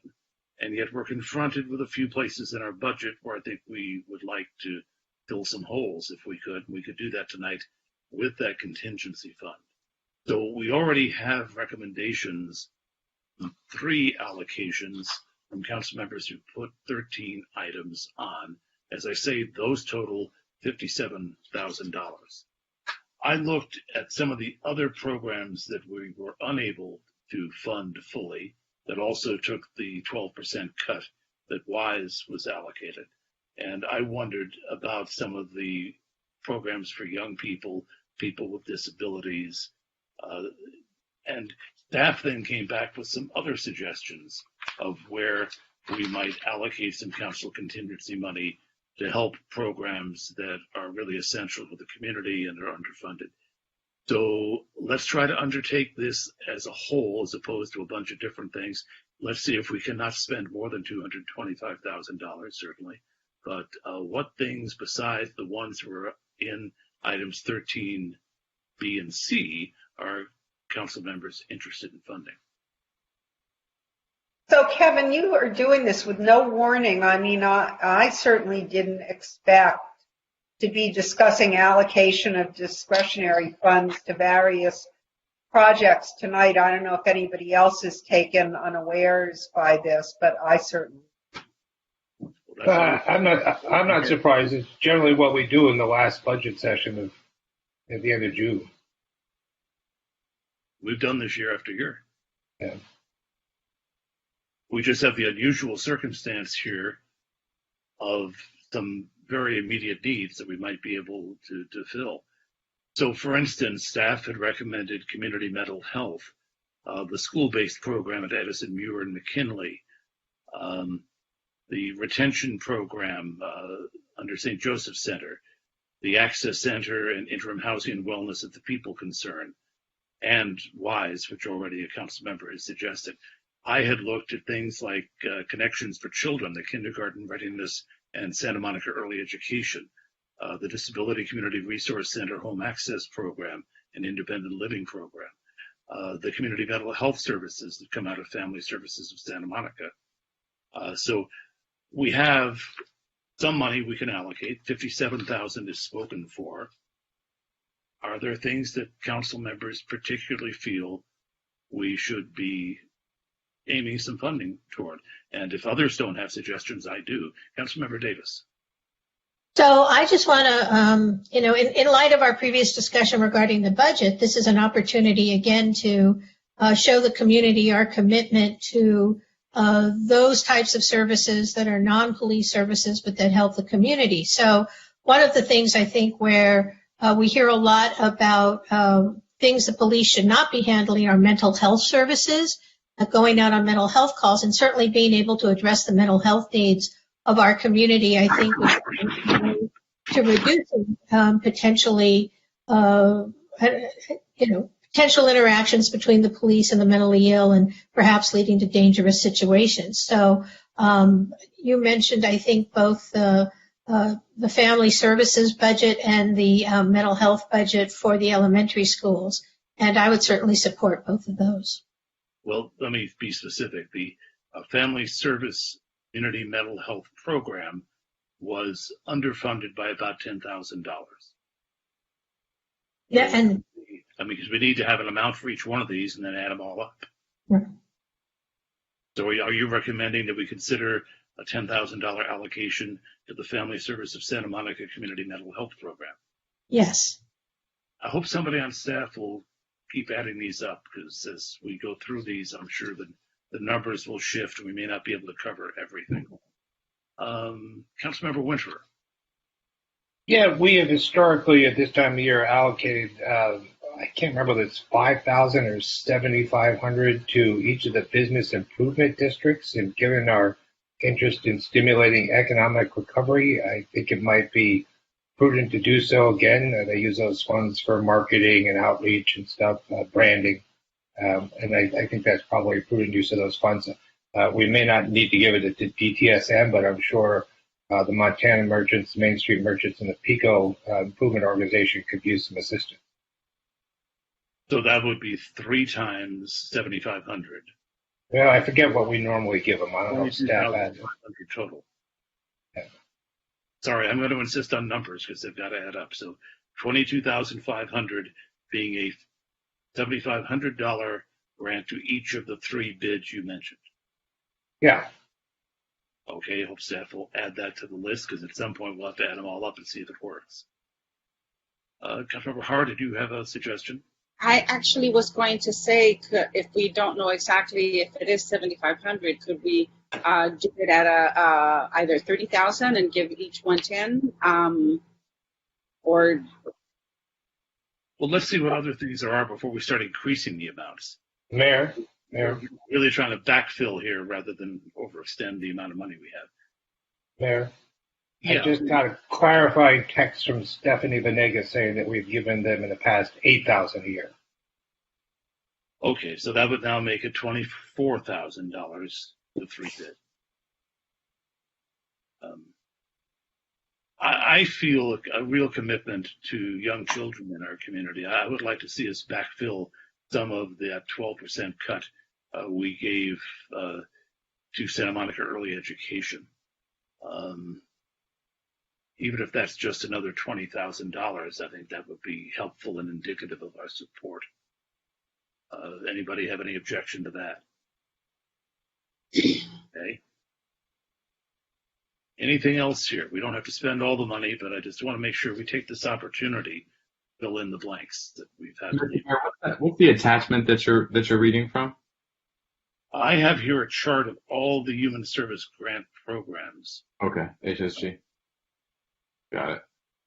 Member Hara. Yeah, I was thinking about how if maybe we could provide some additional case managers to the youth resource team. I don't know, maybe $10,000. And then also, what about, I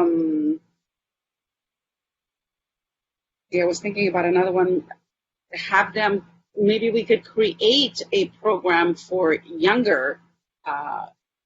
That's a bit beyond what we can do here with. Okay, so we just need to come up with what we already have. Okay. What is the program that you want to fund under what agency? The youth resource team. That would be is it middle school to high school? I believe you're referring to the St. That is Joseph. the St. Joseph Center. The St. Joseph Center. The St. Joseph Center. Yes. So $10,000 for the YRT at St. Joseph's. Staff had also recommended we fund their retention program, which helps keep people from becoming homeless, which was also cut 12%. Would you be agreeable to giving $10,000 also to that program, making a total of $20,000 for St. Joseph's?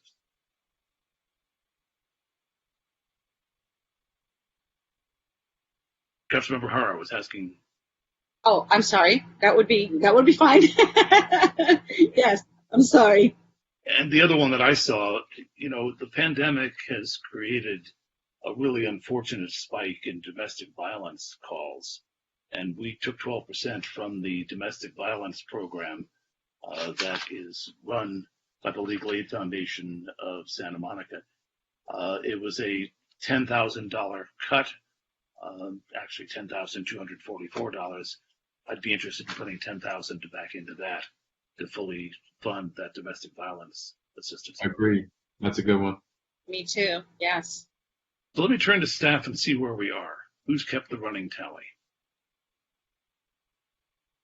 Mayor, I have you at $104,000. That's $10,000 to Family Service of Santa Monica Community Mental Health, $20,000 to Wise and Healthy Aging, $24,000 to the three bids, Montana, Pico, and Main Street, $20,000 to Santa Monica Early Education, $10,000 to St. Joseph Center Youth Resource Team, $10,000 to St. Joseph Santa Monica Retention Program, and $10,000 to LAFLA Domestic Violence. There's a total of I believe about half of what we have in the fund. We still have Did the finance director have a question? Or Yeah, I wanted to. I and my staff are coming up with 84,482 left in the fund. Well, that's the numbers we just heard from the interim city manager. So let's get that straight, because I thought we had 225,000 left in the fund. One's going up and one's going down. So you have 225, and then the amounts that you mentioned earlier, which was about $57,000. And then we just took out 10, 24, 20, 10, 10, and 10. Do your numbers match? I want to make sure the interim city manager and the finance director agree, because we want this. Irrelevant. I defer to the finance director. Yeah, I think the interim city manager might have overlooked the expenditures proposed in item 13B. Right. 25 grand in the black agenda. Well, since the finance director is the one who handles the numbers most of the time, we'll defer to her. So if we were to go ahead and to move this, council, we would leave $84,000 in that fund for true contingencies, of which we expect fewer this year, but we would fill a number of gaps that we've been unable to fill otherwise in funding. So would anybody like to make a motion? I'll move that we authorize those expenditures from the council discretionary fund. I second that motion. Okay, the motion was made by Councilmember Winter, and I'm sorry, the first one in there was Councilmember Morena. So we have a motion and a second. I see no request for discussion. So if we do a roll call vote on that. Can I just clarify? So that includes the expenditures proposed in 13B and C, just to make that very clear. Okay. It does. We're still going to go back about the directions that B and C had in them, but this is just the money, a motion on the money. Mayor Pro Tem O'Day? Yes. Councilmember Hara? Yes. Councilmember Winter? Yes. Councilmember Davis? Yes. Councilmember Himmelrich? Yes. Councilmember Morena? Yes. Mayor McKeown? Yes. So that's approved by unanimous vote of the council, and council actually I feel pretty good about the fact that we did that. Now, there were still some directions that were in items 13, B, and C. I'll have to pull them back up. Perhaps the council members who have placed those on the agenda would like to make some of those motions for direction. So do we also have, am I missing 13A? We're going to go back. We're going to do 13A separately. We combine 13A. Okay. All right, then I'll take on 13B. So I would like to move that we give direction to staff to make changes to the We Are Santa Monica Fund to A, permitted to accept donations to support the development and implementation of the Black Agenda, B, create an option for donors to earmark up to 100% of their donations to the fund for the development and implementation of the Black Agenda. And C, permit unrestricted donations made after the changes are in place to be used for the development and implementation of the Black Agenda. And once unrestricted donations to the We Are Santa Monica Fund may be used for the development of the Black Agenda, allocate 10% of any such unrestricted donations to the development and implementation of the Black Agenda. Well done. Is there a second? Second. It's been moved by Councilmember Davis and seconded by Councilmember Hara. Any discussion on that? It's a direction, so we don't really, well, I guess we have to do a roll call vote because we're on a, so, call the roll. All right, Councilmember Morena. Yes. Councilmember Hilmerich. Yes. Councilmember Davis. Yes. Councilmember Winter. Yes. Councilmember Hara. Yes. Mayor Pro Tem O'Day. Yes. And Mayor McKeown. Yes. So that is passed unanimously by the City Council. That takes care of all the directions that were in those 13 items. But I now want to go back to the interim city manager who had suggested that she might be able to provide us with a motion for direction on police reform that we would then have made as part of this budget item tonight. Mayor, I can provide you with a date or with full text. In looking at the calendar, I think, and I'll just put this language out there, I think we could return with proposals regarding public safety reform, including proposals to divest from current police expenditures and invest in the community, and particularly in programs and services identified in a Black Agenda for Santa Monica no later than September 8th, 2020. So move. Second. That's how the council would feel about it. So moved by Councilmember Winter and seconded by Councilmember Davis. Is there discussion? So, roll call. Can I just ask a question? So this is related to Councilmember Davis's question with regards to process and how those committees then are going to advise the city manager, and at that point there'll be a strategy based on the divest invest concept. Is that how this works? That's right. So we would be working on two tracks again, the community externally looking at developing a Black Agenda, internally us looking at, with an advisory group and with public input, looking at police use of force policies and also at divest invest strategies. But the way I drafted the text, particularly if you're talking about investing, that would be something we would very much want to tie with the community process that's developing a Black Agenda.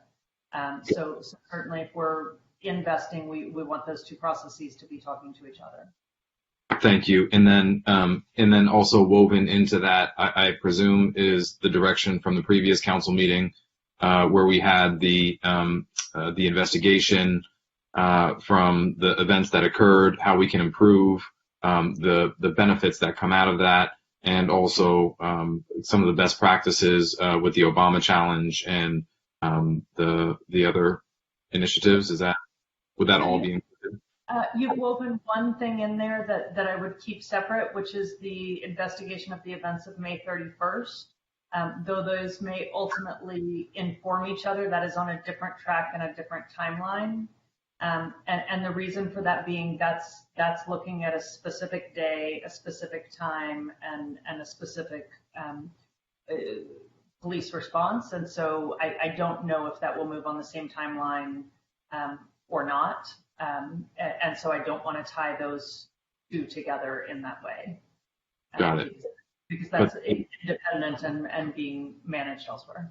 That makes sense. But the 8 challenge and the Obama challenge, those two pieces will be integrated into the committee and the directions? Yeah. Got it. Okay. Thank you. Okay, Councilmember Hara. I just want to follow up on Councilmember Morena's question, but we can always come back, correct, after the investigation, and if we get recommendations, we can always come back to it and add it. Okay, thank you. Just want to make sure. Okay, unfortunately, being a teleconference, this direction also requires a roll call vote if the clerk would. Mayor Pro Tem O'Day. Yes. Councilmember Hara. Yes. Councilmember Winter. Yes. Councilmember Davis. Yes. Councilmember Hilmerich. Yes.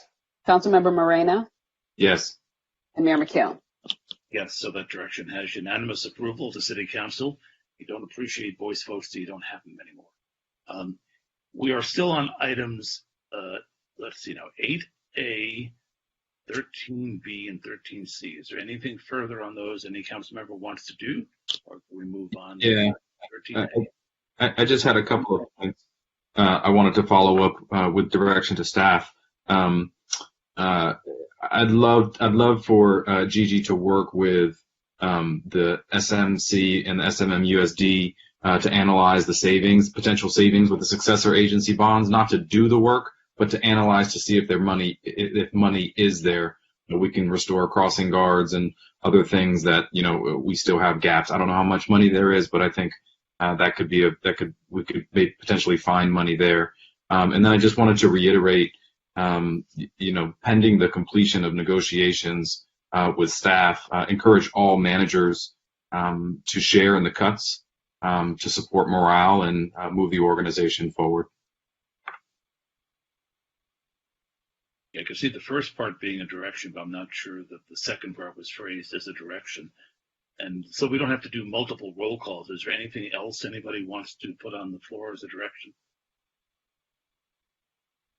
So, Councilmember Moreno, the first part was a direction to staff. The second part sounded a little more aspirational. Can you make that a direction?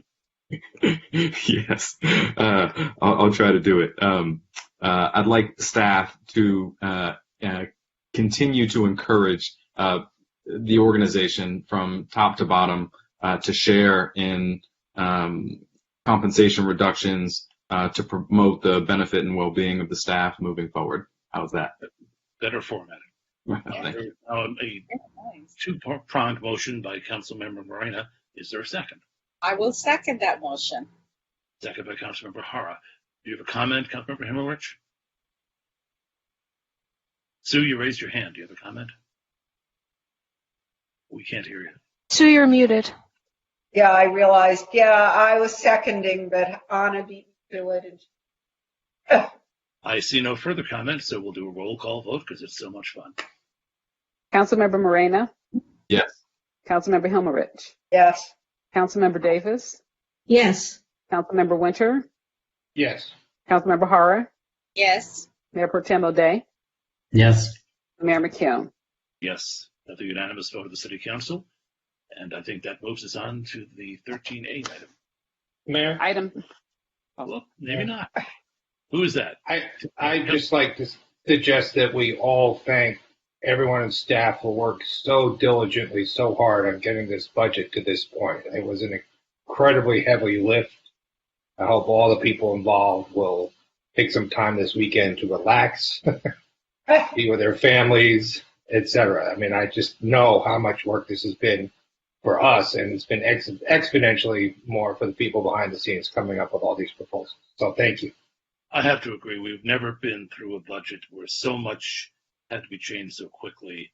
This has been really an unprecedented effort where members of our staff really showed what they're made of in getting this done for us. And as elected officials, we make the policy. We don't grind the books like you had to. We really do appreciate it. Thanks. Councilmember Hara.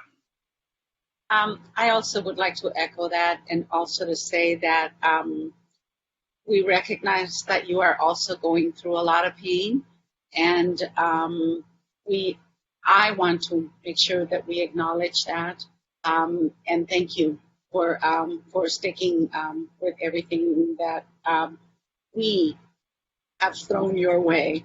So thank you so much. Thank you.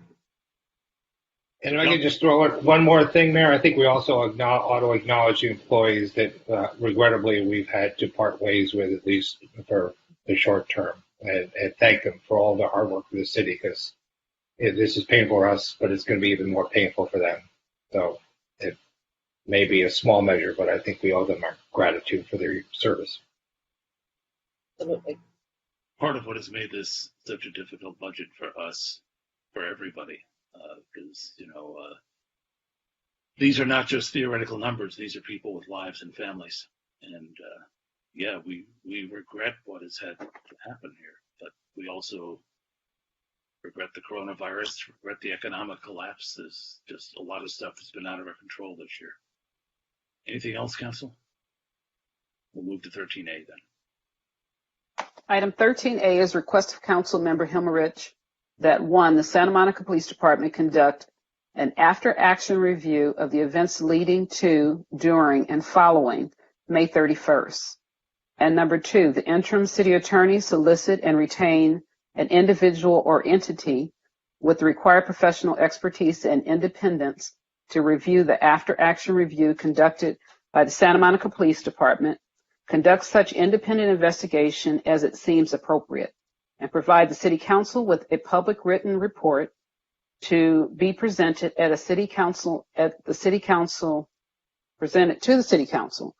a public meeting setting out their independent determinations regarding the events leading to, during, and following May 31st. And you currently have 8 callers who are waiting to speak. So we do have a public hearing on this, but Councilmember Himmelrich, we're giving you a mulligan here, so make the most of it. Introduce the item. Well, let me just say that in case you think you've heard this before, you have. This is the same item with a lot of revisions that was on last week. And I thank all of my colleagues for helping me make it better. It seems that thanks to the complaint of a member of the public that we hadn't adequately vetted the OIR group that had done a previous investigation, we had to go with an alternative because based on pricing, it was going to be less than $95,000 to do the investigation. So consequently, the interim city attorney can do an informal process to select that person. So instead of having us select it, the interim city attorney will now select the investigative body, and we will forthwith move to come up with a report that can be presented to the public and help us determine how better to proceed should we be faced with any situation somewhat similar to this in the future. Thank you very much. So we will now open the public hearing on item 13A. George wants to say something. Okay, City Attorney. One quick. Yes, I should be there. I can solicit and retain, assuming that the cost, in fact, comes in under $95,000. Yes. The cost does exceed $95,000, then we would have to go through the formal procurement process and ultimately come to the City Council for approval. Yes. So it's this way. Delay might there be engendered by that? I should be able to do an informal solicitation fairly quickly and sort out whether, in fact, there are groups that are responsible who believe they can do it for under $95,000. Great, thank you. Okay, so can we now do the public hearing? Be a good time to go to the phones. Transferring Dalton Smith. Welcome to the meeting. Your time starts now.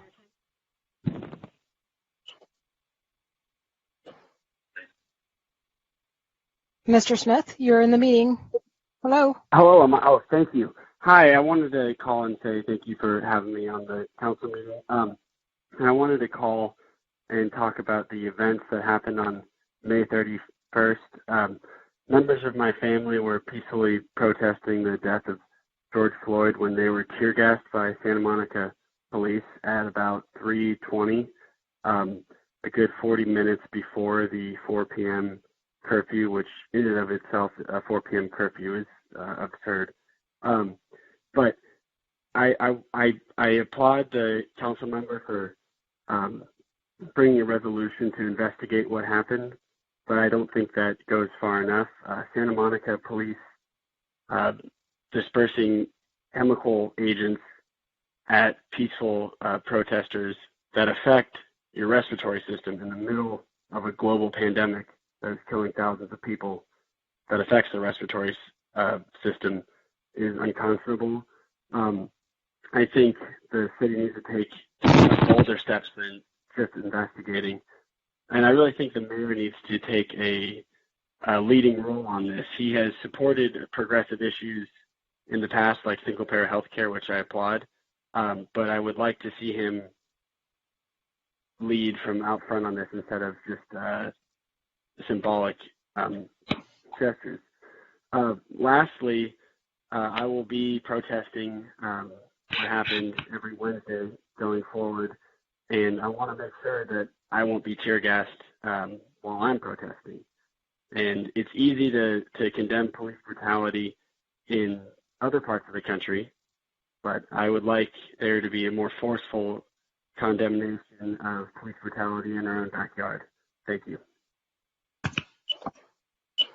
Thank you.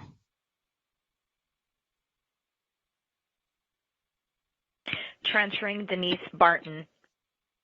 Hi, Ms. Barton. Welcome to the meeting. Your time starts now. Thank you. Good evening. I would like to see you choose an unbiased third party to do the investigation of May 31st, 2020. But some of my concerns include you've shown a pattern of lowballing initial costs to avoid a request for proposal, then make amendments raising the cost. In addition to being unable to find the cost of the Oscar De La Torre Office of Independent Review investigation in 2010-2011. Although I personally am very interested in who gave the stand-down order, if it was the police chief, who I hope everyone remembers didn't have the best reputation in Inglewood before she came back here, or if it was the unqualified interim city manager Lane Dilge, or would it have come from you pulling the strings of your unqualified puppet interim city manager Lane Dilge, like Rod Gould with the Elizabeth Real case? So it's not like you don't have the history of doing it before and trying to cover it up. And it was also an election year like now. Or were the police stretched thin due to them guarding your residences, as they were doing at Judy Abdo's house? Although you know I believe you did it for funding, which also can be seen by Kevin McEwen's begging for federal funding due to the COVID-19 on CNN. So I'm sticking to my position that the violence and looting that happened on May 31st, 2020 is the fault of your leadership and policies. Finally, the OIR is no longer affiliated with the Sheriff's Department, so might it look like you'd be hiring one of your consultants to say and hide what you want them to? Again, for all these reasons, I would like to see you choose an unbiased third party to do the investigation of May 31st, 2020. Thank you. Thank you. Transferring Stanley Epstein. Hi, Mr. Epstein. Welcome to the meeting. Your time starts now. Thank you. I want to first thank George and Sue for having the courage to change the motion that they proposed 2 weeks ago, which was totally illegal under the municipal code. They took out OIR, and that was the right thing to do. However, in amending it, they've committed another violation of the municipal code. They talk about the code talks about over $95,000, and George has told me twice that he thinks he could do it. That is totally laughable. In the Real investigation, Elizabeth Real, done by John Houston, the charge was $420,000. That was simply a review of a couple of dozen of emails and interviewing 3 or 4 council members and senior staff. I've been told by a world-renowned expert that a recent investigation of the killing of one person in Northern California by a policeman had an investigation fee of $400,000. So $95,000 is ridiculous. If it comes in under $95,000, the public will know immediately that this is a total whitewash. This is an attempt to avoid the facts, to clear Lane Dilge and to clear the chief of police, who, by the way, should also recuse themselves. And if you think there's a stink being made by 60,000 people signing a petition, when they find out that this is going to be less than $95,000 for a whitewash, for an investigation that isn't an investigation, it's obvious that this investigation is highly complex and will take a lot of man hours.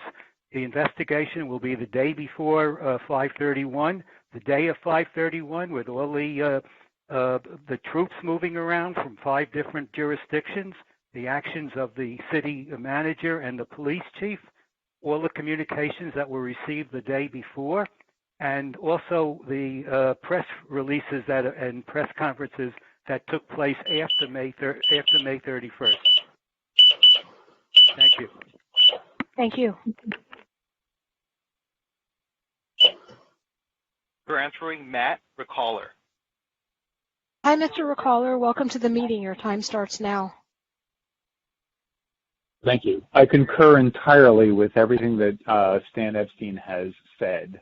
Furthermore, I believe that there should be a civil review board that is appointed, and I believe that the independent investigation should occur concurrently with or before the police department review, so that there is not a cover-up or a fading of memories or recollections or destruction of documents. I also believe that the city attorney should issue a records retention order immediately if that has not yet been done so. I also believe the city attorney should not advise the Santa Monica Police Department so that there is not the assertion of a attorney-client privilege.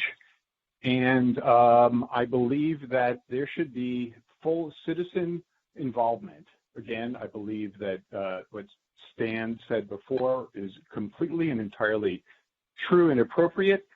The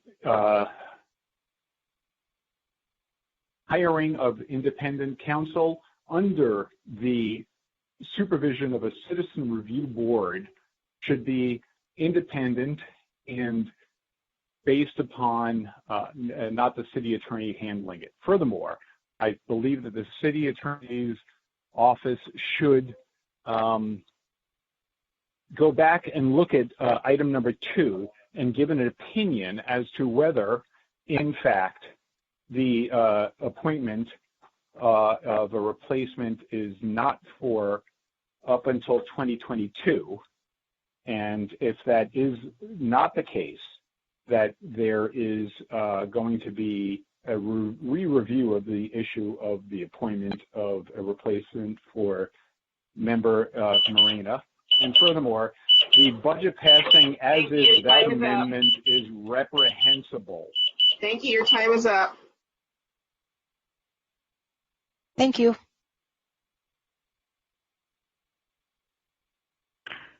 Transferring Isabel Story. Hi, Miss Story. Welcome to the meeting. Your time starts now. Oh, okay. Hello, council members. It's Isabel Story again. I was before you a couple weeks ago asking for an independent investigation of the events of May 31st. I see the wording has been changed here, but it really still does not address what everyone has been asking for. This talks about there'll be an independent body, but it will just review the police department's review and only do an independent investigation as it deems appropriate. This is very weak, and it does not respond to everyone's request for an independent investigation. I think this item needs to be reworded so that it says the city attorney will retain this entity to do an independent investigation, and that independent investigation will include a review of the police department review. As one person mentioned before me, so that these would be concurrent, not one after the other. If it's one after the other, then the whole police department review will have to happen. Then finally, the independent body will take a look at it, and then maybe they'll do an independent investigation. Or on the other hand, maybe they will not. If according to this, they don't deem it appropriate. So with this motion, or whatever this item, it could be that there will be no independent investigation at all. So I think it needs to be clearly stated there will be an independent body to do an independent investigation that will start without delay. I really hope that the wording on this is changed, because we had a promise last time and it didn't happen. Thank you. Transferring Jonathan Foster. Hey, Mr. Foster, welcome to the meeting. Your time starts now. Hi, Jonathan Foster, watching you guys on the net. I just don't appreciate, I've been here 20 years. I didn't appreciate the looting. I've never been happy with what's happened to me on Third Street Promenade or what has happened to other performers out there, but seeing looting go on was hard to take. But I don't think defunding the police is the right way to go. There might be a program or two maybe you can take some money from. I've seen the police department, do some wonderful things. There are some, officers I may not have a real liking for. I won't put any names on there, but they still have served me when I needed them. So caught off guard by a big protest and looting, I think that the Santa Monica Police Department definitely looked a little understaffed and not able to deal with the looting. I did see a video where a girl walked out with 4 or 5 boxes and was shot in the back on the right side in her lower hip area with a soft round, which she didn't have a gun or wasn't, violent to a police officer. So that should have happened. There's definitely a lot of things that happen that you should look at. That doesn't take defunding. That takes prosecuting officers. That doesn't take taking money away. That takes prosecuting officers that did the wrong thing. So that's really what should happen. Prosecute what went wrong, not take the money away. Thanks. Thank you. Transferring Craig Miller. Hi, Mr. Miller. Welcome to the meeting. Your time starts now. Oh, good evening again, council members. I'm with Santa Monicans for Democracy, and I'm a longtime resident of the Ocean Park neighborhood. I, too, want to thank Stanley Epstein for his contribution to this motion and also for, again, demonstrating that occasionally constituents are right, and Stanley's been right more often than most. I also wanted to voice my support for Councilwoman Hemmelrich's motion. It's an important motion. It may be the most concrete step that one can get this council to take, but I also think it's important to note that it's really the very least we can do. And in doing this very least, we have to remove the cloud that it will currently be conducted under. The most senior member of the city government, the interim city manager, pronounced in a press setting that the Santa Monica Police Department deserves a grade A for its performance on May 31st.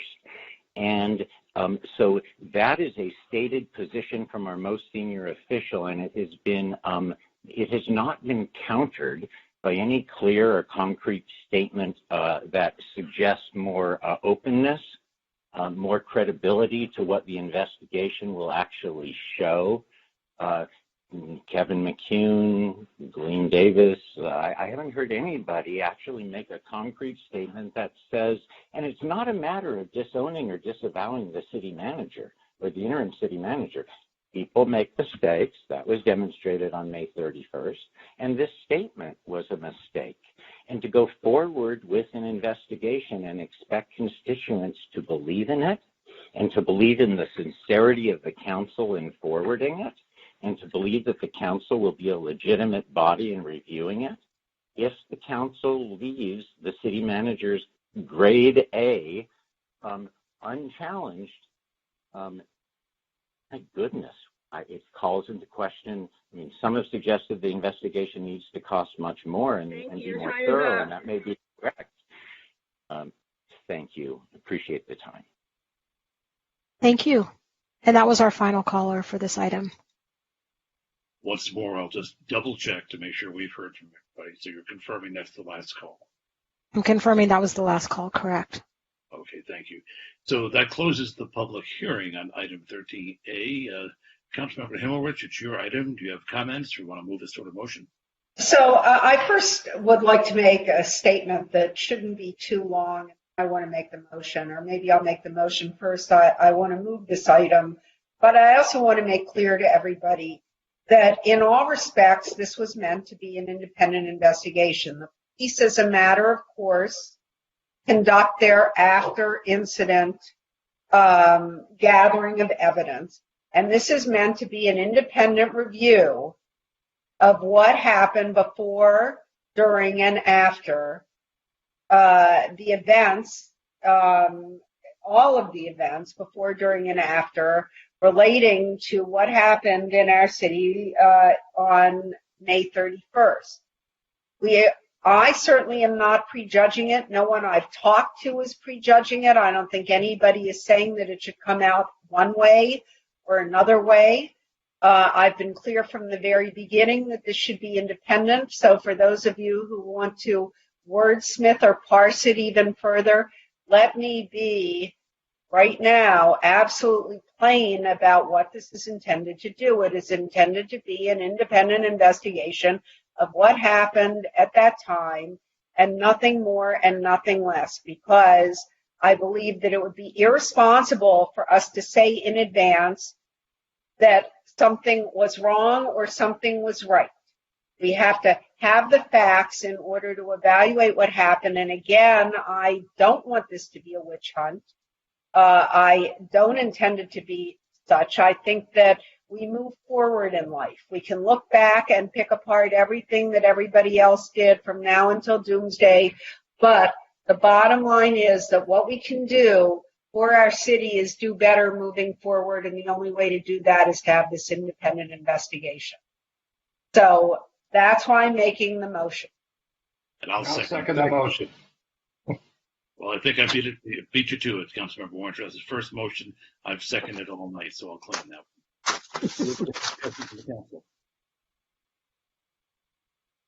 Not appear we do. So will the clerk please call the roll? Councilmember Moreno? Yes. Councilmember Himmelrich? Yes. Councilmember Davis? Yes. Councilmember Winter? Yes. Councilmember Hara? Yes. Mayor Pro Tem O'Day? Yes. And Mayor McKeown? Yes. So the independent investigation suggested in item 13A is approved unanimously by the City Council. We've already done items 13B and C as part of the budget, so that moves us to 13D. Item 13D is request of Mayor Pro Tem O'Day and Council members Davis and Himmelrich to review opportunities and consider staff direction to immediately open streets for greater pedestrian, restaurant, and retail use in key commercial districts, including but not limited to Ocean Avenue, Arizona Avenue, Broadway, Colorado Boulevard, and Ocean Park Boulevard. This would build the collaboration among Ocean Park Association, Main Street merchants, and city staff that is opening Main Street. It supports economic recovery and follows leading cities that have taken broad steps to open streets and address community health post-COVID, including Santa Barbara, Long Beach, San Diego, Seattle, Chicago, New York, Paris, and London. And you have no calls at this point. So which of the sponsors is queued up to intro the item for us? Donovan? I'm happy to do that, Mayor. Okay. I was just looking for my notes, but maybe I'll just wing it. So we have seen something really wonderful come together on Main Street as we've been addressing the public health crisis in our city. We found that our community recognized the need for more open space, both for our residents who need to get outside of their homes and for our businesses who need more space for conducting business in town. And on Main Street, our neighborhood group, OPA, and our Main Street merchants came together to propose a model that our city staff was able to rally around and has begun to implement this week, which will open up Main Street for more pedestrian access. The proposal from the business community and neighbors was, I think, a little bit more aggressive than where the city is now with its implementation, but I think it's a process that has begun to unfold, and we will see take hold on Main Street, and we'll evaluate how it's going. That opportunity exists and at other locations throughout the city, and suggested in this agenda item are commercial corridors that also have the same needs, I think, and opportunities. We are a city that needs to do this partly because we are a city with density and a lot of multifamily housing. Folks need space to get outside. We're also a city that has been trying to reestablish our economy and figure out what economic recovery means for us. And we know that our economy relies on having people visiting town, and they need space to do that. And there are other easy areas that we can do this work, and we want to see the staff get to work identifying some additional areas and implementing it now. Because this summer is when it's needed the most. This fall, we're going to continue to need it, and this opportunity is passing us by to address the needs of our residents. So we identified a couple of corridors that seem to make sense. I think that there may be additional ones, but we'd like, I think, to come away with a direction to staff to expand on this work that's been done on Main Street and implement it on other key commercial districts where this opportunity also exists. And it follows on examples from cities around the world. So while each city is unique, we definitely have many leaders to follow on this one. From neighbors that look just like our city in many ways, like Berkeley, and in some ways Santa Barbara, even closer neighbors like Long Beach, but also major global cities from New York to Paris. So I'd like to see us get moving on this. I think my co-sponsors would like to see us get moving much faster on this as well. And I'll offer for either Councilmember Davis or Himmelrich to pitch in if you like. I agree. And Councilmember Himmelrich? Ditto. Okay. So we did not have any calls, I don't think, when we began the item. Do we have any now? We do. We have one. We'll open the public hearing on item 13D, and it looks like two. Take the streets, but we'll go to the phones. Yeah, we actually have 2 calls. Let's hear them both. Transferring Jonathan Foster. Hi, Mr. Foster. Welcome to the meeting. Your time starts now. Hi, Jonathan Foster again, and I have much to say. This is a great idea. The COVID concept that not a lot of people talk about is that in sunlight, the COVID virus dies. It's like putting a piece of paper in a 3,000 degree furnace. It'll instantly burn up before it even gets close to it.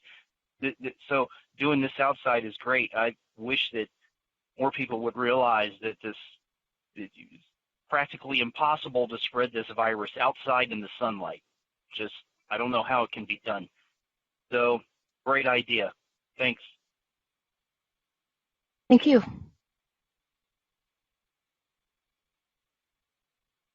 Transferring Carl Hansen. Hi, Mr. Hansen. Welcome to the meeting. Your time starts now. Hi. Thank you. Hi. Good evening, council members. Carl Hansen. Again, I'll be quick as it's late and just join the dittos of the other council members that joined on to this recommendation. Santa Monica Forward strongly supports this. I think it's the right thing for the community to do, both to support our local restaurants, the economic recovery, and the health of our residents that need space outdoors. As the agenda item says, cities across the country are doing this, and we hope, like many of them, we can do this in a way that completely eliminates cars from streets. Looking at some of the creative things other cities are doing, I saw a photo from San Diego, and they actually used a bus to block off one street. So, there's interesting ways to think outside of the box here. Santa Monica has been a leader in this space before with the promenade years ago, and maybe in the era of climate change and COVID-19 will be a city of promenades. And that could be a real great thing, I think, for everybody. So thank you for bringing this forward, and we're hugely in support. And lastly, I'll just add that we'd also like to see a slow streets pilot rolled out into our residential neighborhoods. We think that's critical for similar reasons. Thank you so much. Have a great evening. Thank you. Nobody dangling. That's our last call. That's our last call, correct. That'll close the public hearing on item 13D and before the council. Well, I'd like to just make the motion. 13D. Okay, or second it, thanks. The motion was made by Mayor Pro Tem O'Day and seconded by Councilmember Marina. Is there discussion on the motion? I have a question, actually, for the sponsors of this. I noticed, as somebody who lives in Wilmot, that you didn't put Montana Avenue on the list of likely streets. Was there a reason for that? The only reason was, as we looked at the corridors that seemed off the top of our head to make instant sense, it was the ones that had existing space on the streets. As you know, Montana already went through a change in the layout of the streets so that it's just one lane in each direction now. So I would certainly be open to expanding it and finding those other opportunities where we think that we could do this. We know our sidewalks on Montana are tight, and I think if we can find, I think it would be a friendly amendment to add Montana. How about that? Well, it did say, not exclusive, it was including these streets. I would hope that our investigation of this will be as expansive and inclusive as it can be. I was down on Main Street today to see how it's going, and I'm envious. Good. Yeah. I think it's, the only reason that we, I think, Nick called out these specific ones is, like I said, where it seems feasible, and the fact that it needs action and it needs not study. It needs stripes. It needs paint. It needs barricades and barriers and direction signs and things. It does not need us to get together and talk about it a whole lot. So I think,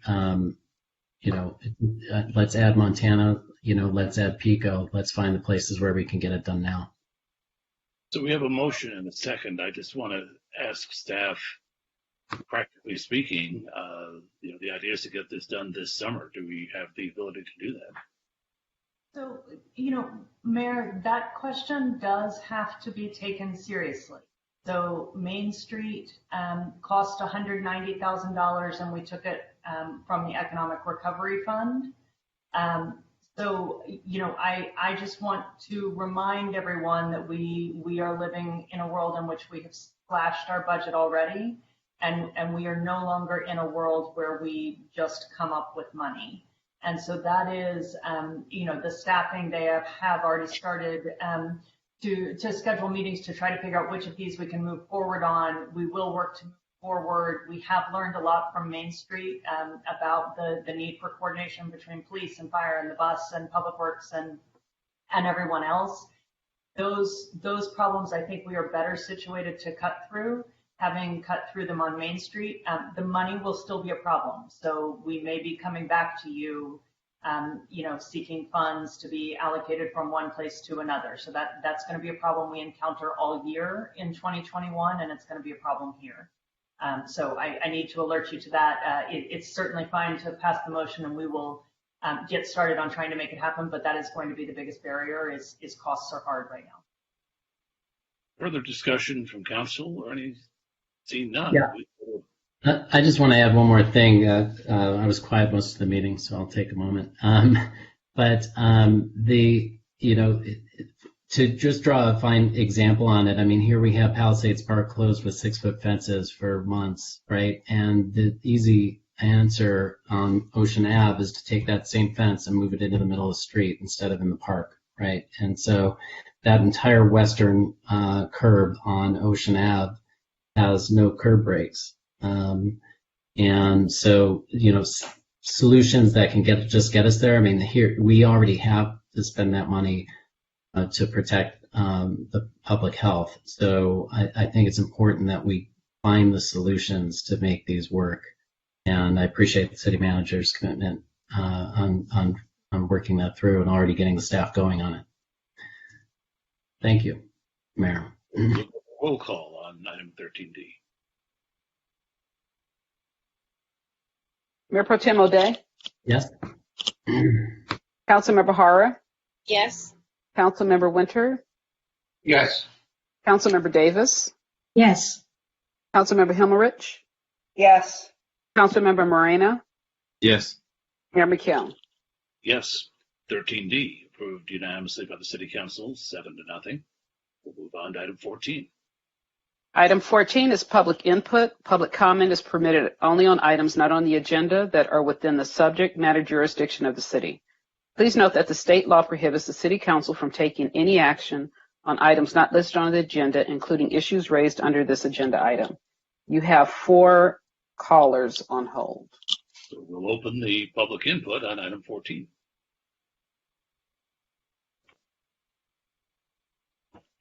Transferring Denise Barton. Hey, Ms. Barton, welcome to the meeting. Your time starts now. Thank you. Good evening. One thing I thought was hypocritical of you is you're claiming all of the assistants in the city had to be fired due to the budget deficit. Then for some reason, probably because she's unqualified for a position as interim city manager, Lane Dilge gets a special assistant. Oh, by the way, Lane Dilge, did you not think your reputation has been annihilated as interim city manager due to the violence and looting on May 31st, 2020? Isn't that so much better than having the loss of the district voting case on your record? Which is the real reason you took the city manager's position, right? So now the city of Santa Monica Rules require is the example of what happens when you defund the police. Aren't all of you so proud of this? Council In ending, when you take your oath of office, whether it be for the police chief, the city manager, or the city council, don't you promise to protect and serve the community? Well, after May 31st, 2020, the whole world knows now that you protect no one and only serve yourselves. Also, would this mean the residents and business owners have and are experiencing taxation without protection? And would that be theft? Thank you. Before we go to the next call, I just really want to stress that this is not a shooting gallery where you can take people on and you know they can't talk back because they're on the other side of a computer. You are making public input to speak to the city council, not to attack individual city staff members. And I hope that public members will remember that, because that's a very important principle in a democracy. Thank you.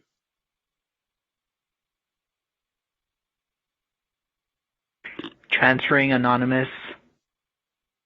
Hey, Anonymous, welcome to the meeting. Your time starts now.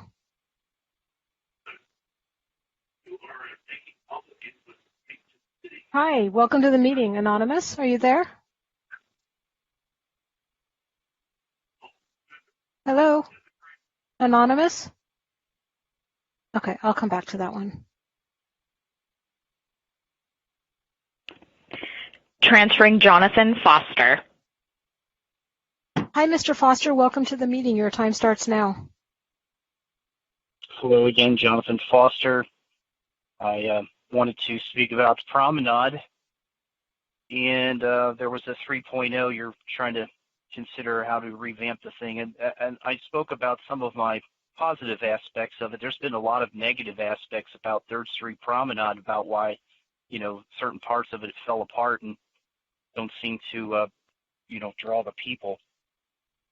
And the freedom of speech aspect is really, really at the key of, or I guess at the heart of what's happening out there. A lot of people know what's happened with the freedom of speech, but, I know that a lot of performers got hit with tickets. I got hit with tickets of financial crippling. And now I see that COVID-19 has crippled the mall. And do you think I care, though? Specifically about the mall landowners have usurped the First Amendment, and yet they didn't fight or die for a damn thing. They're a bunch of creeps. And when I look at the faces of the city council, you're not the faces that made this stuff. None of you are really have anything to do with creating this. Maybe McEwen a little bit or Glenn Davis, but you guys weren't there. So yell at you is like pointless, except for the fact that It's creepy what you got going on 3rd Street Promenade with the First Amendment. Creepy. I don't like the looting. But what's been going out there for 23 years or so in First Amendment is just low, crappy America. Got that? God bless this place. Maybe something better can happen.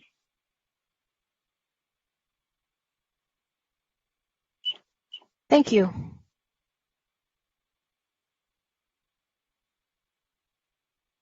Anonymous, welcome to the meeting. Your time starts now. Thank you. Hello. Great, thank you.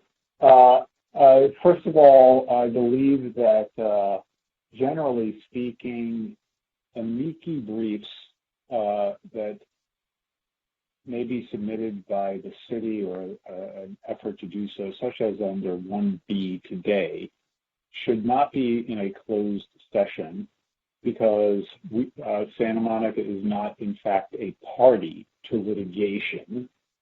So those should not be closed session issues, and therefore they are illegal under the Brown Act. And I believe that that should be investigated and pursued. And the city attorney advising that those should be pursued under closed session should also be investigated.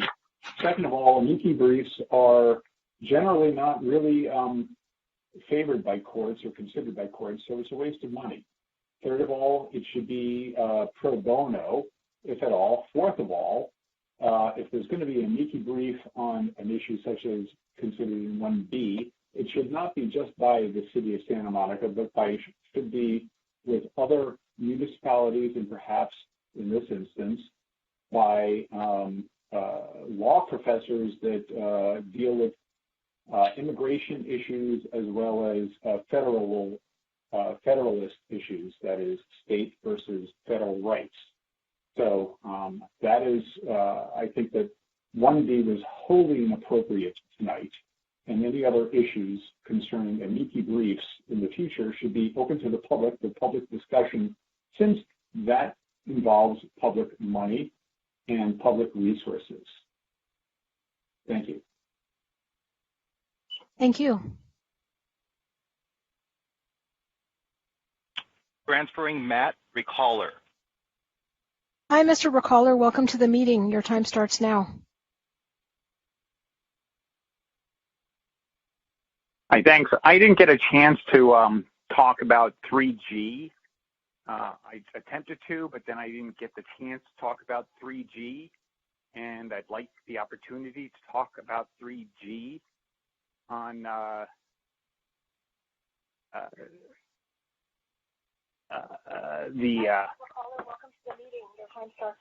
I think that the phrasing in 3G was inappropriate, that it deals with violence and looting in connection with the George Floyd protests, because it wasn't really in connection with, it was in parallel. And I think that needs to be re-examined, the wording in 3G. So take a look at that, please. Thank you. Thank you. And that was our final caller. Well, that then completes item 14, public input. Excuse me.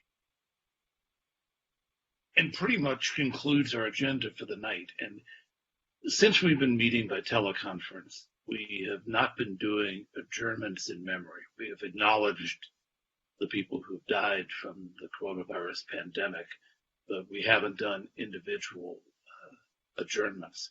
And tonight we're going to make an exception at the request of Councilmember Moreno, who, as his last act as a member of this council, would like to adjourn our council meeting in memory of an acquaintance, a friend. Greg? Thank you, Mr. Mayor, and everybody again for your kind words. I've already planned for a spot you can see right there. I'll take that down. I'll put the skateboard right there. I won't be right in that one. We call those hangers. So that one's going to hang on my wall. there for you. So thanks again for all of your time and making the accommodation. I've lost a number of friends in the neighborhood, and this one it is tough. We call them OGs, and Mike Vaughn was one of those in our neighborhood. I grew up with his little brother. We went to John Adams together and would hang out at their house across the street. And it's with great sorrow that I share the passing of Mike Vaughn in the early hours of June 19th, 2020, 1 week before his 49th birthday. Mike had an unquenchable passion for life. He was a great connector and networker, befriending one and all. Mike was an early pioneer of stand-up paddleboarding, immediately seeing its potential to open up a new way to share his love of the ocean to beginners and experienced surfers. He saw the potential to redefine the sport he loved so much, applying his experiences from surfing and skating to create something new and push the limits in a way few have done. He would go out on the biggest, gnarliest days of surf, and he would simply charge, sacrificing himself, his board, as he committed and ripped like an extreme skateboarder on a stand-up paddleboard. Broken boards, ribs, and other injuries followed, but it never stopped him. He always pushed it to the limit, and he pushed us all to be better. Mike embodied the Dogtown spirit. He was tough with deep-seated humanity, strength, and generosity. He was loyal. He gave to others with an extreme selfless attitude. Mike leaves behind a remarkable legacy, a wonderful wife and an amazing family whom we stand with in this difficult time. We've lost a bright light, a dynamo, a pioneer, and so much more. We will remember him at his very best. Mike, your spirit is with us. We will keep your stoke alive in Santa Monica and beyond. Thank you all. Greg, thank you for that, and thank you for so much more over the last couple of years here. Council, our next meeting will be on July 14th, and until then, we're adjourned. Good night.